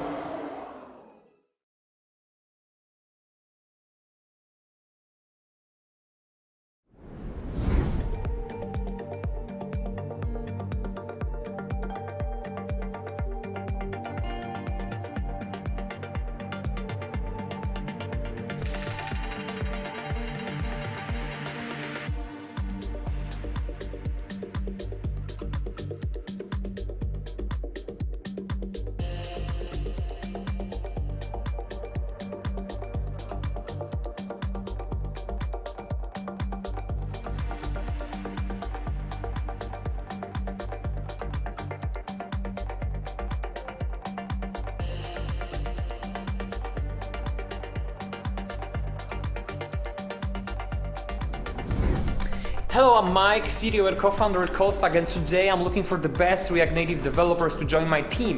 Besides working on high-end software used by millions, we also contribute to many open source projects such as React Native Paper, React Native Testing Library, or Repack. And so you will have an opportunity to develop your skills and knowledge within these projects, as well as move your own ideas into life by taking part in our R&D program. We are a great team full of people crazy about React Native technology, and we can't wait to share our knowledge and description with you. Trust me, it's great to be part of such a team. So don't wait anymore, join us, check out the job description in the link below and apply, and I'm hoping to see you soon in our Callstack office or maybe remotely depending on your location. Bye bye.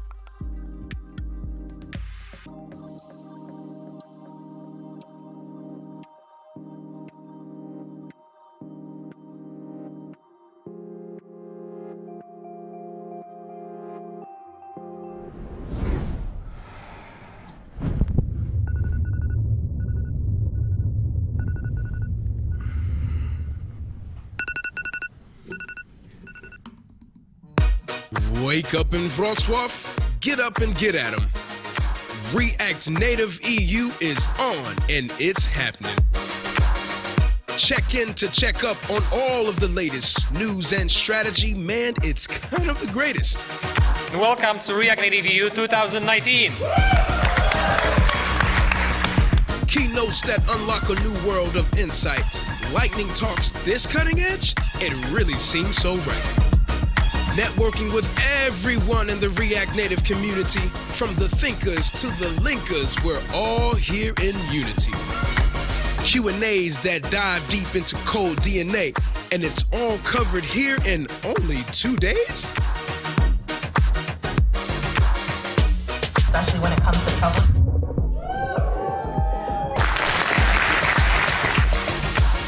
After the last session, we're gonna party, okay? Food, drinks with good vibes and dope karaoke.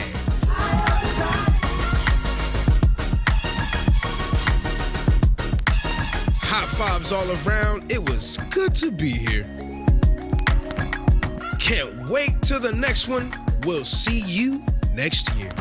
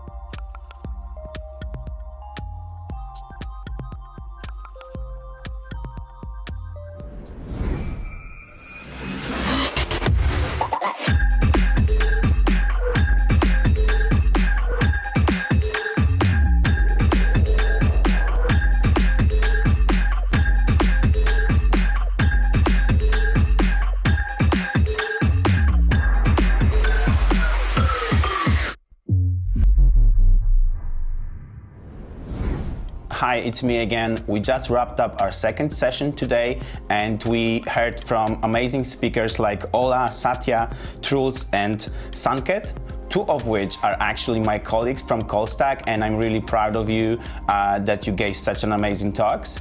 And actually, if any of you want to join team at Callstack, go to our website and find out more. There we are constantly looking for new employees, for new React Native developers. And while you're there, you can check out our blog. We publish a lot of cool technical stuff. We have a React Native show, which is a podcast, and we have a lot of conference talks and other video material on our YouTube channel, Callstack Engineers. And yeah, you can also go to our Discord channel. We have a networking session right now where we can discuss all the talks that are happening today, and also you can ask questions that will be answered in the dedicated React Native show episode. Also, please go to Twitter right now and tweet React Native EU hashtag so that you can let everybody know that you are having a great time with us today. Okay, it's enough of me talking. I'm going to grab some lunch and I encourage you to do the same. We'll see each other here again in 20-something minutes. Don't miss out on our next bunch of talks that we have prepared for you.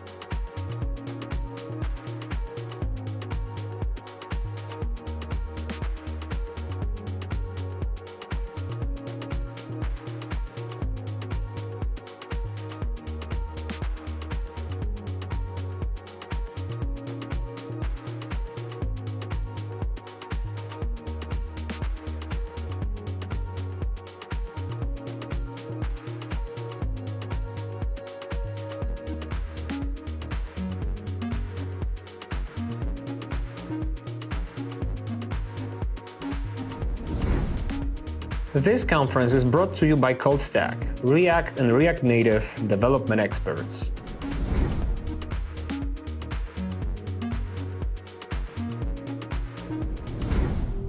This conference is brought to you by ColdStack, React and React Native development experts.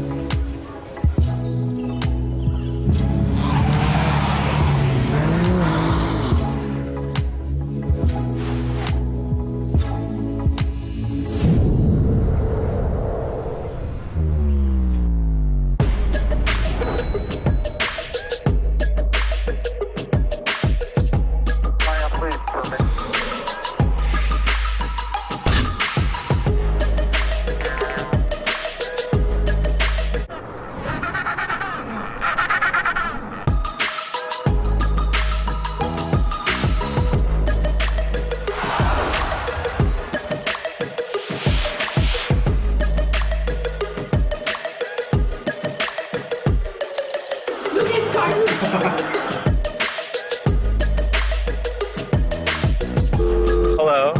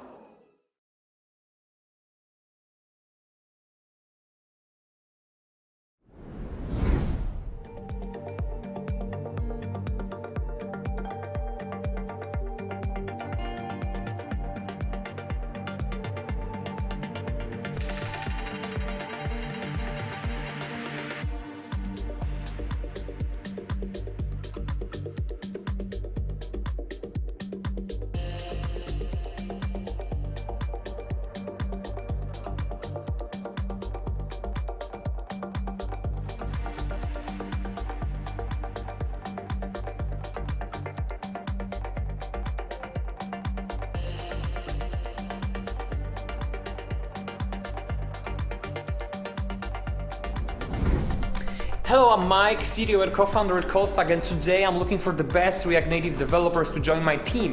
Besides working on high-end software used by millions, we also contribute to many open source projects such as React Native Paper, React Native Testing Library, or Repack. And so you will have an opportunity to develop your skills and knowledge within these projects, as well as move your own ideas into life by taking part in our R&D program.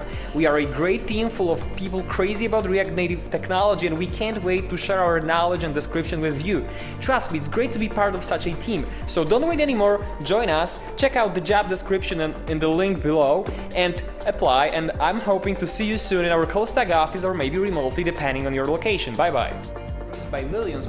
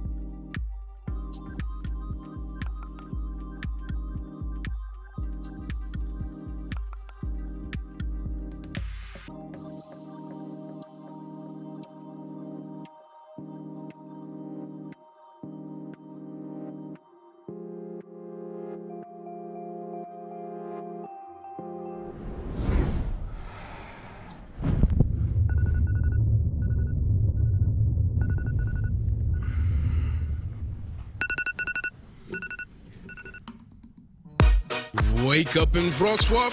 Get up and get at 'em. React Native EU is on and it's happening. Check in to check up on all of the latest news and strategy. Man, it's kind of the greatest. Welcome to React Native EU 2019. Keynotes that unlock a new world of insight. Lightning talks this cutting edge? It really seems so right. Networking with everyone in the React Native community, from the thinkers to the linkers, we're all here in unity. Q&As that dive deep into code DNA, and it's all covered here in only 2 days? Especially when it comes to trouble.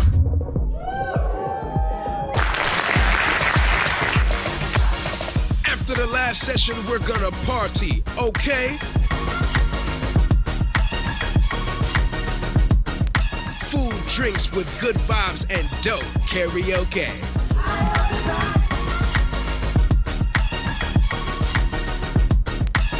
High fives all around, it was good to be here. Can't wait till the next one. We'll see you next year.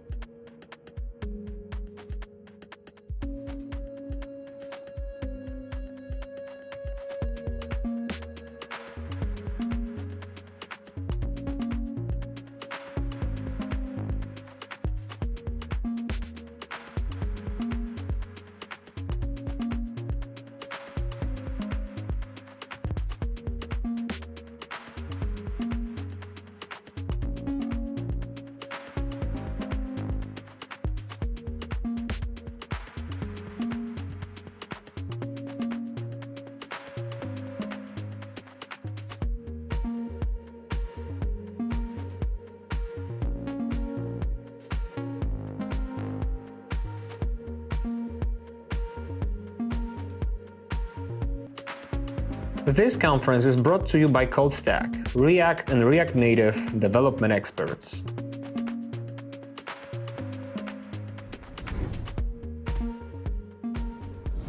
Welcome back after break. For me it's been lunch break, so I feel like I got a lot of power to guide you through the next panel of talks, which is going to be the last one today, but equally exciting. So we got 4 talks in front of us, so let's fasten your seatbelts and let's get started. Our first speaker, Milica, she's going to talk about the journey of going native from React. So I guess this is an important talk to all of you that are React developers right now and are interested about React Native and want to start developing React Native or native apps in general. So if you're about to do that step, or maybe you have already completed your journey from React to React Native, you will feel like this talk is going to probably have a lot in common with your experiences. So let's see how she did her journey and how she transitioned from React to React Native, and how we can benefit from her experience to maybe potentially make this journey faster for ourselves as well in the future. Hi everyone, my name is Milica, and today I'm going to talk about React developers in a wide world of native apps. A little bit about me. I'm a software engineer with experience working on React and React Native application. You can find me on Twitter and Instagram as Milicod. I'm working in a company Badinsoft in Serbia, located in a city niche with a strong tradition in engineering and technology. And in one of our projects, we needed a mobile application for iOS and Android, and we chose to go with React Native because the faster development you have, you will go to single code base for 2 applications, both iOS and Android, but it also has one more advantage, and that is the usage of React with all of its benefits, including the wide community of web developers. However, it's a whole new world because the mobile development is totally different adventure. So in this talk, I would like to go over all the differences, challenges, and advantages to keep in mind when diving into the native app universe. Let's start. Starting with React Native comes naturally for React developers because of all of its similarities you have. You will still use components as a building blocks, you still have state and props, you will still use JSX, and you have the state management, so you can use Redux or Context API. But when you start going deeper, we can see more differences and challenges we have to learn. And you will see that the mobile world is a completely whole new world and a whole new adventure. So let's start with that adventure. The first one is for web development, you only need a browser. For mobile development, you will require to run your code on some sort of mobile device. For web, you're familiar with the browser, it's easy to just open a browser and start developing and testing. But when it comes to native developers, you must always think about the platform, iOS and Android.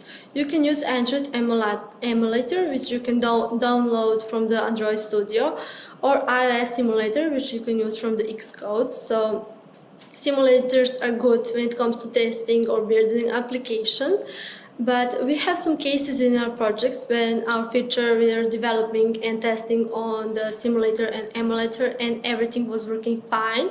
But when we start testing on the real device, we will see that not everything goes smoothly.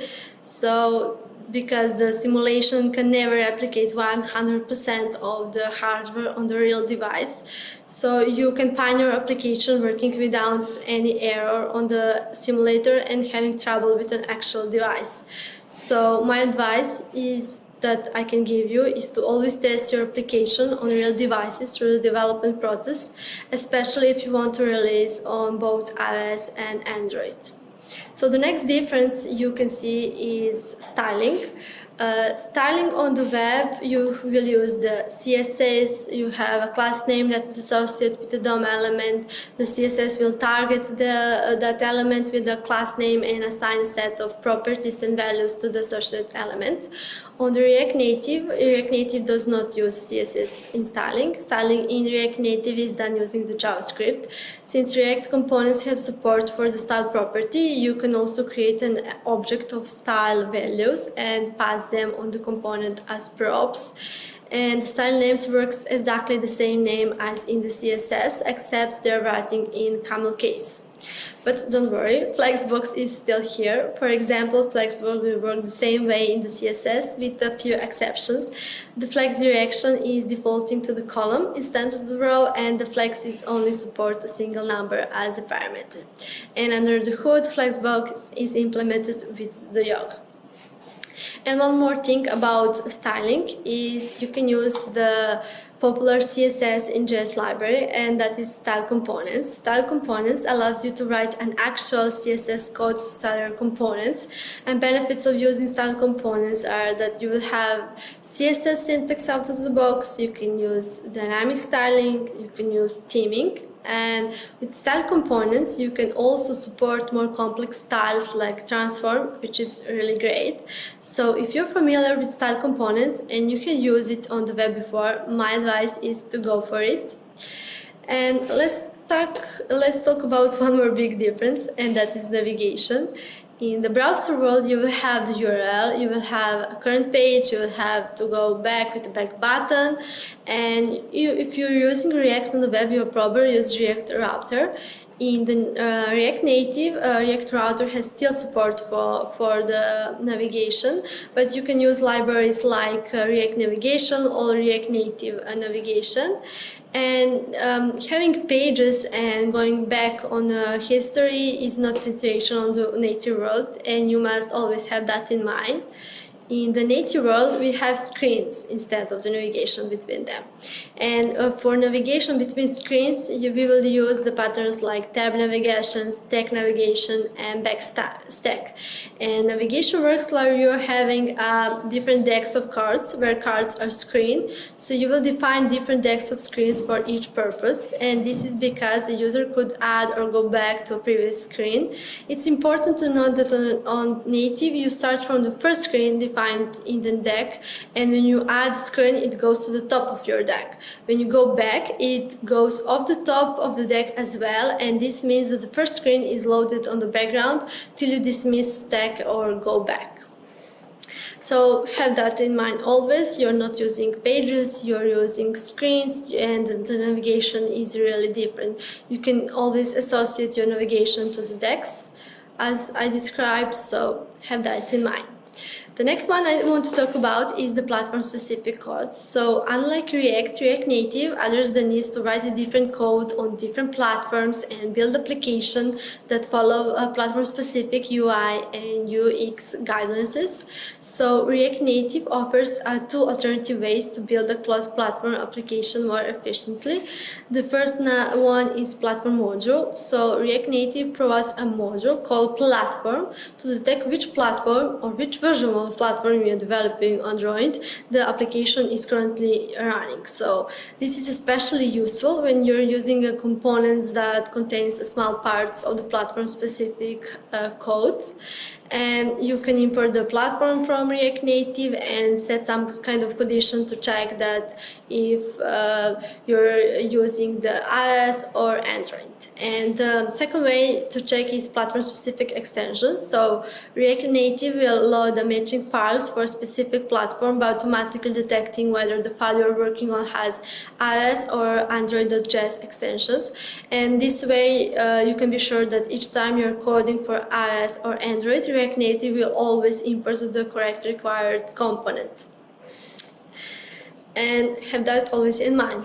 The next thing I want to talk about is React Native application state, and this is one more thing you don't have to worry about on the web, and that is important to think about when you're working with mobile application, and that is application state, because user can have application in the background or use it in the foreground. And this is very important because you don't want the user putting your application in the background, and when it comes back to you want to show something or to update your state. And users back and forth on your application is very common, and you must always think about that. You can use application state from React Native, so it can tell you if your application is on the foreground or background and notify you when the state change. So with app navigation from React Native, you will have the three states: the active when the application is running in the foreground, the background where the application is running in the background and the user is either in another application on the home screen or on another activity. And you will have the inactive when the state occurs when transitioning between foreground and background and during the periods of inactivity, maybe some multitasking view or some incoming call. So always have that in mind when developing your application, to check the application state and to check if your application is in the user foreground and background. This comes really handy. The next thing I want to talk about is the native features. There are many native features mobile has to offer, like push notification, camera. On the web, too many of those are not used so often, but when building an application, you must think of when you want to ask user permissions for those or how to handle those permissions for future on your applications. For example, when you're asking for user permissions for the camera in order to update their profile pictures, you will have to check every time for user for permissions, because user may have pressed or not give the permissions. So think about that as well. And the next thing I would like to talk about is the network. When we are talking about the mobile devices, your connections may be slow, unreliable, or non-existent, and you must build your software to support these cases, beginning with connectivity prompts and including offline methods such as caching. So be prepared for the possibility of the connections breaking in the middle of network activity. So the great user experience is that you will always show in your application some sort of the text message and maybe icon or some sort of offline screen that is showing that your connectivity is bad or non-existent, that you're offline, and you have that to show your user that the application maybe does not working as well because you don't have the connectivity great. So think about that as well. And when you're talking about network, one thing I want you to check out is the package netinfo. The package provides information about the user's active network connections and connectivity status of their mobile devices. It also identifies the user current network type, such Wi-Fi. We are using the netinfo packages in our application to check the network type, so you can check it out and use it in those cases when you want to check the network on your application and to everything runs really good. So the next thing I want to talk about is sharing code. So if you're building both web and mobile application, you can leverage some of the code reuse. So if you're converting a React Native application to React, you can use a React Native web to bring a mobile application to the browser. It will require some significant modification to perfect your port as well, and some adjustments for the user interface. And there's also another way of sharing and using code, and that you can build your application and share code and share logics between web and mobile, React and React Native, and you can build the components independently of the platform. And so think about that as well. That is one of the ways so you can share your code or reuse your code. And talking about sharing code, I have to mention the monorepo. Monorepo allows you to have the multiple projects and share common dependencies instead of installing the dependencies for each of them. And this also simplify sharing code between your projects, allowing you to import code from one package to another. And you might want to have a monorepo containing a website, a mobile application, and some shared code between them. And one of the most popular options to do that is to use the Yarn workspaces. And talking about monorepo, I want to mention one more thing to check out, and that is Lerna. Lerna is a tool for managing JavaScript projects with multiple packages. So my recommendation is to check it out. We use it in our application when we want to have multiple packages and to share code between web and mobile applications. So it's a great thing to check it out also.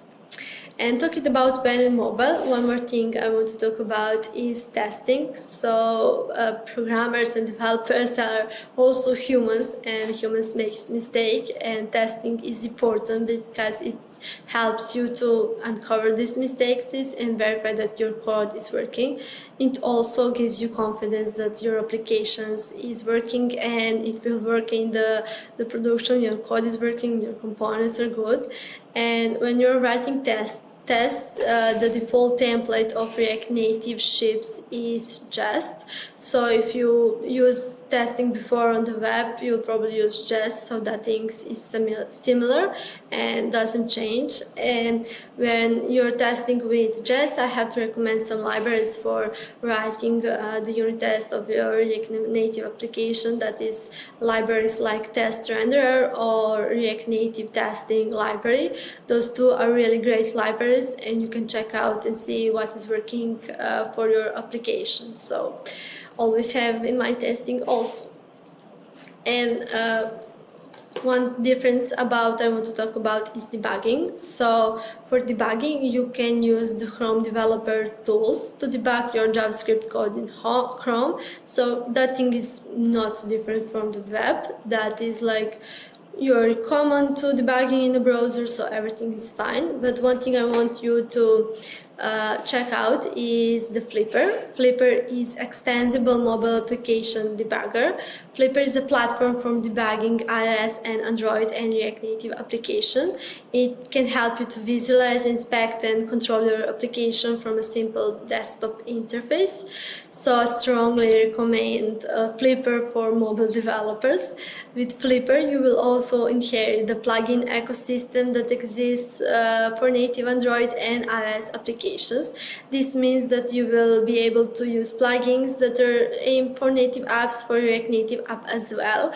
Like you will have plugins will include the device logs, the device crash report. Something that was really useful in our application is to inspect the network request. That is like really great.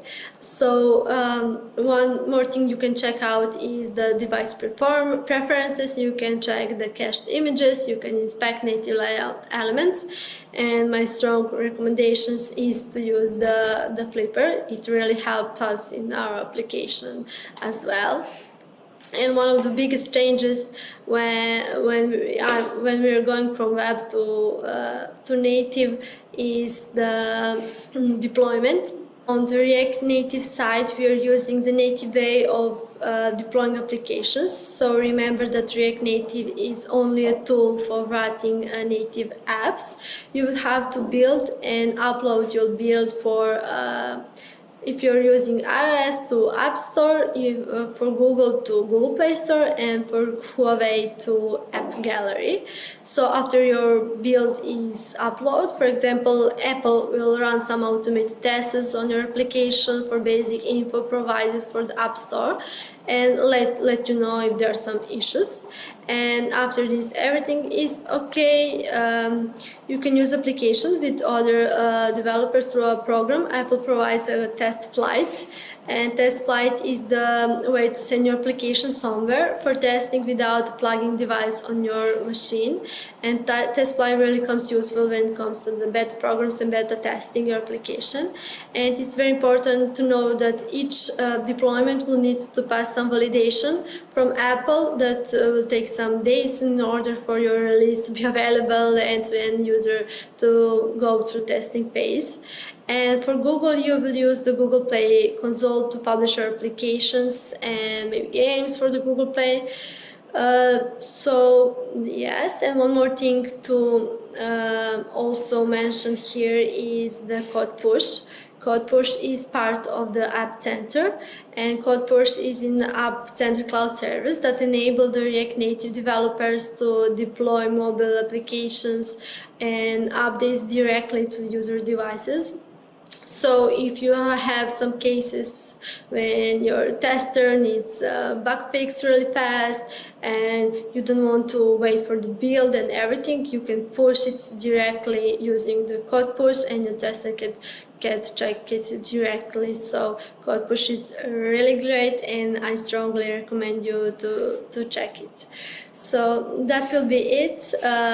Overall, I strongly recommend for all the React developers who are thinking about going on the mobile and the native to go with React Native, to dive deep into the native world. And so that's all for me. Thank you all. If you want to contact me, you can use Twitter and Instagram. So that's all. Bye. Thank you, Milica, for this talk. It's always great to listen how people are moving from React to React Native. At ColdStack, we are also looking for React developers, and we kind of do the same steps for them as well, with them together. And I feel like part of one of the great things about React Native is that it lets you actually build mobile apps as a React developer. That's how I started on Android myself, for example. Now, moving on, another speaker, Jon from Expo, is going to talk about Expo features and how you can benefit from it, but these features are going to be different from what we usually hear. Normally we talk about Expo when we think about, just getting started. Sometimes we may even talk about Expo being good for beginners or having just great set of libraries and features to make you build your application faster. But there is also another dimension of features that you may be interested about, which is about configuring your project, sharing it with your team members, submitting it to the App Store, and generally speaking, managing all the things that are not related to coding itself. So as you can see, Expo has a lot of interesting offerings for you related to the DevOps and management of the application as well. That go beyond the libraries that they have in their Expo SDK. So let's learn about what Jon has to say today about these features and how we can take advantage of that with our daily projects. Hey everyone, my name is Jon Samp and I'm a software developer at Expo. And today I want to talk about how to iterate faster with Expo. I started thinking of this idea because of an app that I use named Tweetbot. This is an app that shows you your Twitter timeline with a nicer design and a bunch of other features that I find really nice and convenient. I've been using this app since the early days, and it used to look like this. This design is really something and a relic of a past time that I think is really cool. I love the skeuomorphic icons and I like the glow around the different elements, but I know I can confidently say that if I were to ship an app that looked like this today, my users might think it's old or antique. So Tweetbot also had to update the look and feel of their app. If you remember when iOS 7 came out, they introduced this design language of really thin line icons and everything being very flat, and so Tweetbot followed suit. And just like that, they also made a very current version of this app that looks a little different, that has some of those same elements from Tweetbot 3, that has those thin line icons, but now the icons are a little bit thicker and things still look clean. We've got soft shadows, which is like something that's very in design right now. And looking at the spread of these different designs, it got me to realize that Tweetbot has to change to match what its users expect and what the current design language and philosophy looks like today. And they've really had to iterate a lot. They've had to take these features and change what they look like constantly. This means that the first version of our apps can never be the final version of our apps. It would be so nice just to design something and to build something and have it be done, but that's not really how apps work. They're living, they have to change, and they have to evolve.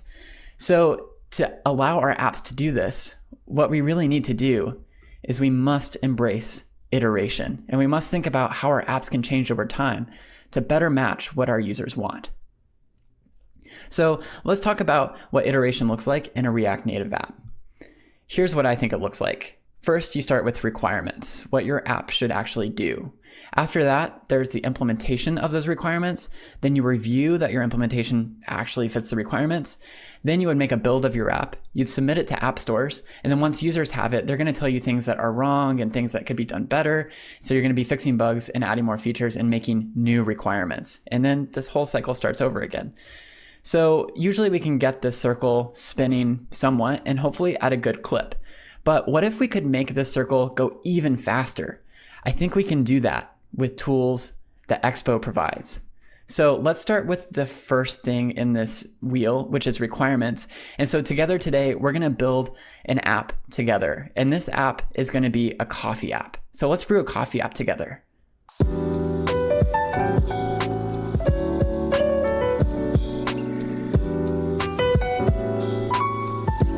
So let's talk about the requirements we need to implement to make a great coffee app. The first one is we need to know the amount of water we need to the amount of coffee we need when making a pour over coffee. And we can measure that with a scale. Usually a great ratio is 16:1. So 16 units of water to 1 unit of coffee. One thing that's kind of hard to do in the morning, especially when you're feeling a little groggy, is trying to say, okay, I've got 27 grams of coffee. All right, what is 27 times 16 so I can figure out the amount of water? So that's one problem and one requirement we will have for our coffee app. The second requirement is around pulse pouring. So pulse pouring is pouring a certain amount during a certain duration during the brew, and usually you'll pulse pour 3 to maybe 6 times throughout the brewing process. So our app should also count down and guide us through the brew and tell us how much to pour and when. So those are our requirements that we're going to implement today. The next step is implementation of our app. The first thing to implement our app is to start an app. We can do that by installing Expo CLI globally with an npm install global command. After we do that, we can run Expo init coffee app. This is going to result in a folder structure that looks like this on our computer. On the left, you can see the directories that Expo init made, and this is exactly what happens right after running Expo init. We've got an app.tsx file, a few assets, and just a couple other standard files in our project directory. Notice that there isn't an iOS and an Android folder full of native code. Expo is able to handle that stuff for us, which can make our implementation much simpler. And then later down the line, if we need native code or custom native modules, we can always add them. Next up, we want to start our app, which we can do with yarn start. And through the prompts, we can open up an Android emulator and an iOS simulator to let us preview in real time the changes that we're making to our app.tsx. Now, one thing that would make this a little bit better, and one problem I've had in the past, is when I'm developing something in a simulator and then I actually open it on my phone after building it and getting it onto my device, is that sometimes it appears a little bit differently. So it would be great if I could actually see the app on my phone right now. And Expo allows us to do this. And to me, this is such a big step in iteration during development. You can download the Expo Go app. And then when you run the yarn start from the command that we did earlier, you can use your camera app to scan that QR code, which is going to open up your app, a development version of your app inside of Expo Go. Once it's in Expo Go and you make a change to app.tsx, you'll see it appear almost instantly on your actual device. What a wonderful way to test the stuff that you're actually using and the stuff that you're actually developing. So I should mention, we've been talking about Expo a lot. I work at Expo. So what is Expo exactly? Expo is a company that builds free open source tools and also hosted services that help you build an application with React Native. And it might be helpful to talk about what is React Native exactly and what is Expo exactly. So here on the left, React Native is a set of component APIs. I think its main job is to render JSX from React into native views on Android, iOS, and also the web. It comes along with a small, unopinionated core. It's got great third-party libraries that you can plug in, but it doesn't come with a lot of the extra stuff you need to build a full application. And that's where Expo comes in.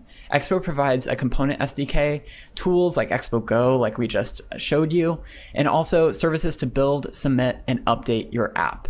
It is powered by React Native and sits on top of it, and hopefully, along with both of these, you can create incredible applications. So at this point, we've got some requirements of what we need to build. It's always great to start with a design. I actually spent a while designing what this app could look like, and I went through a lot of different iterations, and I ended up making designs and then implementing them. And this is what they look like. So on the left, I'm implementing requirement number 1.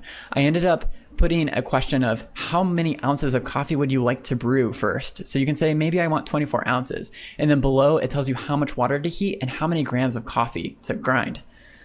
On the right, this fulfills requirement number 2, which is pulse pouring. once you tap start, it'll do a countdown timer and then tell you how many grams of water to pour over your coffee and when throughout the entire brew process. This makes every brew really consistent. And if you can replicate a really great process every time, you can wake up with a beautiful cup every morning. Also, when testing this app, it's definitely a caffeinating process. You could say I was maybe a little bit shaky after all of this. So the next step is, how do we review our app now that it's built? How do we make sure that the requirements are actually implemented? And this is a problem. I can test it myself and think like, okay, this is looking good, but how can I let my teammates and my colleagues try this? If I wanted to do this manually, what I'd probably do is create an ad hoc archive, at least for the iOS side. I would add the allowed devices through the Apple developer UI, and I would also then build an APK for my Android users. After that, I would have to make builds of my app, and then I would have to distribute them either by giving my team download links or distributing them via the Play Store internal track or via TFLite for iOS. But there's a better way to do this, and we can distribute our app faster to our teammates with this solution, which is called internal distribution. If we let Expo handle our credentials and the whole process of this, and Expo can also build our app, we can distribute it to our team even faster. Let's look at how this works. So the first thing we need to do is install something called EAS CLI, which stands for Expo Application Services. And EAS is the services part of Expo that will help set up your app for internal distribution. The next command to run is EAS device create. And this is going to add a device to your credentials that we will then manage for you. So every time you make a build, you can say, okay, I've set up this device previously. Make sure that this build is built for that device that I set up, that I actually connected to the provisioning profile is what it's called. After that, I can run a command called EAS build profile internal. And this is going to create 2 different builds for me that are set up to work with those credentials, which enables me, after these builds are done, to do something like this, where I can just send a link to someone and say, hey, try my app, and then go to this link and then download the app that I just built, and they can sideload it on their phone. So what this whole process looks like is registering a device, then making a build, and then you can send a link to download. And that makes this whole process much faster and allows people on your team to try your stuff faster. And if you can try something faster, you might try more features. You might try stuff that you wouldn't try before. And this iteration is going to help us make an awesome app. Now, we can automate this process even further by setting up a CI action. Expo has something called the Expo GitHub action, and we could make a CI action that looks sort of like this, where we set up EAS to build every time we merge our code into the main branch. Our Expo action will install our CLIs, and we can then install our dependencies, and then we can say, let's build for all of our platforms, and then also build the internal builds. So every single time someone merges to main, we can go and test our changes. Now, there might be an even faster way to test our changes, which is using Expo Go and publishing our app with updates. So how does this work? We can do something called Expo Publish on our app locally. And when that occurs, we build a bundle of all of the JavaScript code and all of the assets in your app. And we make that into an update bundle that is stored on Expo servers. Then when you open up Expo Go, you can see I have this coffee app. And if I click on this thing that says default right here, it's going to open up that coffee app in Expo Go itself. So anytime I have a change, I can run Expo Publish. And then that change will be visible right here in the app without me needing to download another build. Anyone in your organization that's logged into Expo Go can access that app, which makes it super fast to share the experiences that you're developing. And we can make this even faster, just like before, by using that same CI action that we showed previously, but this time using Expo Publish. So that makes that iteration cycle super fast. And it also, after we've tested it with our colleagues and our team, means we're ready to build our app for the app stores. So the problem that we want to solve is, how can we distribute our apps easily to the app stores? It's all built now. We've reviewed it. It's ready to go. What steps do we have to take? Hopefully not that many. If we were to do this manually, at least for iOS, we'd want to enable the app transport security. We'd have to configure the release scheme, and then we'd have to build the app locally for release. And that is a lot of steps and a lot of configuration you have to deal with. Instead, we could use EAS, our Expo's application services to do this for you and your team and in the cloud, which will hopefully make it an even easier process and one where you don't have to set up everyone's computers identically to make this happen. So let's look at the steps to do this. We can use EAS build and then pass in a profile called release, which is set up when you run EAS build. And that's going to create two apps for us, one optimized for the iOS App Store and another one for the Android App Store or Google Play. Then on our website, we can see some UI where you can see all the builds that have ever been made for your app. You can download that build and you can also submit that build, which is the next step of our process.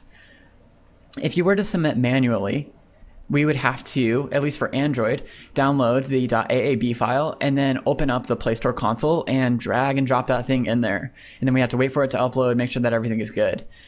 Same for iOS, we'd have to download the .ipa file, and then we'd probably open up a program like the Transporter app, and then we'd have to drag and drop that in there and wait for it to upload and see if any logs. These are just manual steps that we have to do. You could automate this, but it would take some extra work. So instead, EAS provides a command called EAS submit. And we've actually set up this automation for you already, so you don't have to deal with this process yourself.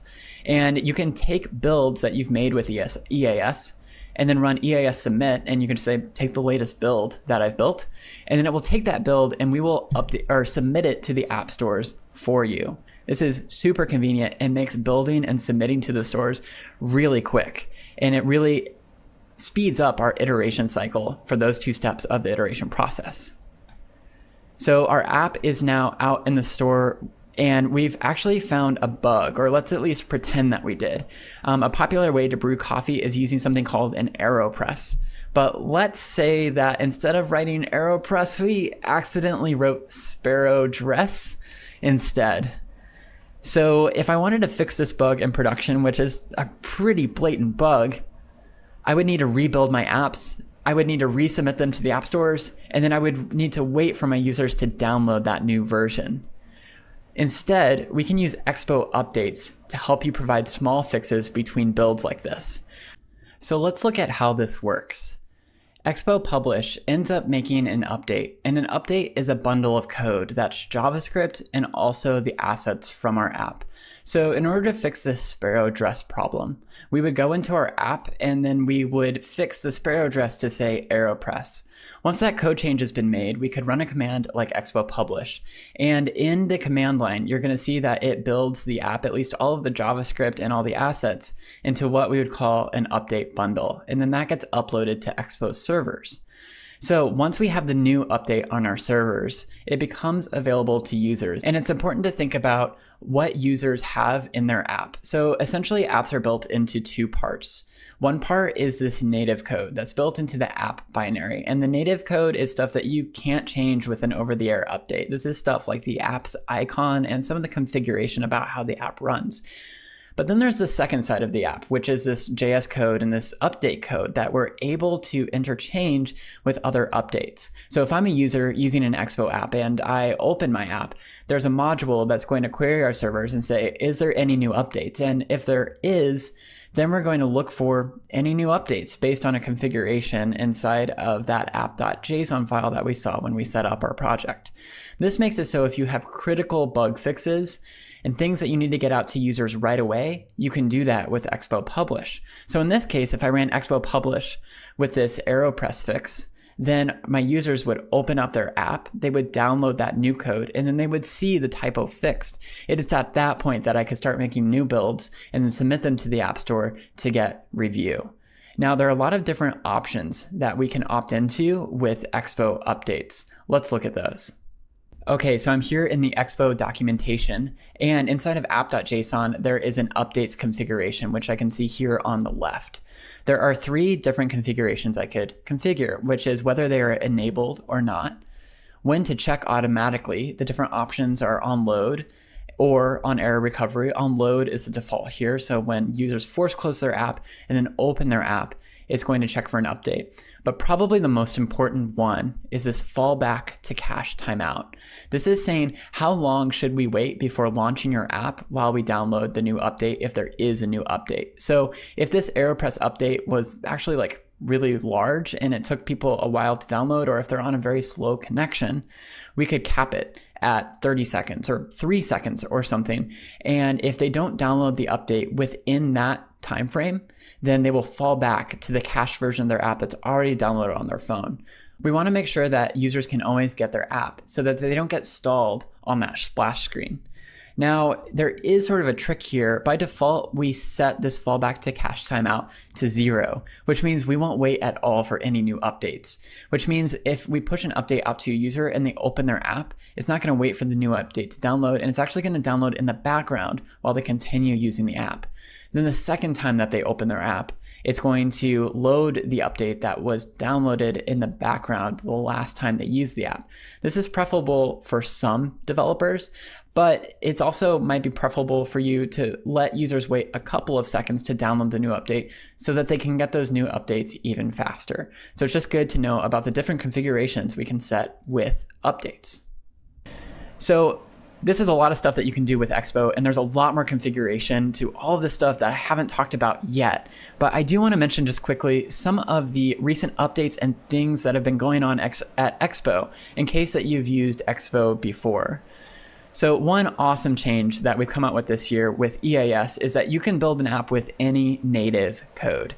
You can add native modules like Bluetooth, or you can also add in-app purchases or things like a blur hash module that will allow you to add in like a native module that like blurs out your images as placeholders. There's tons of these, and you can add codes like this and we will still build your app for you, and that is now possible. We also have something called custom dev clients. Before I showed Expo Go, and Expo Go works great if you're not using any custom native code. If you are using your own custom native code, you can make your own version of the Expo Go app and still get all of those niceties around opening up updates on your phone. And also your colleagues can do this too. And finally, we're coming out with a service that updates our updates called EAS Update, and this is incoming this fall and early spring. We'll be rolling this out, so keep an eye out for that. You're going to be able to do things like roll out updates to your users and see exactly which builds are pointed at which updates at all times. So the point is, let's iterate together and figure out how to iterate faster. Expo allows you to do this in development by implementing an app without requiring knowledge of your native code. You can also review your work faster with internal distribution or with Expo Go, and you can build and submit your apps in lightning speed in the cloud and make it consistent across all of your teammates. Finally, you can fix critical bugs with updates, which helps you fix things that might have slipped through the review process. Which means, hey, it's coffee time. So if you haven't had a coffee today and you like coffee, please have one. I would love to have one with you next time we can have something in person. Hit me up. I'm always free and available. And thank you so much for iterating with me and listening to this talk. I hope you enjoyed it and can take some of these concepts into your work life and into the projects that you build in the future. Let me know if you have any questions, and we can't wait to see what you build with React Native and with Expo. Thank you, Jon, for this talk, and I'm really happy to see that Expo is, developing quite rapidly and has more and more features these days. So I keep my fingers crossed for your future developments, because I know that your roadmap is pretty ambitious. Now, moving on to the next speaker, Shivay, and he's going to talk about machine learning with React Native using MediaPipe and TFLite. Now, these are like mysterious keywords to me, so I'm not going to be introducing you much to this talk, because I guess machine learning with React Native is all we need to know, and we will learn more from this talk. What's interesting is that they know how to build that machine learning experience in a cross-platform way that works nicely on low-powered devices. So let's see what he has prepared for us today. Hello everyone, I'm Shivay Lamba, currently a Google Storm Code mentor at MediaPipe and TensorFlow and a developer advocate at Fabric. I'm really excited to be presenting at React Native EUCon 2021, and the topic of my presentation is machine learning with React Native using MediaPipe and TFLite. So we'll be going over what exactly is machine learning and how can we integrate it with React Native, and what exactly are MediaPipe and TFLite. So without wasting further time, let's get started.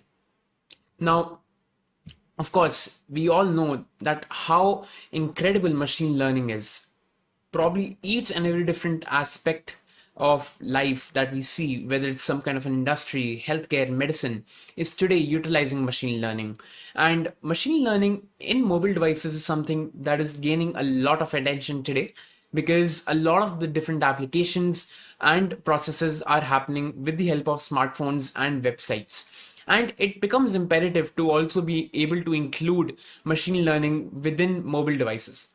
Now, generally, mobile devices are having lower end processors as compared to, let's say, standard computers and servers.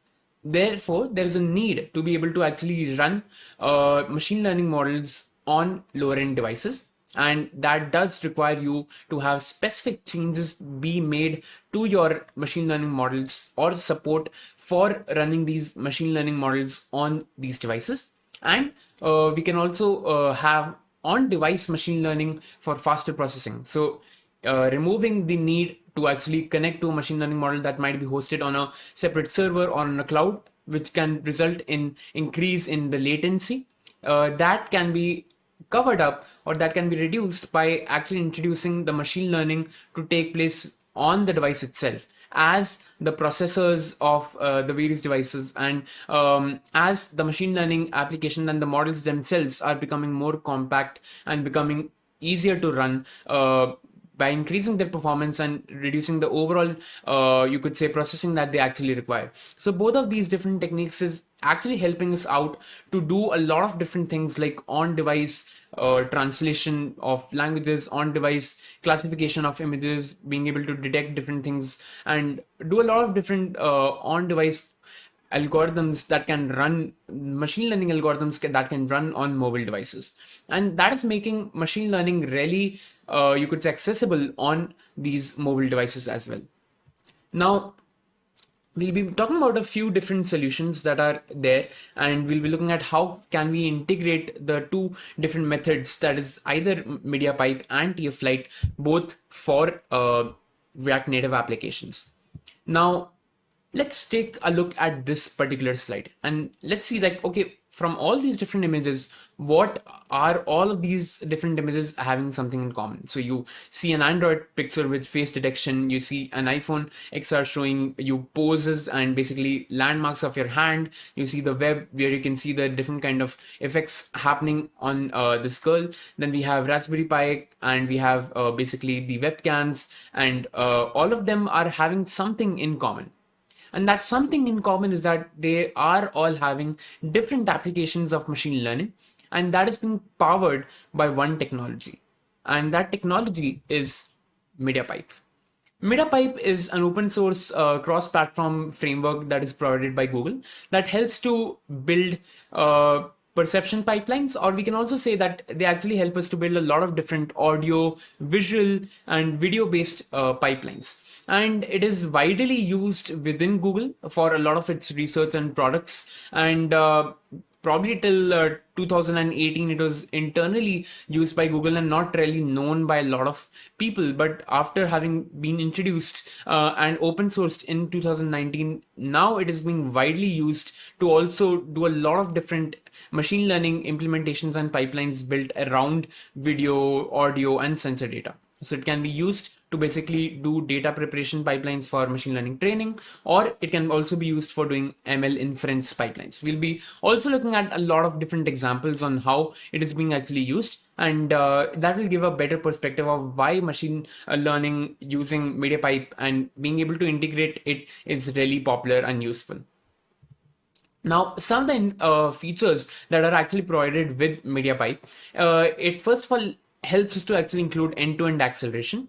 That means that whatever acceleration is required for the machine learning models to actually work, that is provided by the on-device support that is, there when we are actually implementing MediaPipe on the mobile devices. Now, you just need to build it once and it can be deployed at multiple places. So if you're creating a MediaPipe based machine learning solution, you don't need to just, it's not just okay that it will be limited to mobile devices. It can also be used for the web, for Python, and for other places as well.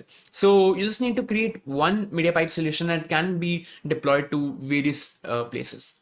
And these are completely ready to use solutions. There's no requirement to actually write post code for doing things like object detection, face recognition, and the solution itself will be provided to you with the help of the MediaPipe solutions that we are building, and it's completely open source as well. Now, taking a look at some of the popular solutions, you'll see selfie segmentation that allows you to basically run segmentation masks that allows you to recognize the humans and their faces in the current window, and that will help you to basically do things like changing your background that also we see in things like Google Meet or Zoom. Then you have face mesh. Now face mesh basically points out 468 different landmarks on your entire face, and this can be used for a lot of different applications, like let's say putting up makeup, and we'll see a lot of their use cases as well in the coming slides. Then we have hand tracking that basically has 21 different landmarks for tracking different points of your hand. Then we have basically human pose, which has total of 33 different poses that you can basically have to do things like, let's say, exercise monitoring.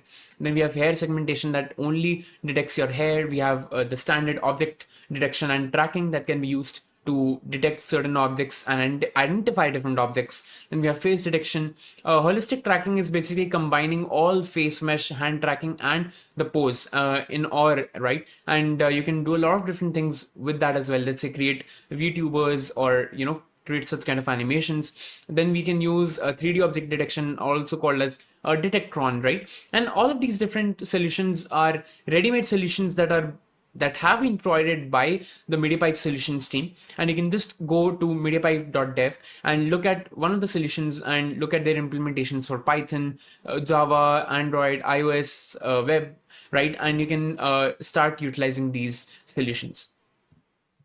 Now, these are some of the examples where, it is being used right now. So for example, you can see the AR lipstick try-on where you can see that it is using the MediaPipe face mesh model to basically detect the lips. And whenever you're putting some kind of an effect, it will be able to actually detect that. Then you can see some of the MediaPipe being utilized within, YouTube itself.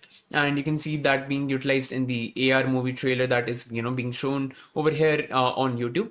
And you can see being able to detect things, for example, in the lens living surfaces, then showing augmented faces that again is utilizing the face mesh. And then we have some kind of on-device machine learning capabilities that are happening, let's say with the help of lens translate. All of these are essentially capturing the data that is there on the device itself and helping to carry out different kinds of machine learning MediaPipe based solutions. And these are of course just a few of the examples, but there are so many different kind of applications that you can build, and that is why MediaPipe is becoming really popular for creating machine learning based solutions applications on mobile based devices because of its easy integration and really great performance as well. Now, to just sort of, look at, okay, what are the current things that have been released, right? So, of course, before it was released to the public, there was a lot of application of MediaPipe use cases within Google, ever since starting in 2012, it was being used a lot in YouTube whenever there's any kind of a YouTube upload, so the processing in that and then it is also being used in YouTube stories. Right now we actually see it being used in things like Nest Cam, the security cams. We see it in Google Lens, AR ads. We see it even in GCP and specifically in the Cloud Vision API, Cloud AI video. So all these are basically different solutions provided by Google, which does internally use MediaPipe, and that is why it makes it so versatile across different platforms and not just being limited to mobile devices. And let's take actually an example of one of the live perceptions. So let's say that like what we are trying to get is the hand tracking to actually work with the help of MediaPipe. Now let's see how does this actually work. So let's say that what we need to do is that we have been given an image of a hand, and all the different landmarks, the 22 different landmarks, are represented over there inside of the right hand side. So that is our ideal case, that we want to generate the landmarks and then superimpose them with the live footage or the live video that is being represented right now. So what we can do is that, let's say that this is our perception pipeline. So the first thing that you'll see is basically your video input, which is providing you the live footage of whatever you want to actually track. Then you'll see the next process taking place, which is basically the image transformation, which takes in your video input and converts it into a relevant size that is required, by the image processing algorithm. And once it has been resized and scaled to a relevant size, we are basically converting that image into tensors. So since MediaPipe internally uses a TFLite, we are basically going ahead and converting our image that we get from our video input into tensors. Now, if you are not aware of tensors are essentially these numerical arrays, high dimensional arrays that contain values, and again these can be used for different kinds of calculations. And then from, let's say, any particular given machine learning model, we run the inference on these tensors, and we are able to decode information about the tensors. And then basically what we do is, once we have gotten the information about the tensors, we render basically the landmarks on top of these images, and then we display the resulting video output that showcases basically this particular the same thing that it renders the landmarks on site on the video that you're showing. So basically that is how the inference of any kind of a MediaPipe based solution takes place, where you give an input and it runs the inference on top of it and poses the landmarks based on whatever it is detecting. And when we're talking about MediaPipe, if we go a bit deeper into how MediaPipe actually works, so you might have heard about the graph data structures, right? It's really common. It's representing various types of edges, vertices, and the flow of information takes place through different edges and vertices. Similarly, in MediaPipe, we have the MediaPipe graph that is sort of laying down the path of how basically the different information about, let's say, the input and the responding or the relevant output is flowing through that MediaPipe graph.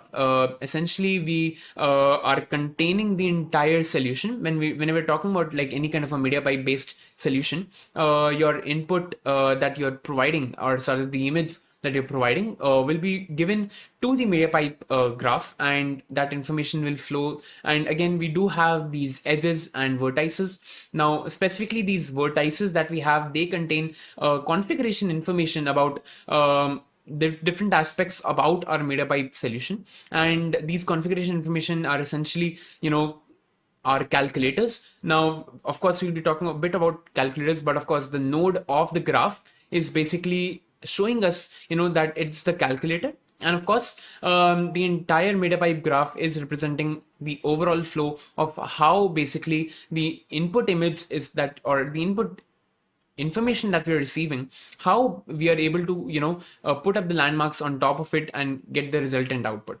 Now basically any two nodes are connected by a stream, which can be represented as, let's say, an edge of a graph, which basically carries the packets. And these packets are actually containing the information about the, let's say, whether it's the input image, the tensors, or let's say it is providing relevant metadata that will be required for further processing, and it will contain the timestamps alongside that data.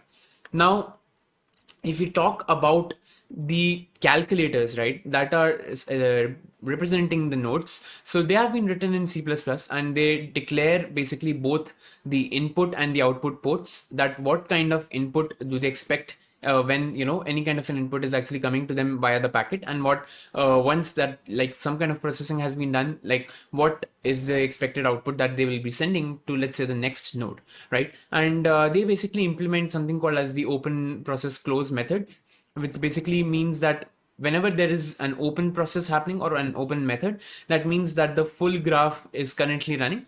Processes like, let's say that whenever some kind of an input packets have arrived at the node, they are ready to be processed, and closes that after one entire run has completed, now it's time to actually close, the graph.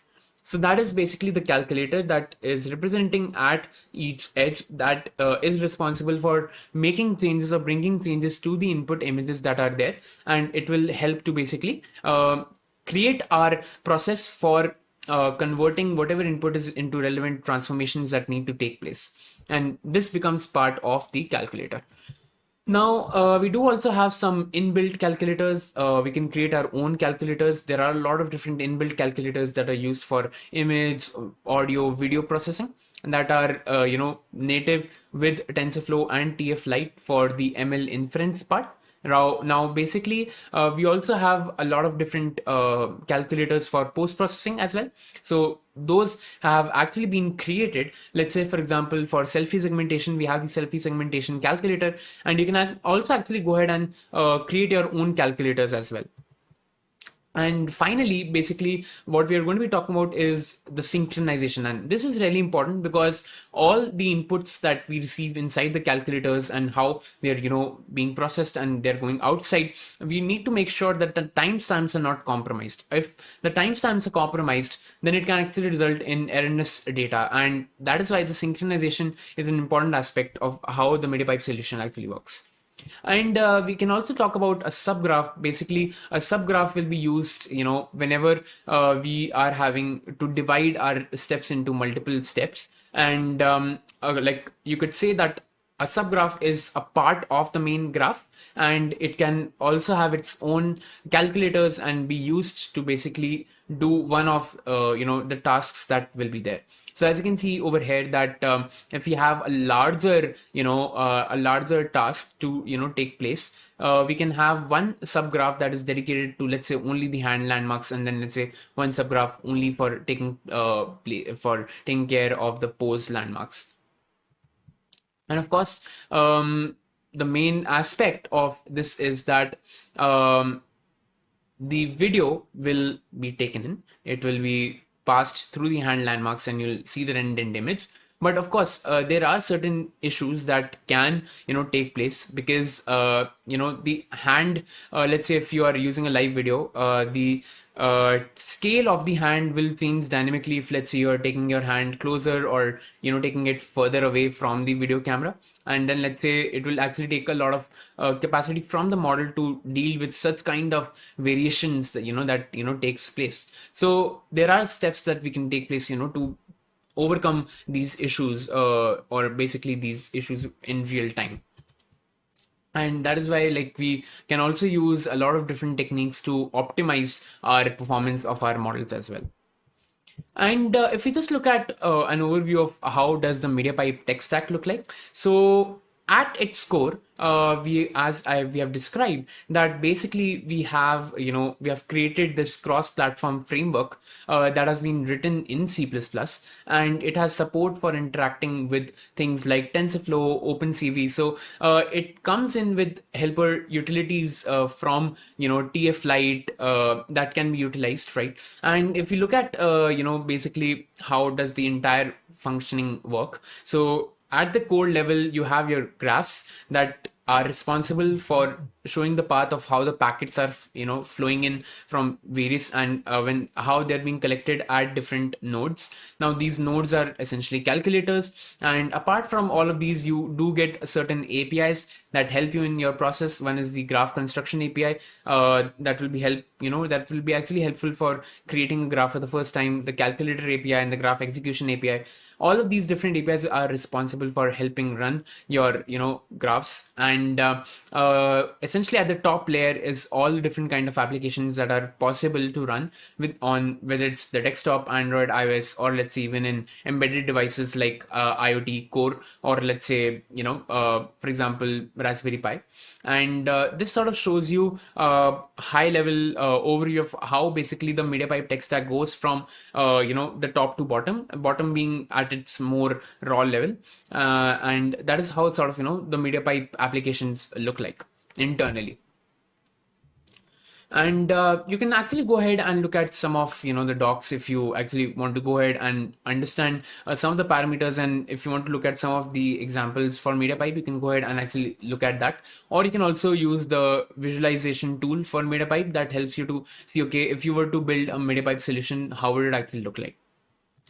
Now, we can also take an example of some of these, mobile examples where, for example, we have the hand tracking GPU based, where basically the GPU is powering, the MediaPipe hand tracking, and you can see the visualization that has been built for that, and similarly for, the face detection and the object detection.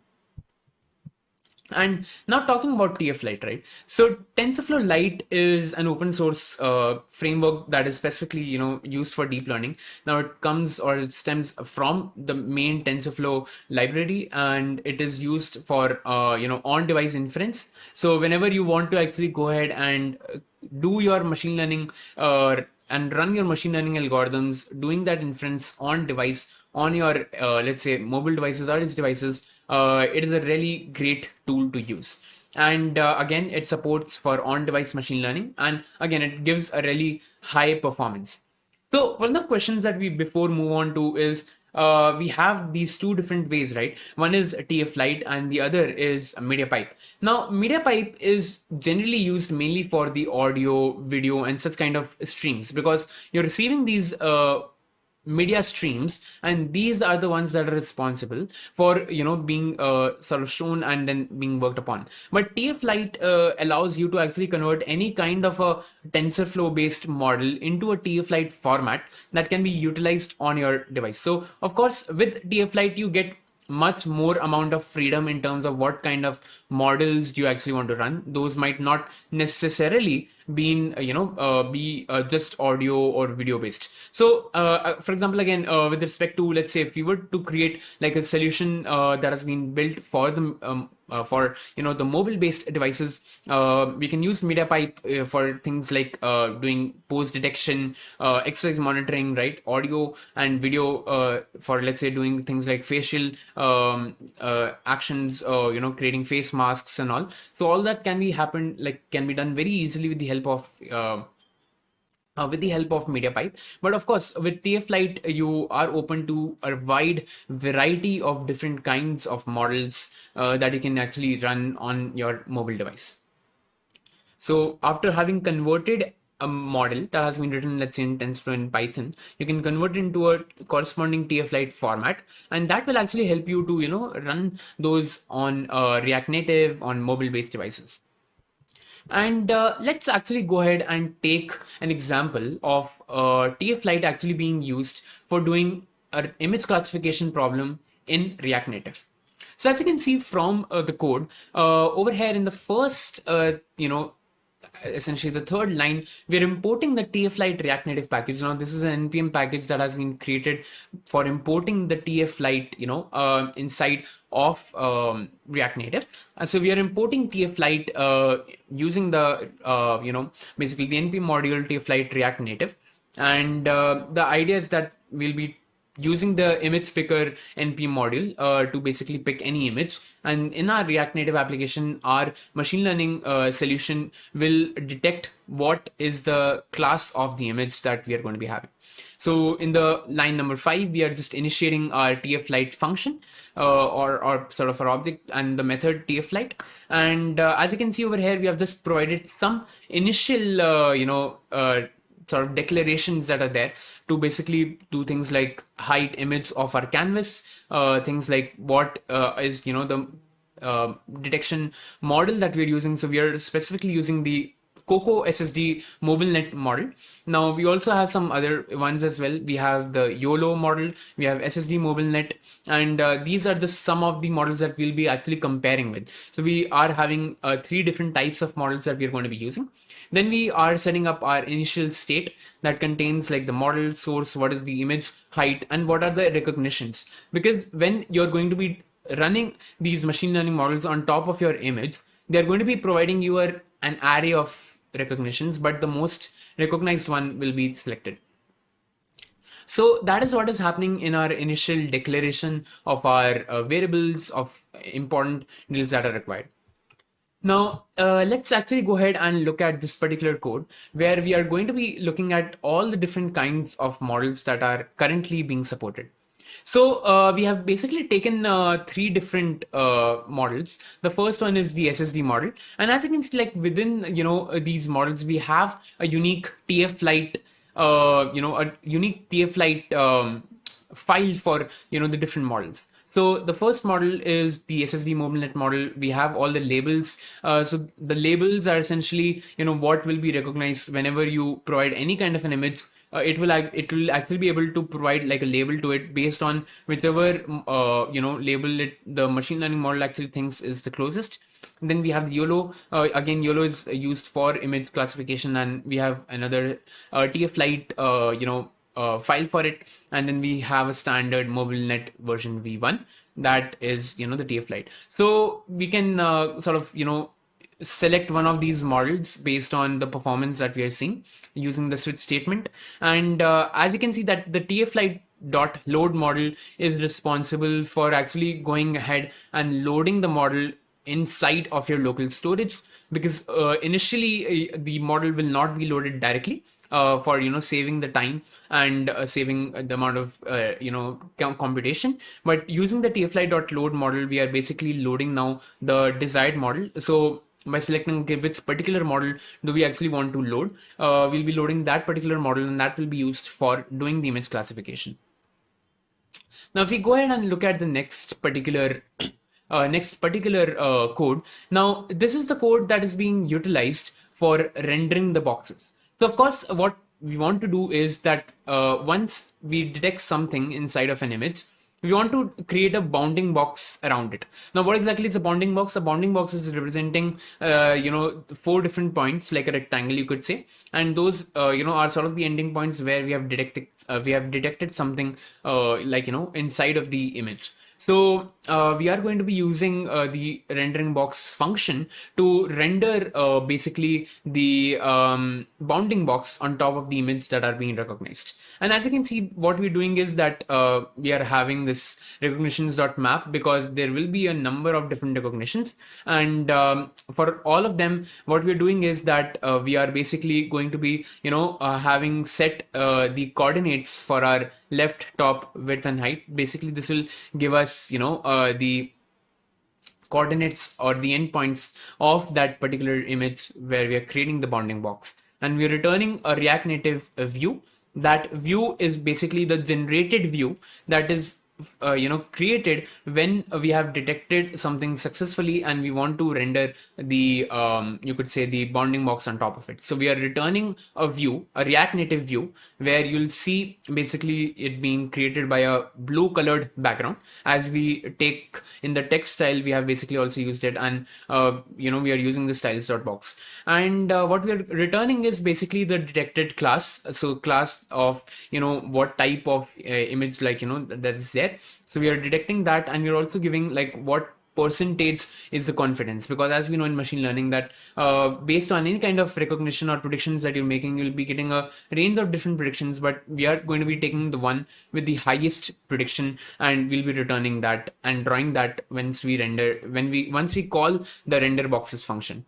Now, if we go ahead and look at the code that is our main code, we are looking currently at the on select image. Now, in this we use the npm package of image picker, and we go ahead and select one of the images. So you will be providing the path in your OS, since this is React Native, so we're providing that path, and then you will be giving the response URI and the file path. We'll be defining the height and the width of the response. And we'll be basically giving in the state, we are using the set state. So since we are using React as well over here, so we are setting the state of the source path file, and what is the image height. Now this is where we are also, as you can see, height, we are doing basically, we are going ahead and transforming the height, the image height and image weight in the next couple of lines, where we basically are scaling it, right? And then what we're doing is that whatever particular model that we want to actually go ahead and use. We have created the switch statements and we have created the different cases. Now let's say if we want to use the SSD one, we can simply just go ahead and call the initial method that we had declared TFLite, and we can use the detect object on image function from it, and in that we'll be basically passing on the path, the threshold that is that is required, and the number of results per class. And that is where we are then going to be calling, right, basically this function, and the detect object on image function will go ahead and try to detect if it finds out something, and if it does, right, if there is some error, then it will throw the error. But otherwise, if it does not throw an error, within our current state that we are maintaining for the recognition, we are basically going ahead and with the recognitions that we have, we are providing that resultant array of basically, or you could say the map of the resultants, where basically for each particular different type of result that it gave, it has given a corresponding value attached to it. So it's giving you a map of different recognitions that are made. For example, if an image is of a cat, it might have detected cat, dog, and some other kinds of labels as well, and their corresponding percentage of how much percent, like the model is actually confident that it will be true, and you can see that being utilized for all these different ones. Now whichever one is the one that is having the highest one, that will be, again, as we have discussed, right, will be used in this render boxes one, because from the state we are first finding out, okay, which particular model to use, what is the map of the recognitions and the image height and image width, and this will help us to render the boxes, and this will go ahead and be utilized to draw it on the canvas. So apart from this, the other steps that you'll be doing is basically create create basically components. One component would be to render the output image that will be there, and on the output image you'll be rendering the bounding box, and of course, if you, let's say, are trying to do it on live via, let's say, your webcam, you can have another component and use the React Native webcam and have those and sort of create this entire as, let's say, a separate view inside of your React Native application. But this sort of shows an example of how it would function. So you pick an image, you select that image and you put it, and the machine learning model or sort of the TFLite model is actually able to detect multiple objects within a single image, and it will be able to create the corresponding bounding boxes on top of each one of these and help us to create a simple image classification solution on React Native. Now, apart from this, there are a lot of other benefits as well. So there is, of course, the simple example, but of course you can do a lot of different other things by including TFLite with React Native. Now, the support for specifically running MediaPipe solutions inside of React Native is not that great, but there are a lot of different things happening within the Google's MediaPipe team to help to integrate, because right now there is a great support for running it in native Android and native iOS applications, but very soon we should be able to actually go ahead and get our hands on basically with the implementations of React Native with like implementation of MediaPipe solutions with React Native. So that sort of is basically the example that we sort of covered today, and with that brings an end to my to my talk, and I hope that you have liked and you have learned something from this particular talk. The most important things to sort of keep in mind is that MediaPipe is a really great solution that has been created by the Google team, and it has a lot of future applications, and of course the amount of support and the amount of examples that are coming out for the MediaPipe community, those are really great to see. So if you are genuinely interested in creating these streaming machine learning applications, now it could be something like like a physiotherapist, virtual physiotherapist, let's say, or some kind of a dance teacher, or doing things related to your face. And all these will actually come in very handy and benefit by the MediaPipe solutions that are actually provided by the MediaPipe team. And you can definitely go ahead and check out those. And of course, TensorFlow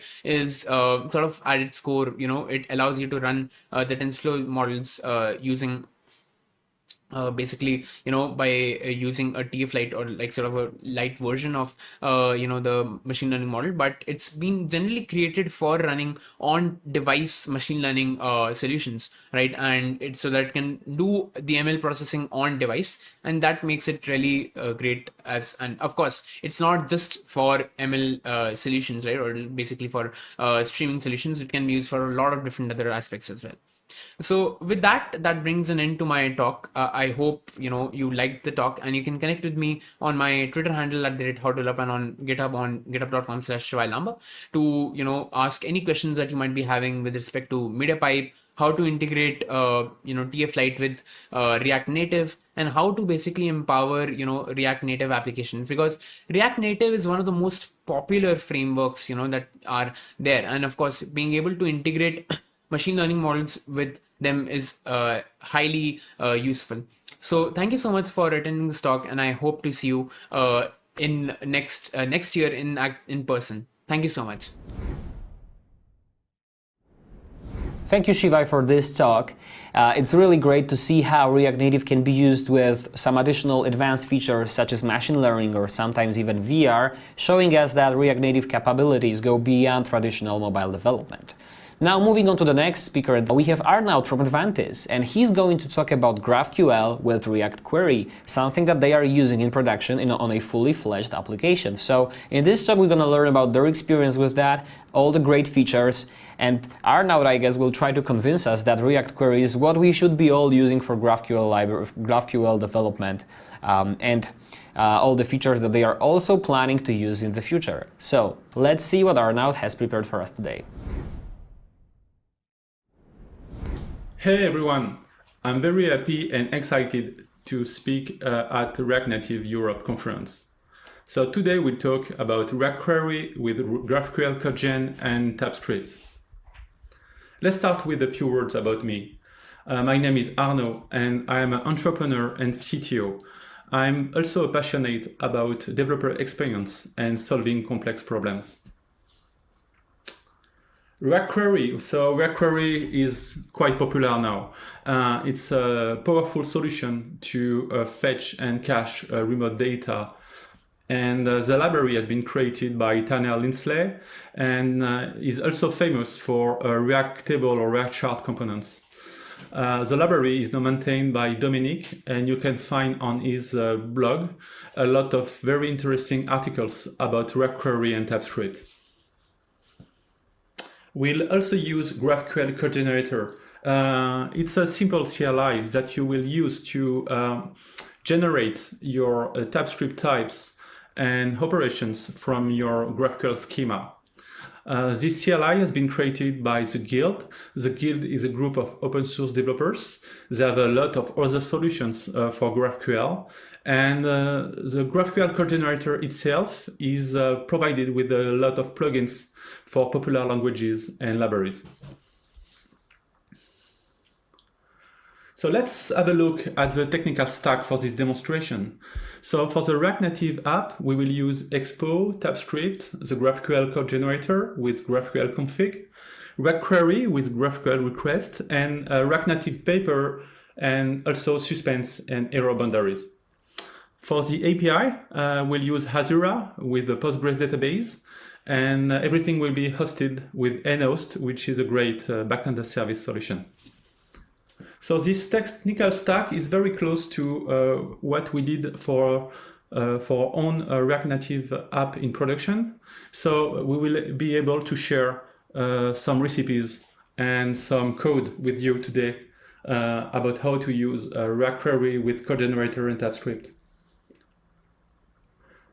So let's have a look to the agenda. So we will review and look at the different features and the code in this React Native app.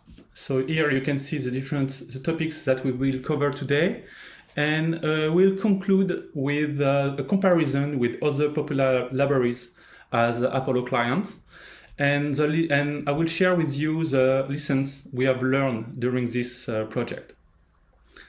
So let's start with the stale while revalidate concept to see how it works.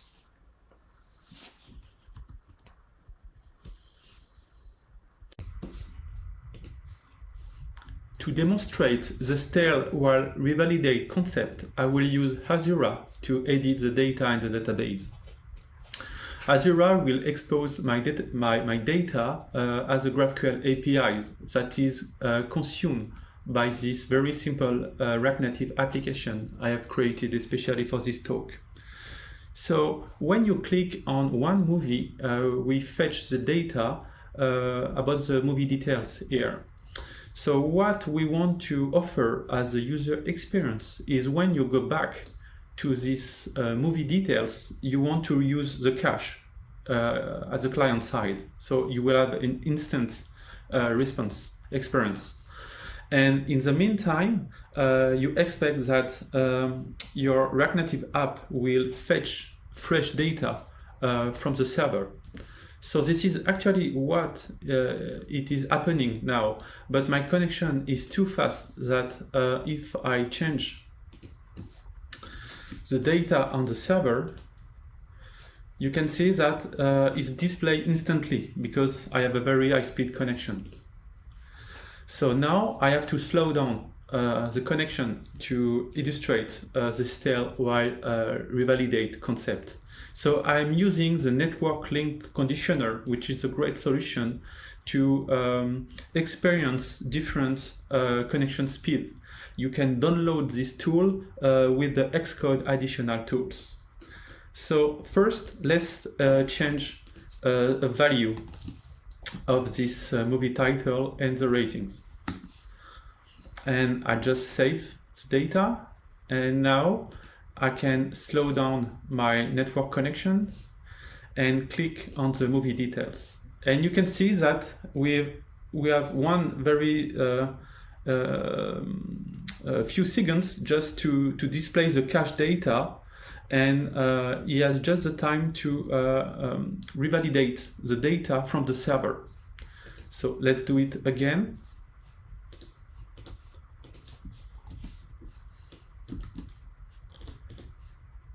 And now let's use a very bad connection.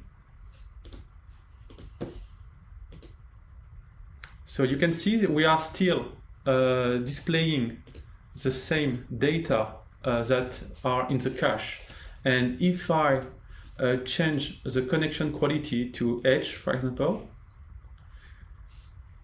we will have the data updated. So this is exactly what you expect in a modern app, is to have instant response from the cache and in the background refetch the data from the server. So React Query has this very good default, is state while revalidate concept, and it's very useful because you will have a snappy experience while optimizing the data fetching behind the scene.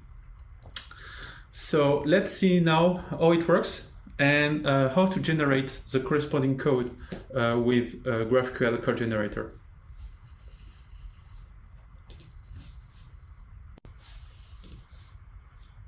To use the GraphQL code generator, you have to install the CLI first.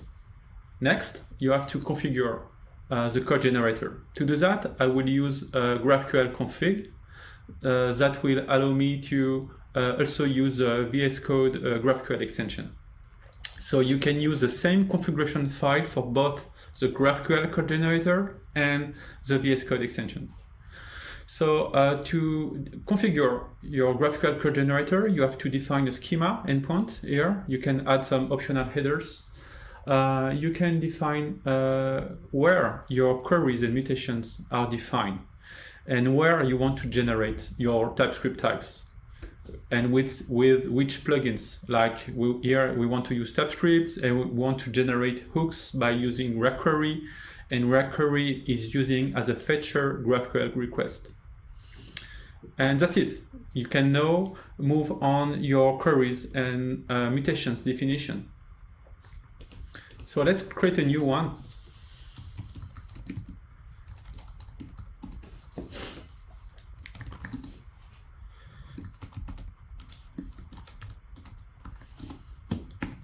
And here I'm using again the VS Code GraphQL extension. So I have autocomplete. So now I can just browse my API schema here, and I can just select the fields and the queries I want to use. And I can even execute a query. So it's really great to have this possibility to create very easily and quickly your queries and mutation in this GraphQL file and have a preview of the data. So if we have a look at a more detailed example here that we will use in our demo application, you can see that you can define some movie fragments that you can use in your queries and your mutation. And you can also define your GraphQL variables, and you can also define some mutation. So everything is defined in these GraphQL files. You can have one, you can have multiple files. It depends on how large is our application and how you want to structure your queries and mutations. So the next step is to generate the corresponding types and hooks. To do that, I will use a terminal, and I will use my new generate command. And this command is just using GraphQL code gen by using the config file I've just defined. So it's quite easy and it's very fast. Here it generates all the types and all the hooks in 2 seconds. So let's have a look to the generated file.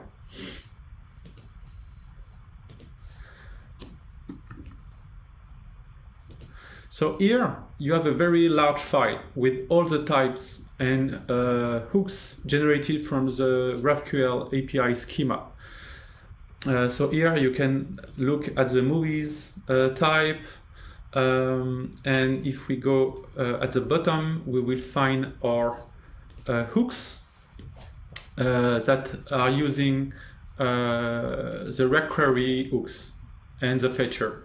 So you don't have to take care of this file. It will be automatically maintained and generated by GraphQL CodeGen when you need to. So I mean that you don't have to manually edit or add types to this file. You just have to regenerate your this file when your schema has changed or when you have added some new queries or mutation in your GraphQL file. So as you can see, GraphQL Code Generator, it's a productivity booster. You can just focus on using your React Query hooks instead of having to create first all the types and all the queries and hooks somewhere. It will be done automatically by GraphQL Code Gen. So the next step will be to see how to use these generated hooks and type in our components.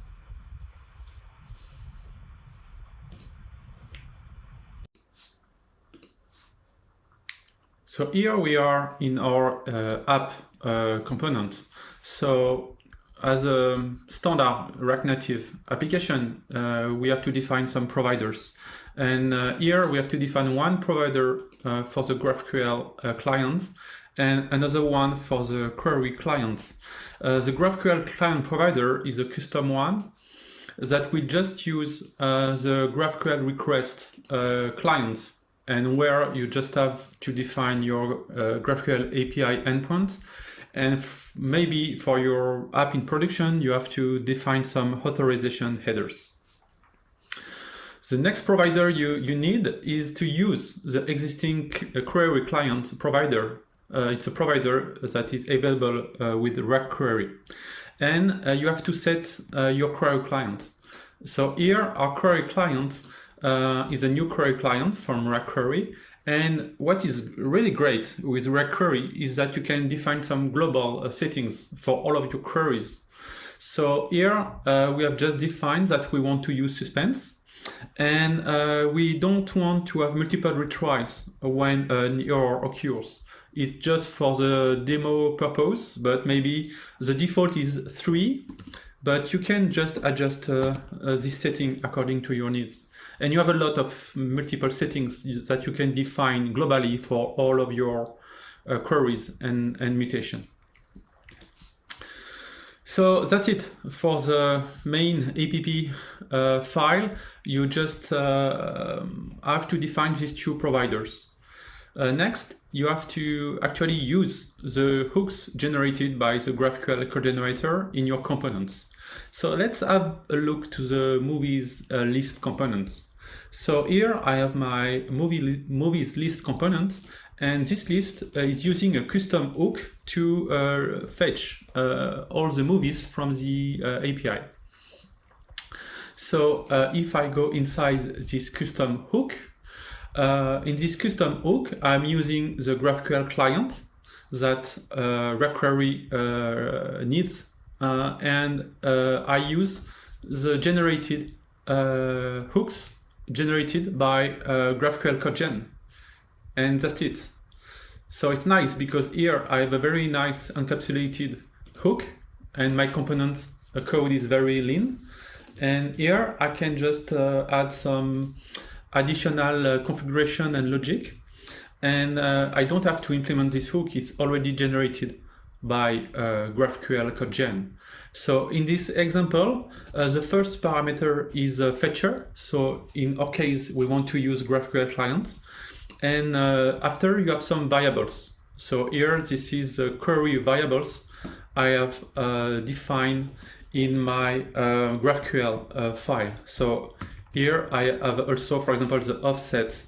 This is one available variable I have defined in my GraphQL file.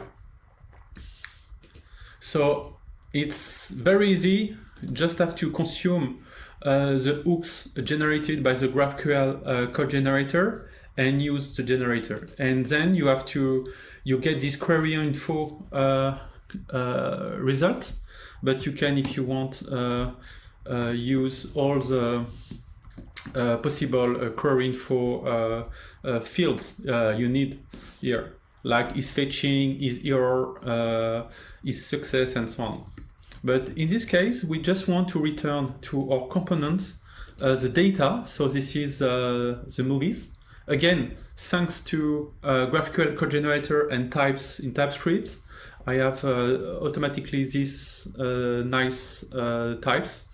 And I want just to expose also to my components a refetch method that is exposed by React Query, use query, and I can now in my movies list component, I can use the movies data, and if I need to refetch the list, I can use this function in my component to refetch the data. So this is basically how you can use React Query and the hooks generated by the code generator to have a very clean and encapsulated solution in your components.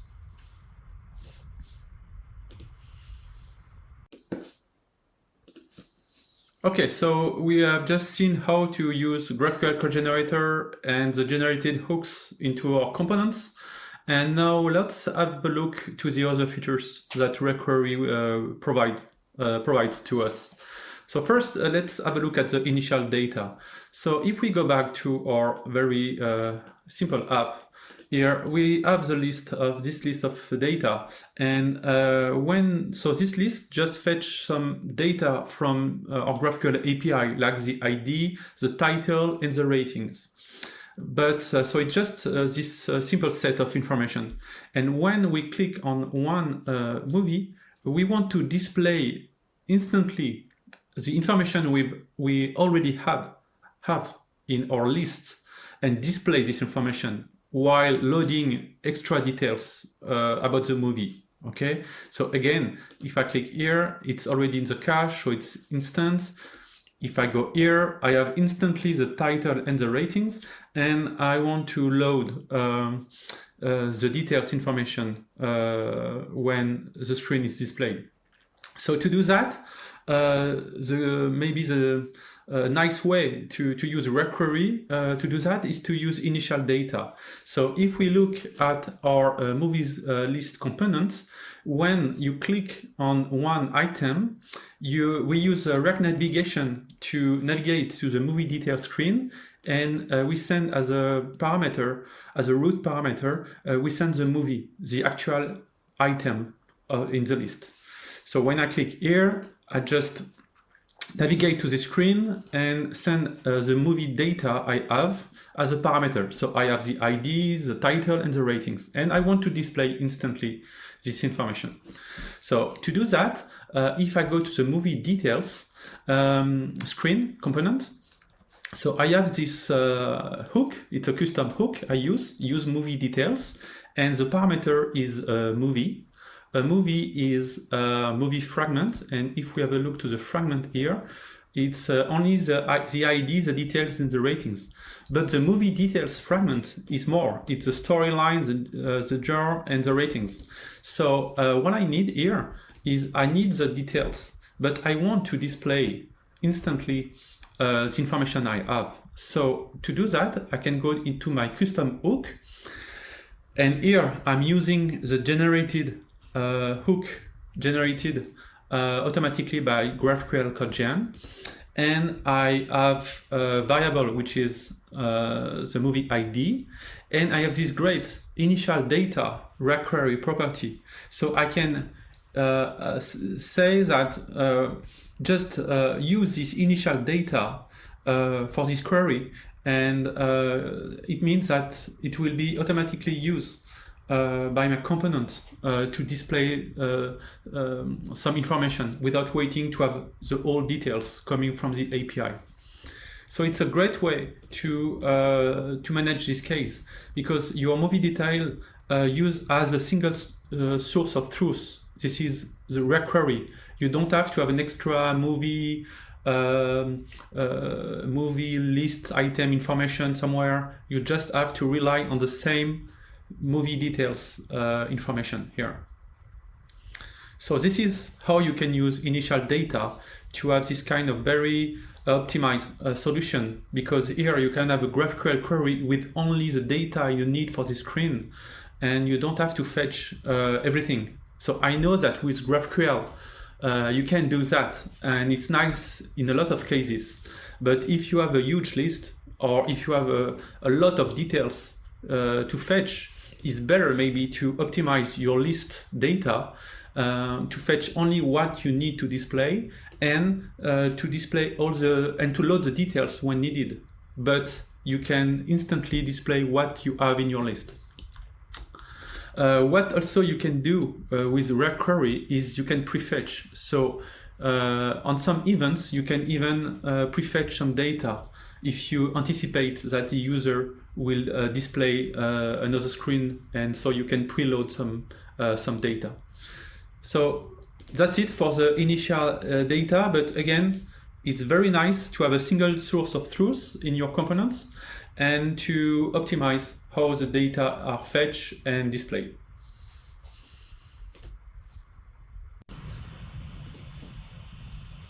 Let's now have a look at the automatic refetch options query provide, and let's start with the on-app focus refetch.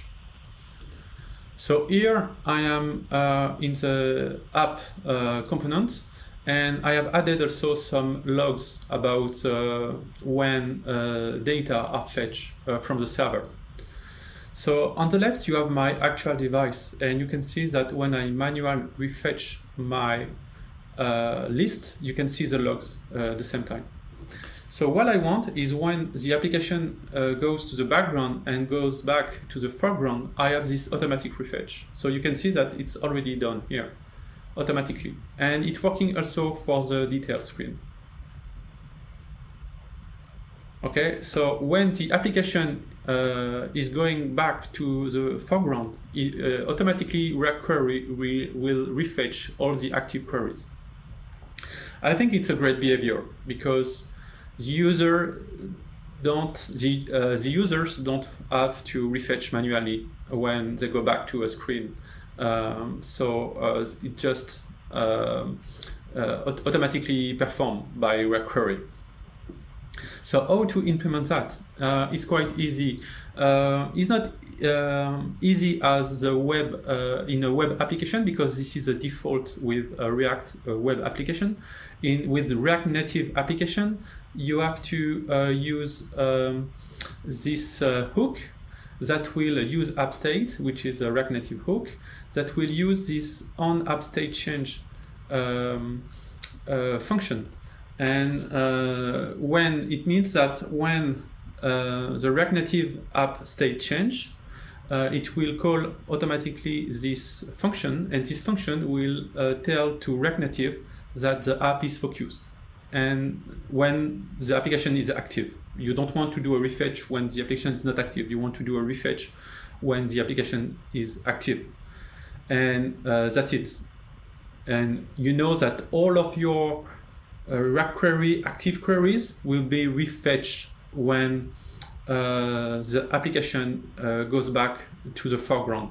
So I think it's great. You don't have to code everything in your component and in your code to manage this case. You just have to add this very simple function and use the focus manager to tell React query that he has to refetch on focus.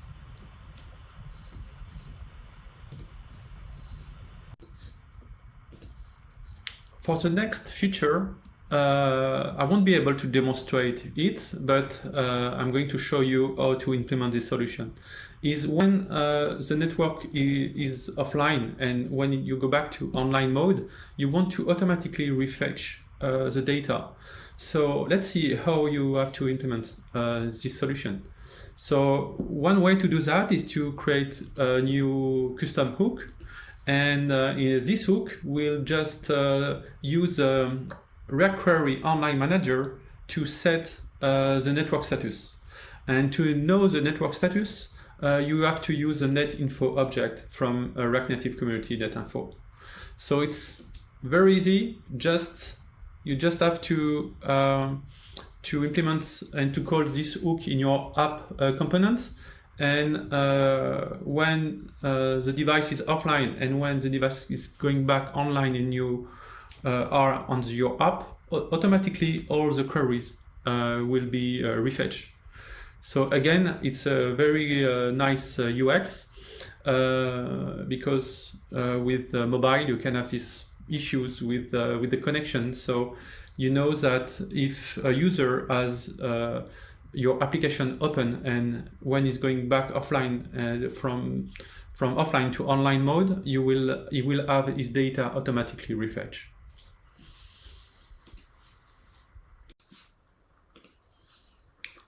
The next refetch options we are going to see is on-screen focus and polling.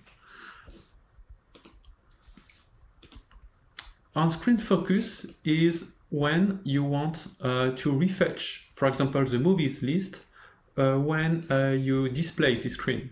So right now you can see that this is actually what we do. When you go to a detail screen and we go back to the screen, we refetch the data. But again, this is still while revalidate feature. I mean that when you go back to the list, React Query will use a cache first and in the background refetch the data from the server. But to have this automatic refetch on screen focus, we have to implement it. So to do that, in the movies list component, I'm using a new custom hook. And this hook is quite simple. It's using use focus effect from React Navigation, and it will just initiate a refetch, a React Query refetch when we display again a second time the screen. So it will be not done when the screen is displayed the first time. It will be refetched only when we're going back to the screen. So this is a very simple solution to implement this on refresh focus with the query. And the refresh function here is a parameter of this use refresh on focus hook, and is coming from the use query query hook that has this refetch function. So pretty straightforward. You just have to use it where you need to have this automatic refetch when a user is going back to one of your screen.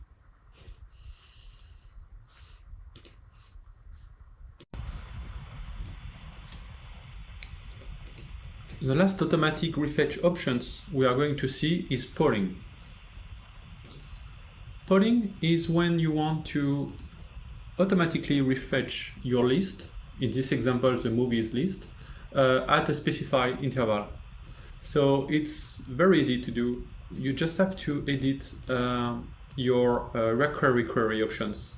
So here I'm using my custom hooks, use movies, and I just have to set the refetch interval option in my use query hook. So let's say I want a refresh every 2 seconds. You can see in the terminal that automatically this query will be refetched every 2 seconds. You can set this option for a specific query, as we do now, or globally in the new query client options. So it's great when you want to have this automatic refetch. It can be complementary to push notifications or GraphQL subscriptions. It's good to know that you can use this option. Just take care of the energy consumption, and if it's really relevant, if the user stays on the same app and the same screen for a long time.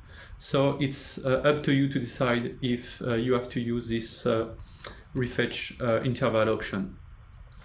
So just to conclude about all of these automatic refetch options, I think that query provides maybe 80% of your need in terms of automatic refetch, and is quite well integrated with React Native and easy to implement.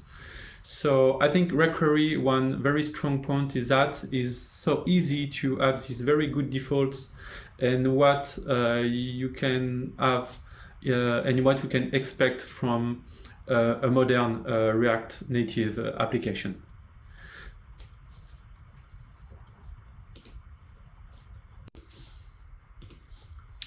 Now we can explore mutations, and we can see how to invalidate cache and to do optimistic updates with the React query. So in our movie details component here, we can do some mutation about the movie ratings here. What we want to do is to have an instant feedback. So I mean that when you click here on the star, you want to update the UI instantly without waiting for a response from the server. So this is optimistic updates. What you want to do also is when a mutation has succeeded, you want to refetch automatically the list information to have a consistent information here according to the mutation you have just done in the detail screen. So how to manage cache invalidation and optimistic update in my code. So what we have done here is we have this custom hook that returns a function that you will call when a user click on a star here. So this function will accept the movie ID and the new ratings. If we look deeper into this hook code, you can see that we have this function definition here that we return, and this function just manage the new ratings, and we'll call this mutate in sync function that is a query function that you use to call your GraphQL API, and you send this by using these variables. So this is where the mutation actually happened. we have another hook where you have to define your mutation that you use here.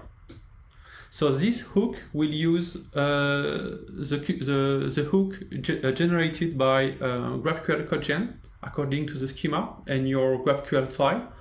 So here it will create a new mutation according to the different options you have defined. You have the onMutate option, onSuccess, and onError. You have also onSettle option, but I don't use onSettle here.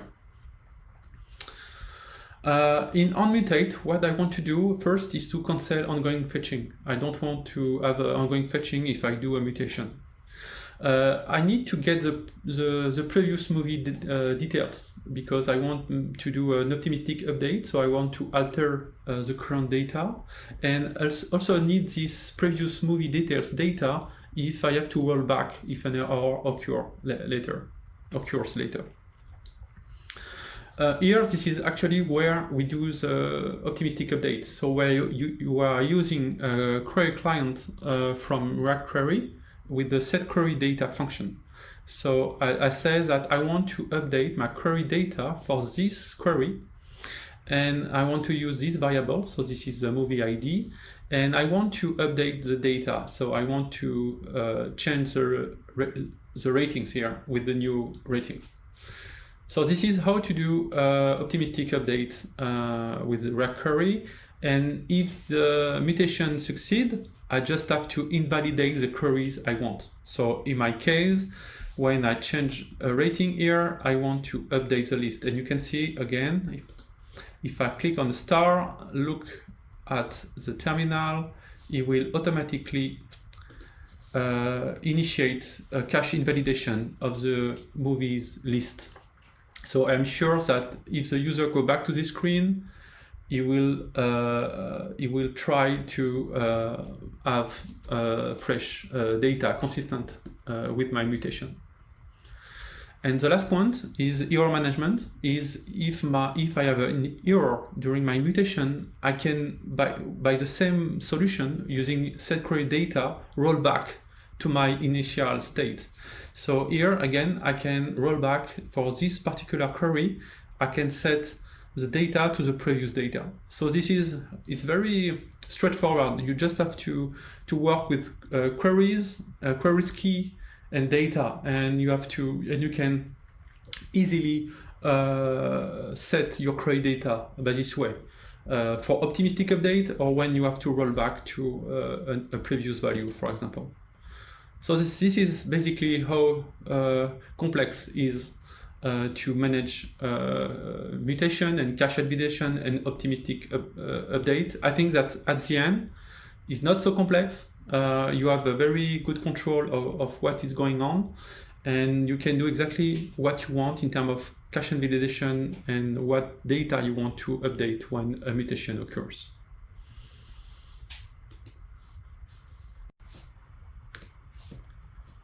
Now, how to use React suspense and error boundaries with React Query. So first of all, React Query supports both React suspense and error boundaries. But how to use these features in your code? So actually, our movies list is using suspense, and it keeps our component code very lean because we don't have to manage loading indicator here or error management. It's all done in the movies list screen where we use suspense on the top of the movies list. And thanks to the React Query support, we don't have to add any additional code. So we just have to fall back to a loading screen. So let's use a slow connection here and reload my app. So we have the time to see the loading indicator. And here you can see the loading indicator, and the list will be displayed just after. So it's great. I think for 80% of the cases, suspense it's a very good combination with React Query, and the same for error boundary. React Query provides a query error reset boundary provider that you can use to manage error boundary, and you can just fall back to an error message when query error occurs, for example, a GraphQL error or something like that, a network error. So you can display a nice generic screen, and you can use a button to reset the query state. So it's, again, maybe for most of the cases, it can be very nice. But if you need more control, for example, in the movie detail screen, we have this two-step display where we want to display first the data from the list, and then we want to load the details. So we need to have something more precise. Maybe it's doable with suspense, but to keep the code and the component very simple, we have just eject from suspense for this movie details component. So how to eject? You just have to set the corresponding property in the query hook, and here I just set suspense to false, but I still want to use error boundary, so you can mix exactly what you want here. And now in my movie details code, I can display a loading indicator according to the state or to the data I want. So it's great, you know, to have the possibility to define the behavior you want, or to have the choice to use suspense or not according to your need for each screen.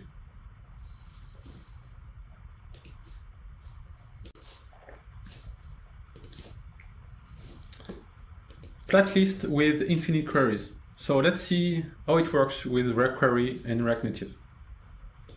So now my application supports infinite list in the movie screen. So when I scroll down, after 30 items, I will fetch a new page from my GraphQL API.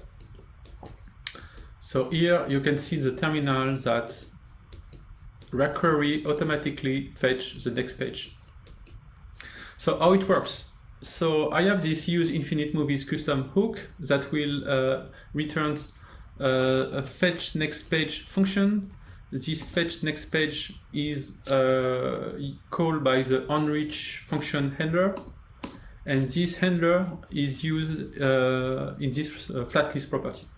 So when the end is reached, it will automatically call this function, and this function will, if I go back here, this function we call fetch next page, and this is a function of query, and query will fetch the next page according to the settings defined in this custom hook. So here we don't use a hook generated by GraphQL CodeGen, because there is no infinite hooks generated automatically by GraphQL CodeGen and query plugin. So we do have to implement our own function. So we use infinite query function from query, and we just have to call the GraphQL client, to use the GraphQL client to do the GraphQL request. And this function will accept the page number, and according to that, we have to define the new variables like the offset, and the limit is the page size. So in this case, because we are using an offset for the pagination, it's very easy to configure and to calculate what is the next offset for the next page. And here you have also to implement this get next page param option with a function that will return the next page number. So this is how to manage infinite query in query. So first you have to do your query with the page param you receive, and you have to expose a function to return the next page param. And that's it. And yes, sorry, you still have to return the data, and the data is all the movies. from all the pages. So you have to return the pages that are in the current state and to add your new movies here.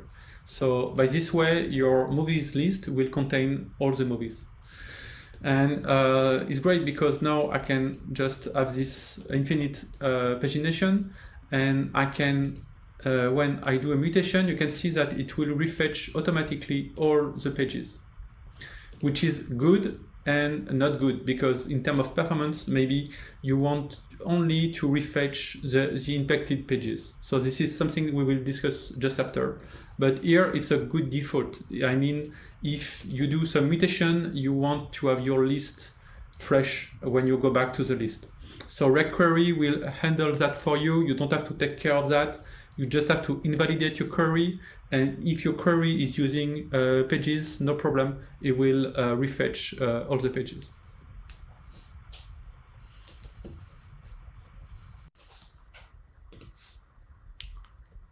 In your infinite list, you may want also to support optimistic updates. So in our case, when I click on the rating here, I want to have automatically my UI updated here.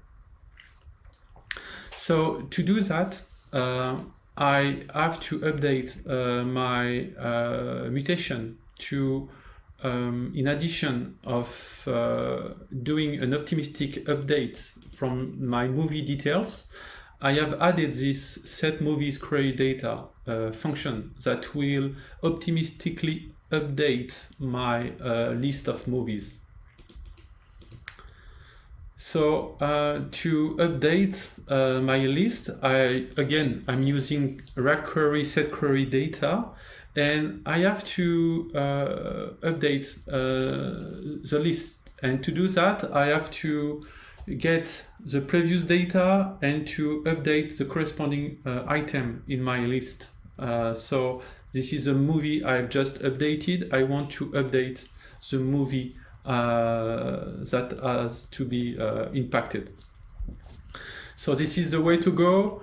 The solution, I think, is nice when you really need to have an optimistic update on all the screens impacted by a mutation.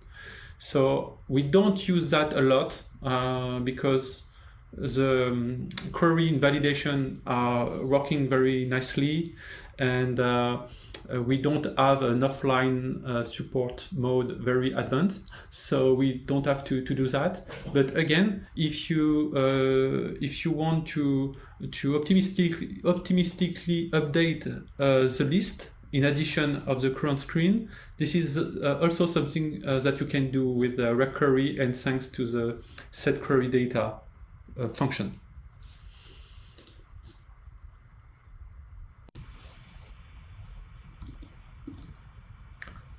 And now the last but not the least feature I would like to discuss with you today is the cache persistence in the async storage. This is great when you want to store all the cache data into the async storage. So when your users are going back to your app, you will have all of this data already populated in your screens. So it's a very snappy UX. And it's also very nice when you want to implement offline mode support. So to activate this feature, you have to use some new experimental regquery features. So in the app component, we call this function, and this function will init persistor, it's a custom function, will use the new persist query client function and the new create async storage persistor.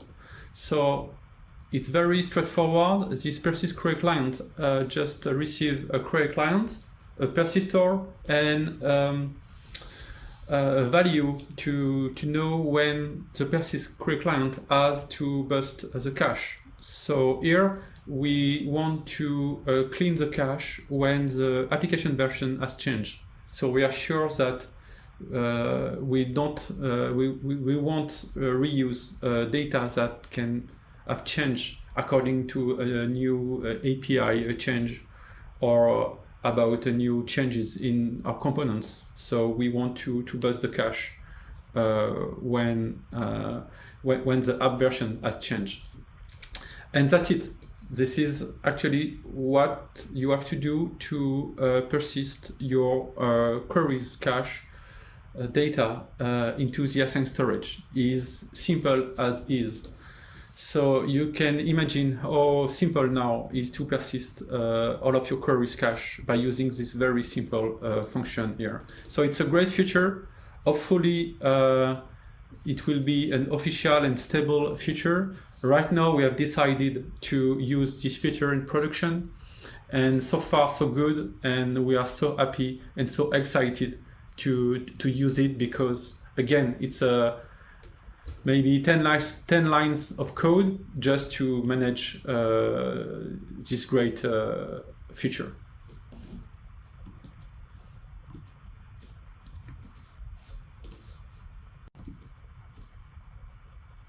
As you can see, React Query is a great solution, especially in terms of developer experience and features, with very good defaults. But how it compares to other popular libraries? I think all of the solutions I show you now are great. You can create very nice and sophisticated application with all of these solutions. So it's really a question about the philosophy and the strategy you have in your React Native app development, and also about the skills of your team and what you want to do. So I think there are two categories right now. There is the universal data fetching and caching approach, and the GraphQL state management frameworks approach. So React Query is on the first category. It's something very universal. You just have to think about queries, cache, optimistic updates. You don't have to think about the schema and how your GraphQL API schema is defined. It's just queries and just invalidate queries with variables, and so it's something very straightforward. And it's also, you have a total control on how your cache will be invalidated and when. So this is something which can be really good for some team, because you have this very easy learning curve, but you can have very precise configuration and for sophisticated cases. In this category, you have also SWC, often used with Next.js, and Redux Toolkit, which is something more integrated with Redux if you like this approach.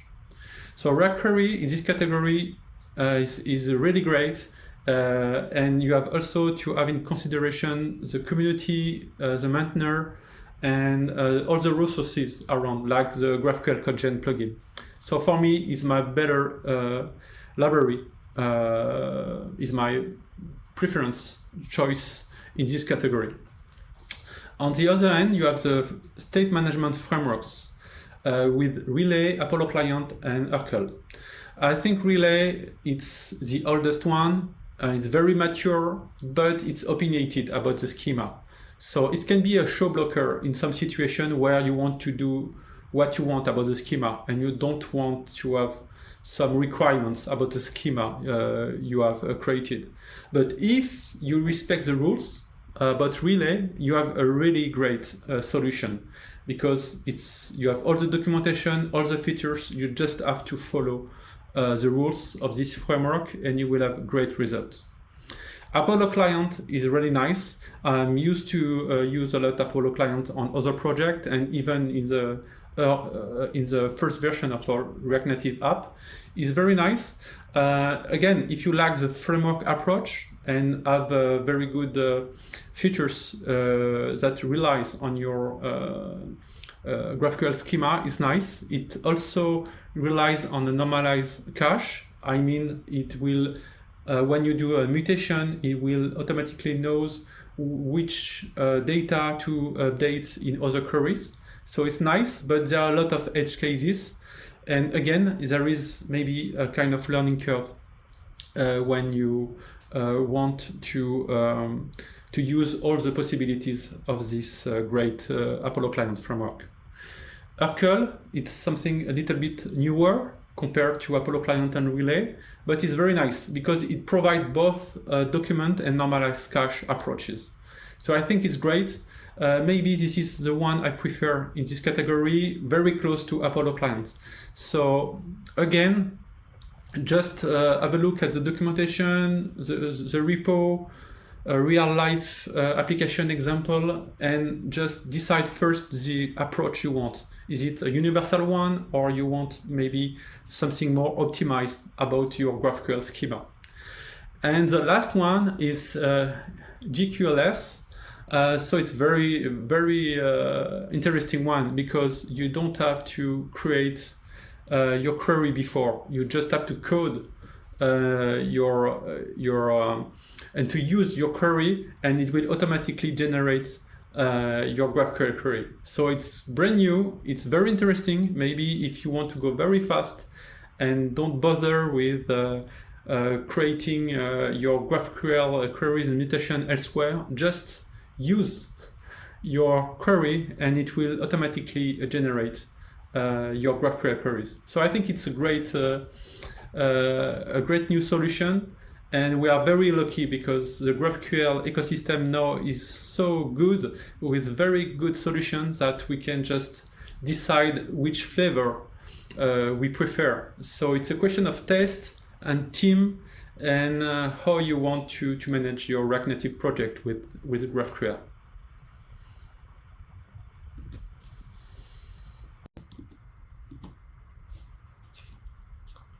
It's time now to share with you the lessons we have learned during our journey with React Query. So first, start your project with GraphQL code generator. It's a game changer in terms of developer experience and productivity. It's so fast, so don't waste your time by adding types and hooks. Just use a GraphQL code gen with the React Query plugin. It's so fast, and the VS Code extension is really nice. Use custom hooks as possible to keep your React components logic clean. Even if the use query, use mutation are very easy to use, it's good to have this kind of abstraction so you can keep your React components really clean. When possible, just use and have a single source of truth for your queries data. So you can use the initial data property when it's relevant. So it's great because your components just fetch some data, and this data can be set by initial data or by an optimistic update or by a GraphQL API, but it will be the same source of truth. So try to have only a single source of truth when it comes with your data. Always test with the network conditioner, because if not, often your connection is very fast and you don't see exactly what is going on. So if you want to test loading screen errors and just how the optimistic updates behaves, just use the network conditioner as possible when you evaluate your feature and your application. It's very easy, as you have seen just before, to log everything is happening in your cache and your queries. So just monitor, and especially at the beginning, to understand really how React Query is working and when the data is fetching. So it's a great solution to learn and to debug. There is a enable option in use query, and we use this a lot to manage dependent and conditional queries. So again, it's a great solution. And if you use React Query, have a look at this option, and you will see a lot of use cases when you may need to use this enable option. And about suspense, yes, suspense, you know, in terms of productivity is great because it means less code in your components. But in some situations, you may need to have more control about the loading state or the error management. So at one point, you can be limited with suspense. And so this is not a problem because React Query supports a lot of status variables you can use to check very precisely what is the status of your query. what's coming next for us? So we will work with query for full offline support. So right now we have some limited offline support features, and but I think React Query will provide all the features we need to have this full offline support. And the other point is GraphQL subscription support. So right now it's possible, but it's not very well documented in the current website. So you have to investigate a little bit. There is a very nice article by Dominic about using WebSockets with React Query, a discussion in the repo, but we would like to see more details and more examples and best practices about using GraphQL subscriptions with React Query. So again, I was quite excited and happy to speak at React Native Europe conference, and I hope that this talk will be useful and with a lot of recipes and code example. And I wish you a great conference and with very interesting talks. Thank you. Thank you, Arno, for your talk. I'm always happy to see people sharing their first-hand experience of their production application.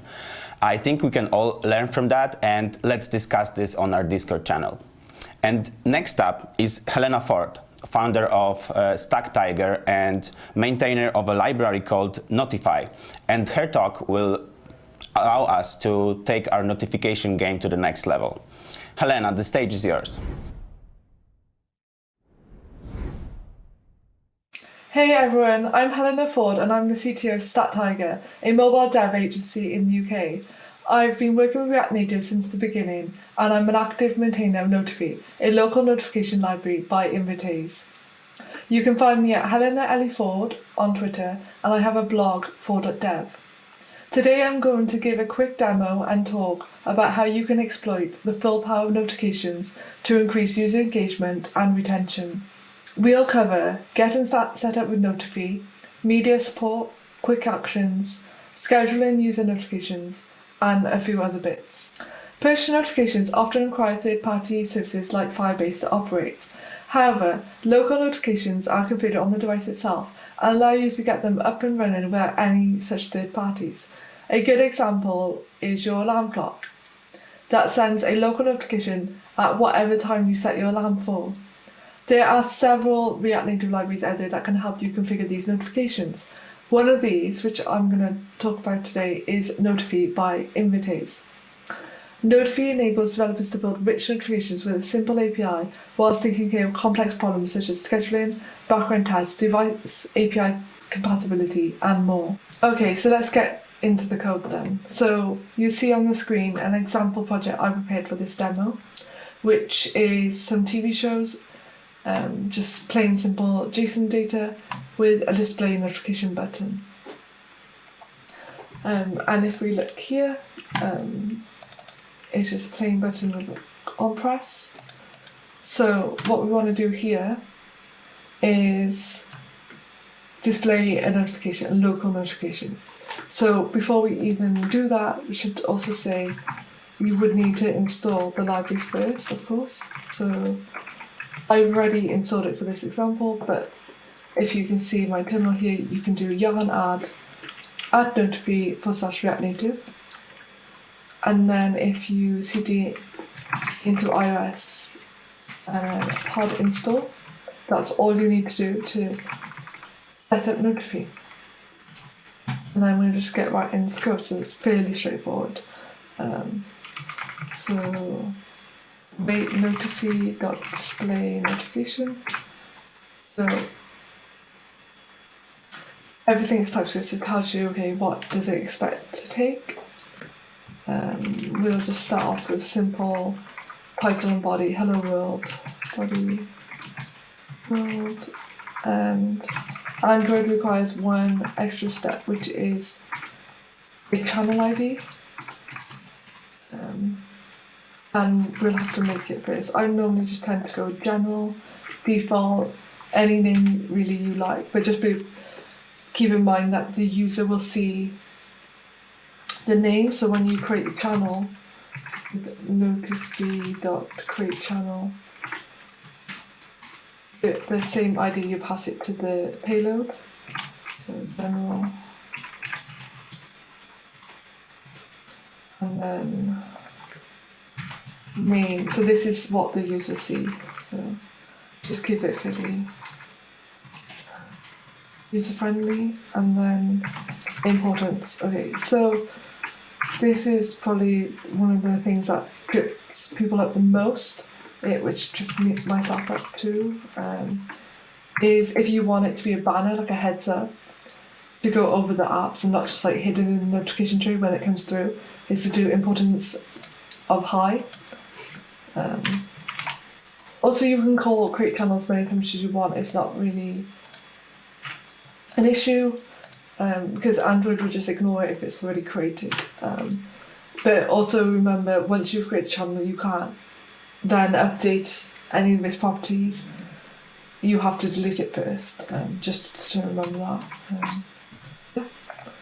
So if we go ahead and try to display this, fingers crossed, there you go. It'll come up, hello world. We haven't specified a notification yet, but we can easily do that. Small icon. Small icon, and you have to add this to your project separately, which is detailed on the docs page. I've added this earlier, and it's just a TV icon. You can give it any name. That's just the default name that Android Studio uses. So if we try to display this again, you'll see now it has a TV notification icon. Yay! So that's basically part one. And next we'll go into making this a bit more complicated. So this is probably like what most apps can do. Title body is pretty standard. Okay, so as you can see, I've specified a large icon. This is literally just a random URL I got off Google, and it's a .png. So on Android, you can add a .png, .jpeg, and it can be local or remote. So this is a remote URL. You can also add require. So here I tried to do an example of a local and a remote one. So here's a local asset file. So if I look into here, you can see I've added the image, and then some actions. This is probably getting ahead of ourselves, but we'll just take it one step at a time. So if I slowly start to build this up, so if I do large icon, and then this URL, which just copy from here. I'm not going to type that out. Okay.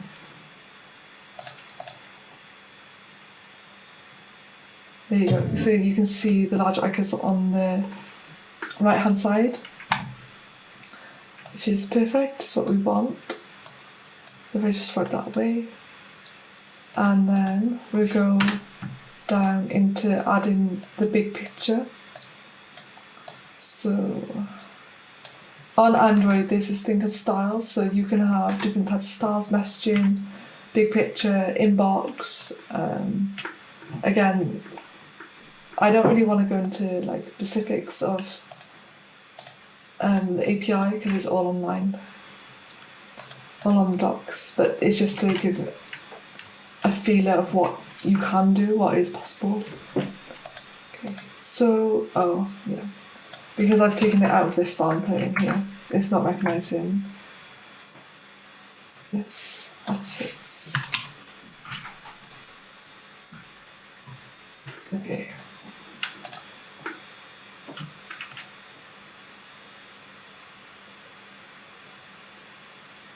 So if I swipe down now on the notification, you should see the picture.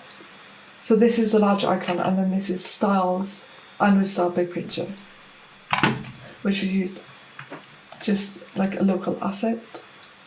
And if we now look at iOS, so on iOS, they don't have channels, but they do require to request permissions. So for the sake of demo, I'll just add it here. Notify, you got permission. You can specify exactly what you want, but default is fine. It will give you the permissions you need to display alert that comes over the app. So let's swipe that. And iOS. So here we want to show a video. You can add images too, but this is the cool thing about iOS, is that you can have videos. I put an example again of how you can do the image, which is pretty much identical to Android, just the field is under attachments. On iOS, you can add an array. So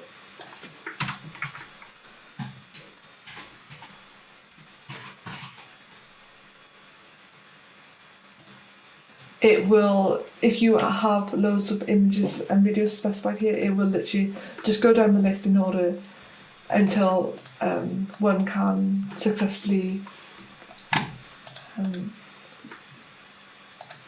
load. Okay, so let's just pull over the iOS emulator and see what this video displays like. So we say display notification. Okay, so this is the extra step. There's different ways you can call this and where you can call it throughout your app lifecycle to be less intrusive to the user, but demo purposes, let's just call it straight away and display the notification.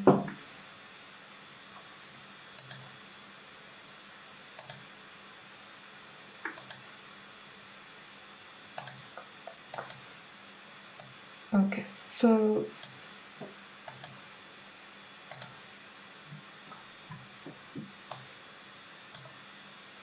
here you go. The first time it loads, it might take some time to load. If you've got big files, I've obviously not optimized this video or anything. You could also make it a GIF, which would probably speed it up. Excuse me, as well. You can play it. Here you go. Cool.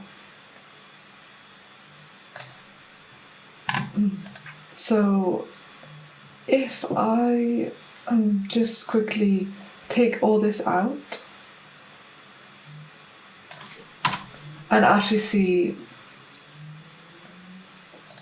what it would look like with all the right text and everything. So new episode created after me, episode name, play. Great. This isn't actually very useful though to the end user. So now we can actually start going into what quick actions are. So quick actions is a cool way for your user to engage with your app without them actually having to be in your app, which is great if they're doing something else and they see a notification pop up, they can quickly interact. And it doesn't really affect what they're doing. So for Android, we'll have to go into the API a little bit. It accepts an array of actions, a press action, which is an object, and a title. So title is basically like a button label. So we've got watch now and save later, and an ID. So ID default, Notify will know this, what you want. When someone presses on that, you want the app to open. And our ID bookmark, this is completely whatever you want. In our case, we want the user to be able to bookmark from a notification. So before we actually display this, or we can display this and show you, the buttons won't do anything much until we add the event handlers to know, okay, user has actually pressed these buttons. So the first thing we need to do is add a background one. So we just import Notify quickly, import Notify.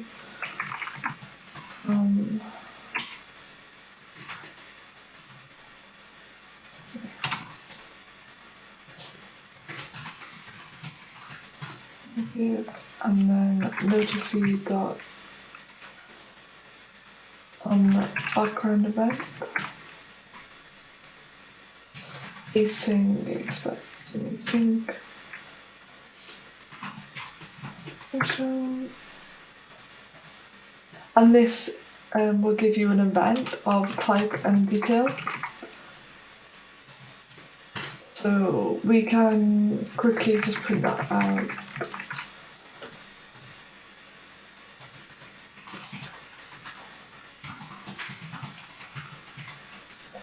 To see what we get back from the event handler. And this, as the function is called background, this will only run when the app is in background. There's also an on foreground event handler, which we'll add in a separate place. So with the background event, you'd always want it to be really here before your app's loaded, so it's always there. And then the foreground one, you can pretty much have it wherever you want. I always try to put it in when I put it in my apps, I always try to put it when the app first renders, as early as possible really as well. But again, that one really any way you want. Okay, so as we have two actions with these IDs, this is what we want to hook into. So we can do if type equals event dot action press. Not sure. Will TypeScript pick that up? Yeah. So action press and the ID. So we can get that from press action to detail dot press action dot ID. And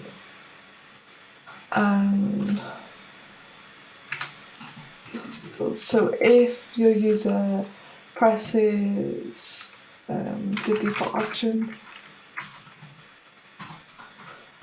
that will open up app, but also we'll have to cancel the notification, so we'll just do notify.cancel notification and give the ID of the notification, so that's just detail.notification.id. We can demonstrate here what watch now, how we would use watch now. So we trigger this. If this was a real world app out there in the world, this would be triggered when the actual episode is about to air or it has been released. So if we put that in the background, and then hopefully our background handler will pick up this event, which is what we want, and we'll cancel it when the app opens.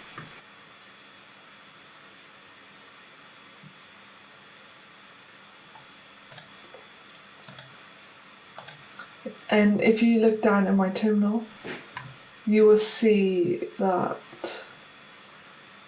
you can see all these events coming through. If I do this to make it more easier to detect,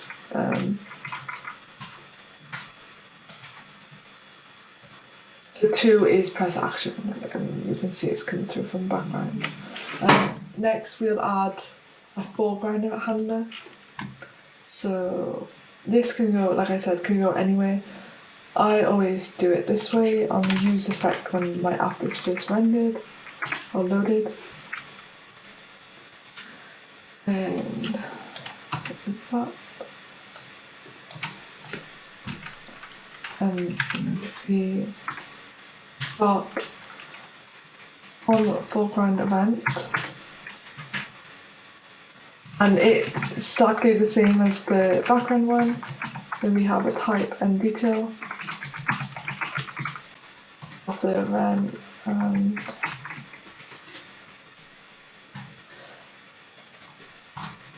we always want to make sure we're returning that, so it's unsubscribed after the app has unmounted.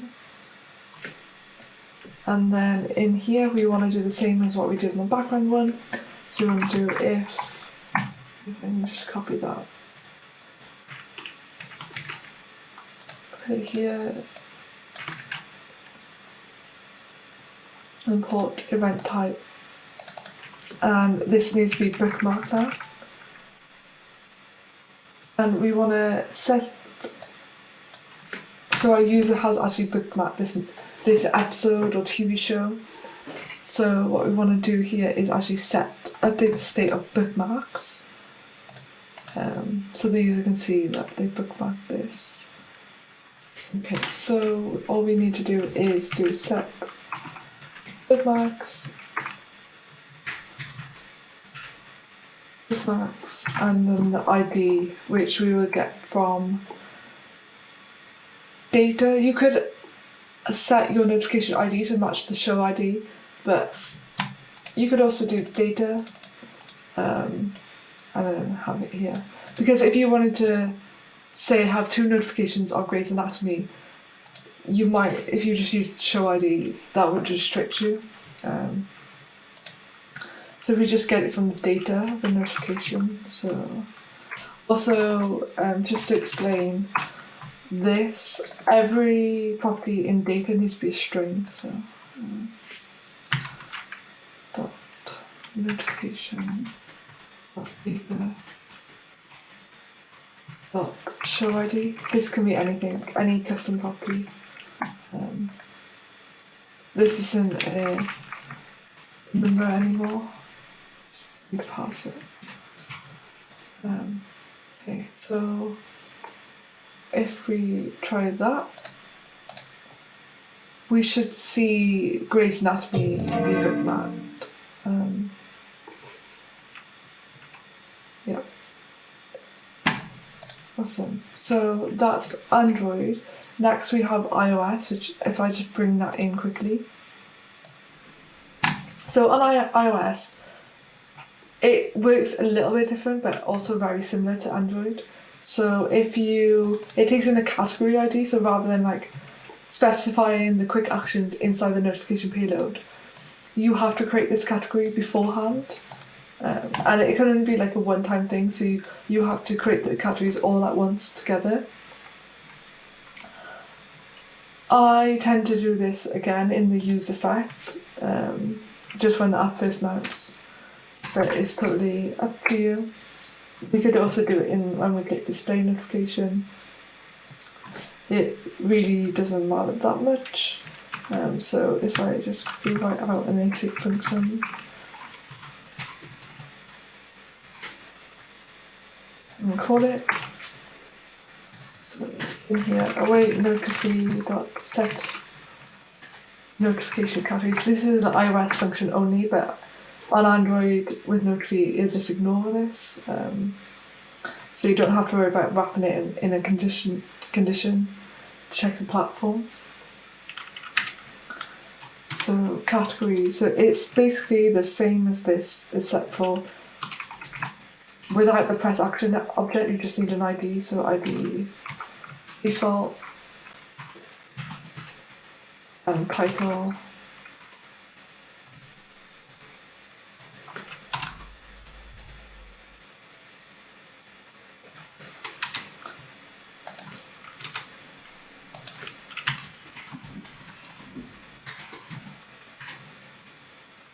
Watch now.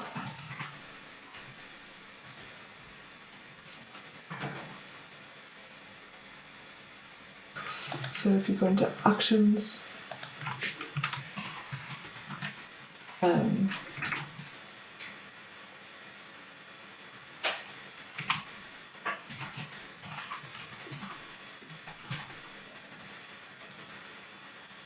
so our category is going to be new episode.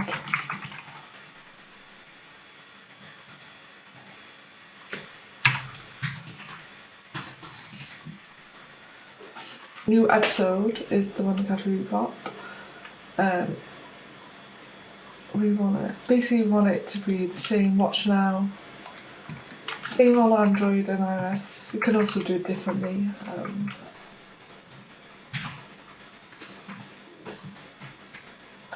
And then the next action for this category is bookmark, which is the most important one probably. Bookmark. And title. TFLite. Okay, so, and then our foreground event will detect that we press bookmark. So, okay, let's give this a whiz. Display notification. We drag down, see the actions, click save for later. And fingers crossed, yeah. It's updated to be bookmarked. Yay. Foreground true. So this is actually important on iOS. So these little differences between Android and iOS, they're documented on our thing. So if you do trip up, you just go to the docs, you'll see that. Or ask for help on the GitHub. GitHub repo is probably the easiest way to get in touch with us who maintain Notify, is just quickly do a Git issue or look through, see if anyone else has had the same issue. Chances are probably they have. But yeah, more than happy to answer any questions on there. So we try this again. Display notification, put the app in the background, view the notification, watch now, yeah. So yeah, don't forget to do the foreground true. Now we'll go on to scheduling. So now we've seen quick actions for Android and iOS and how they can help the user engage with your app more. We go into scheduling. So next we move on to scheduling. So this is really useful for like calendar apps, alarm notifications, anything really that you want to plan ahead, alert the user ahead of time. These are normally great, and you normally ask your user beforehand if they want these notifications. So like, for example, in our skeleton app, it's on TV shows, so if I just get right into it, if we click on Grey's Anatomy or Ozark, which is the payload already designed for this, you can ask, okay, would you like a reminder when this show is about to air? 10 minutes before, one day before? Do you want it to be repeated every Monday at 8 PM? But for this demo, we'll just say 10 minutes before Ozark is aired, please let me know, set reminder. At the moment, this button doesn't do anything. So let's go ahead and give it something to do. Okay. So we want in here to start to create our trigger notifications.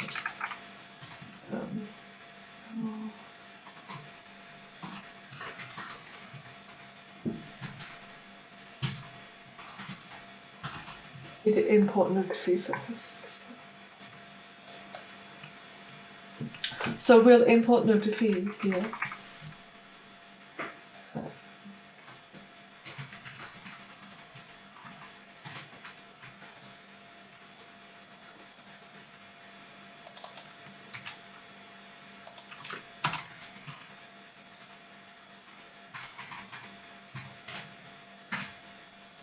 So this takes in a notification, so what the notification we want to look like, our payload, and the trigger, so when do we want this to be scheduled into the future. So I already have this set up in my notifications.ts document. Also, this will be available online, so can we go back to it. This is exactly the same as the notification I showed above with the new episode, but instead it's just a different show, different image, and slightly different quick actions. We've got default, dismiss default, and yeah, a different category ID on iOS, which will have the same actions both. The other thing is I do have this here, which is slightly jumping ahead of the demo.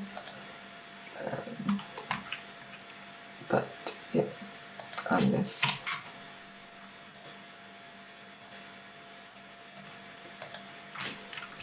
So with a trigger type, there are multiple trigger types. For this one, we're just going to do timestamp. Interval is more if you want to like alarm and you want to notify the user every 5 minutes after they press snooze, or you want a countdown, like, okay, trigger in 60 seconds. That's what interval is great for. Timestamp's more great for an actual date and time. So if we do timestamp, and for the demo, we'll just go ahead and say we want to trigger in 3 seconds, rather than Monday at 8 PM. So, which might be in 5 seconds while the time you're watching this right now, but for me it's not. So I'm just going to go ahead and create a date that is going to be 3 seconds into the future. We've got 8 seconds, 8 seconds, plus 3, and we can go ahead and just add that date then as the timestamp.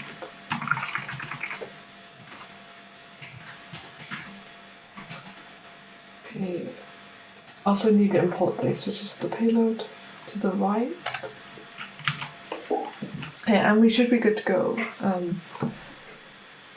I think that's literally all you need. Oh, the other thing, we're doing Android first, so yeah, don't need to create the category at the moment. And yeah, that's all we're going to be doing, so we're just going to be dismissing it or default. For the dismiss, this is just like, okay, I appreciate the reminder, but I don't want to look in the app right now.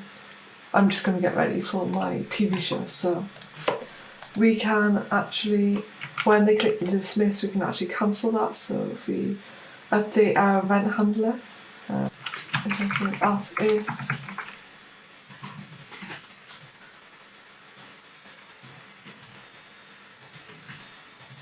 dismiss. Let's cancel this for them. Let's get it out of the notification tray.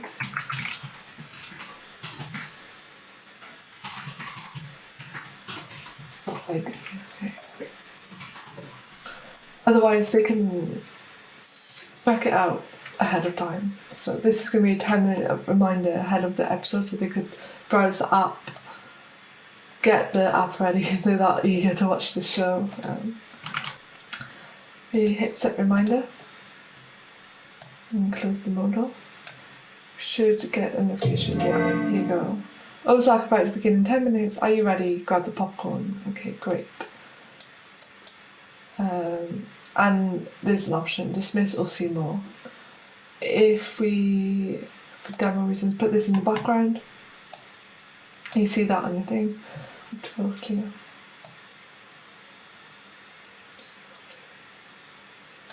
It's not clearing. I'm not sure why. I think, did I spell something wrong? Oh, I know why this is. It's because I put the app in the background, but this is what I'm saying about. This is the on-foreground event, so yeah. I can quickly just put this logic into the background event. And I already have one up here actually. Okay. Just do it again. You could also have just done, okay, is it default or dismiss? Basically any ID that you want to cancel, you could just have to put in there. I think I'm going to have to, every time you update the background handler, you have to make sure your app updates. Oh, we'll do that now. We put the app in the background and just hit dismiss. And then, yay, it cancels. Okay, great.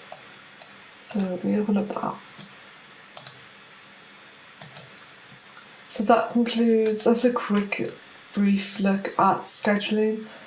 But it really opens up a lot of stuff you can do without a database, like remote notifications, just within the device itself. So that's pretty cool. And I haven't even encountered this. I have not even encountered half the stuff you can do. This is just, I think, the features that I think are most useful, like that are more. Are probably going to be useful the most amount, but different types of apps, so images, videos, scheduling. There's also loads of stuff you can do, like timers. The code for this demo is live on GitHub, so go ahead and try it out. If anyone has any questions, feel free to reach out to me. Notify is free for development, and for production, a license is required on Android, but Invitate has been kind enough to offer 100 free licenses using code RNEU. I'm Helena Ford, thank you so much. Hope you enjoyed the brief intro to local notifications in React Native. Thank you, Helena, for showing us the ins and outs of this notification library. I'm going to check that right after our conference today, which is now because our conference is ending. That was our last speaker. Please join our Discord channel to discuss all today's talks and interact with other React Native freaks. Thank you for staying with us for the whole day. We really appreciate it. Thank you to all the speakers for their great talks. And I hope we'll see each other tomorrow at the same time. We have a great lineup of talks prepared for you. See you tomorrow then. This conference is brought to you by CodeStack, React and React Native development experts.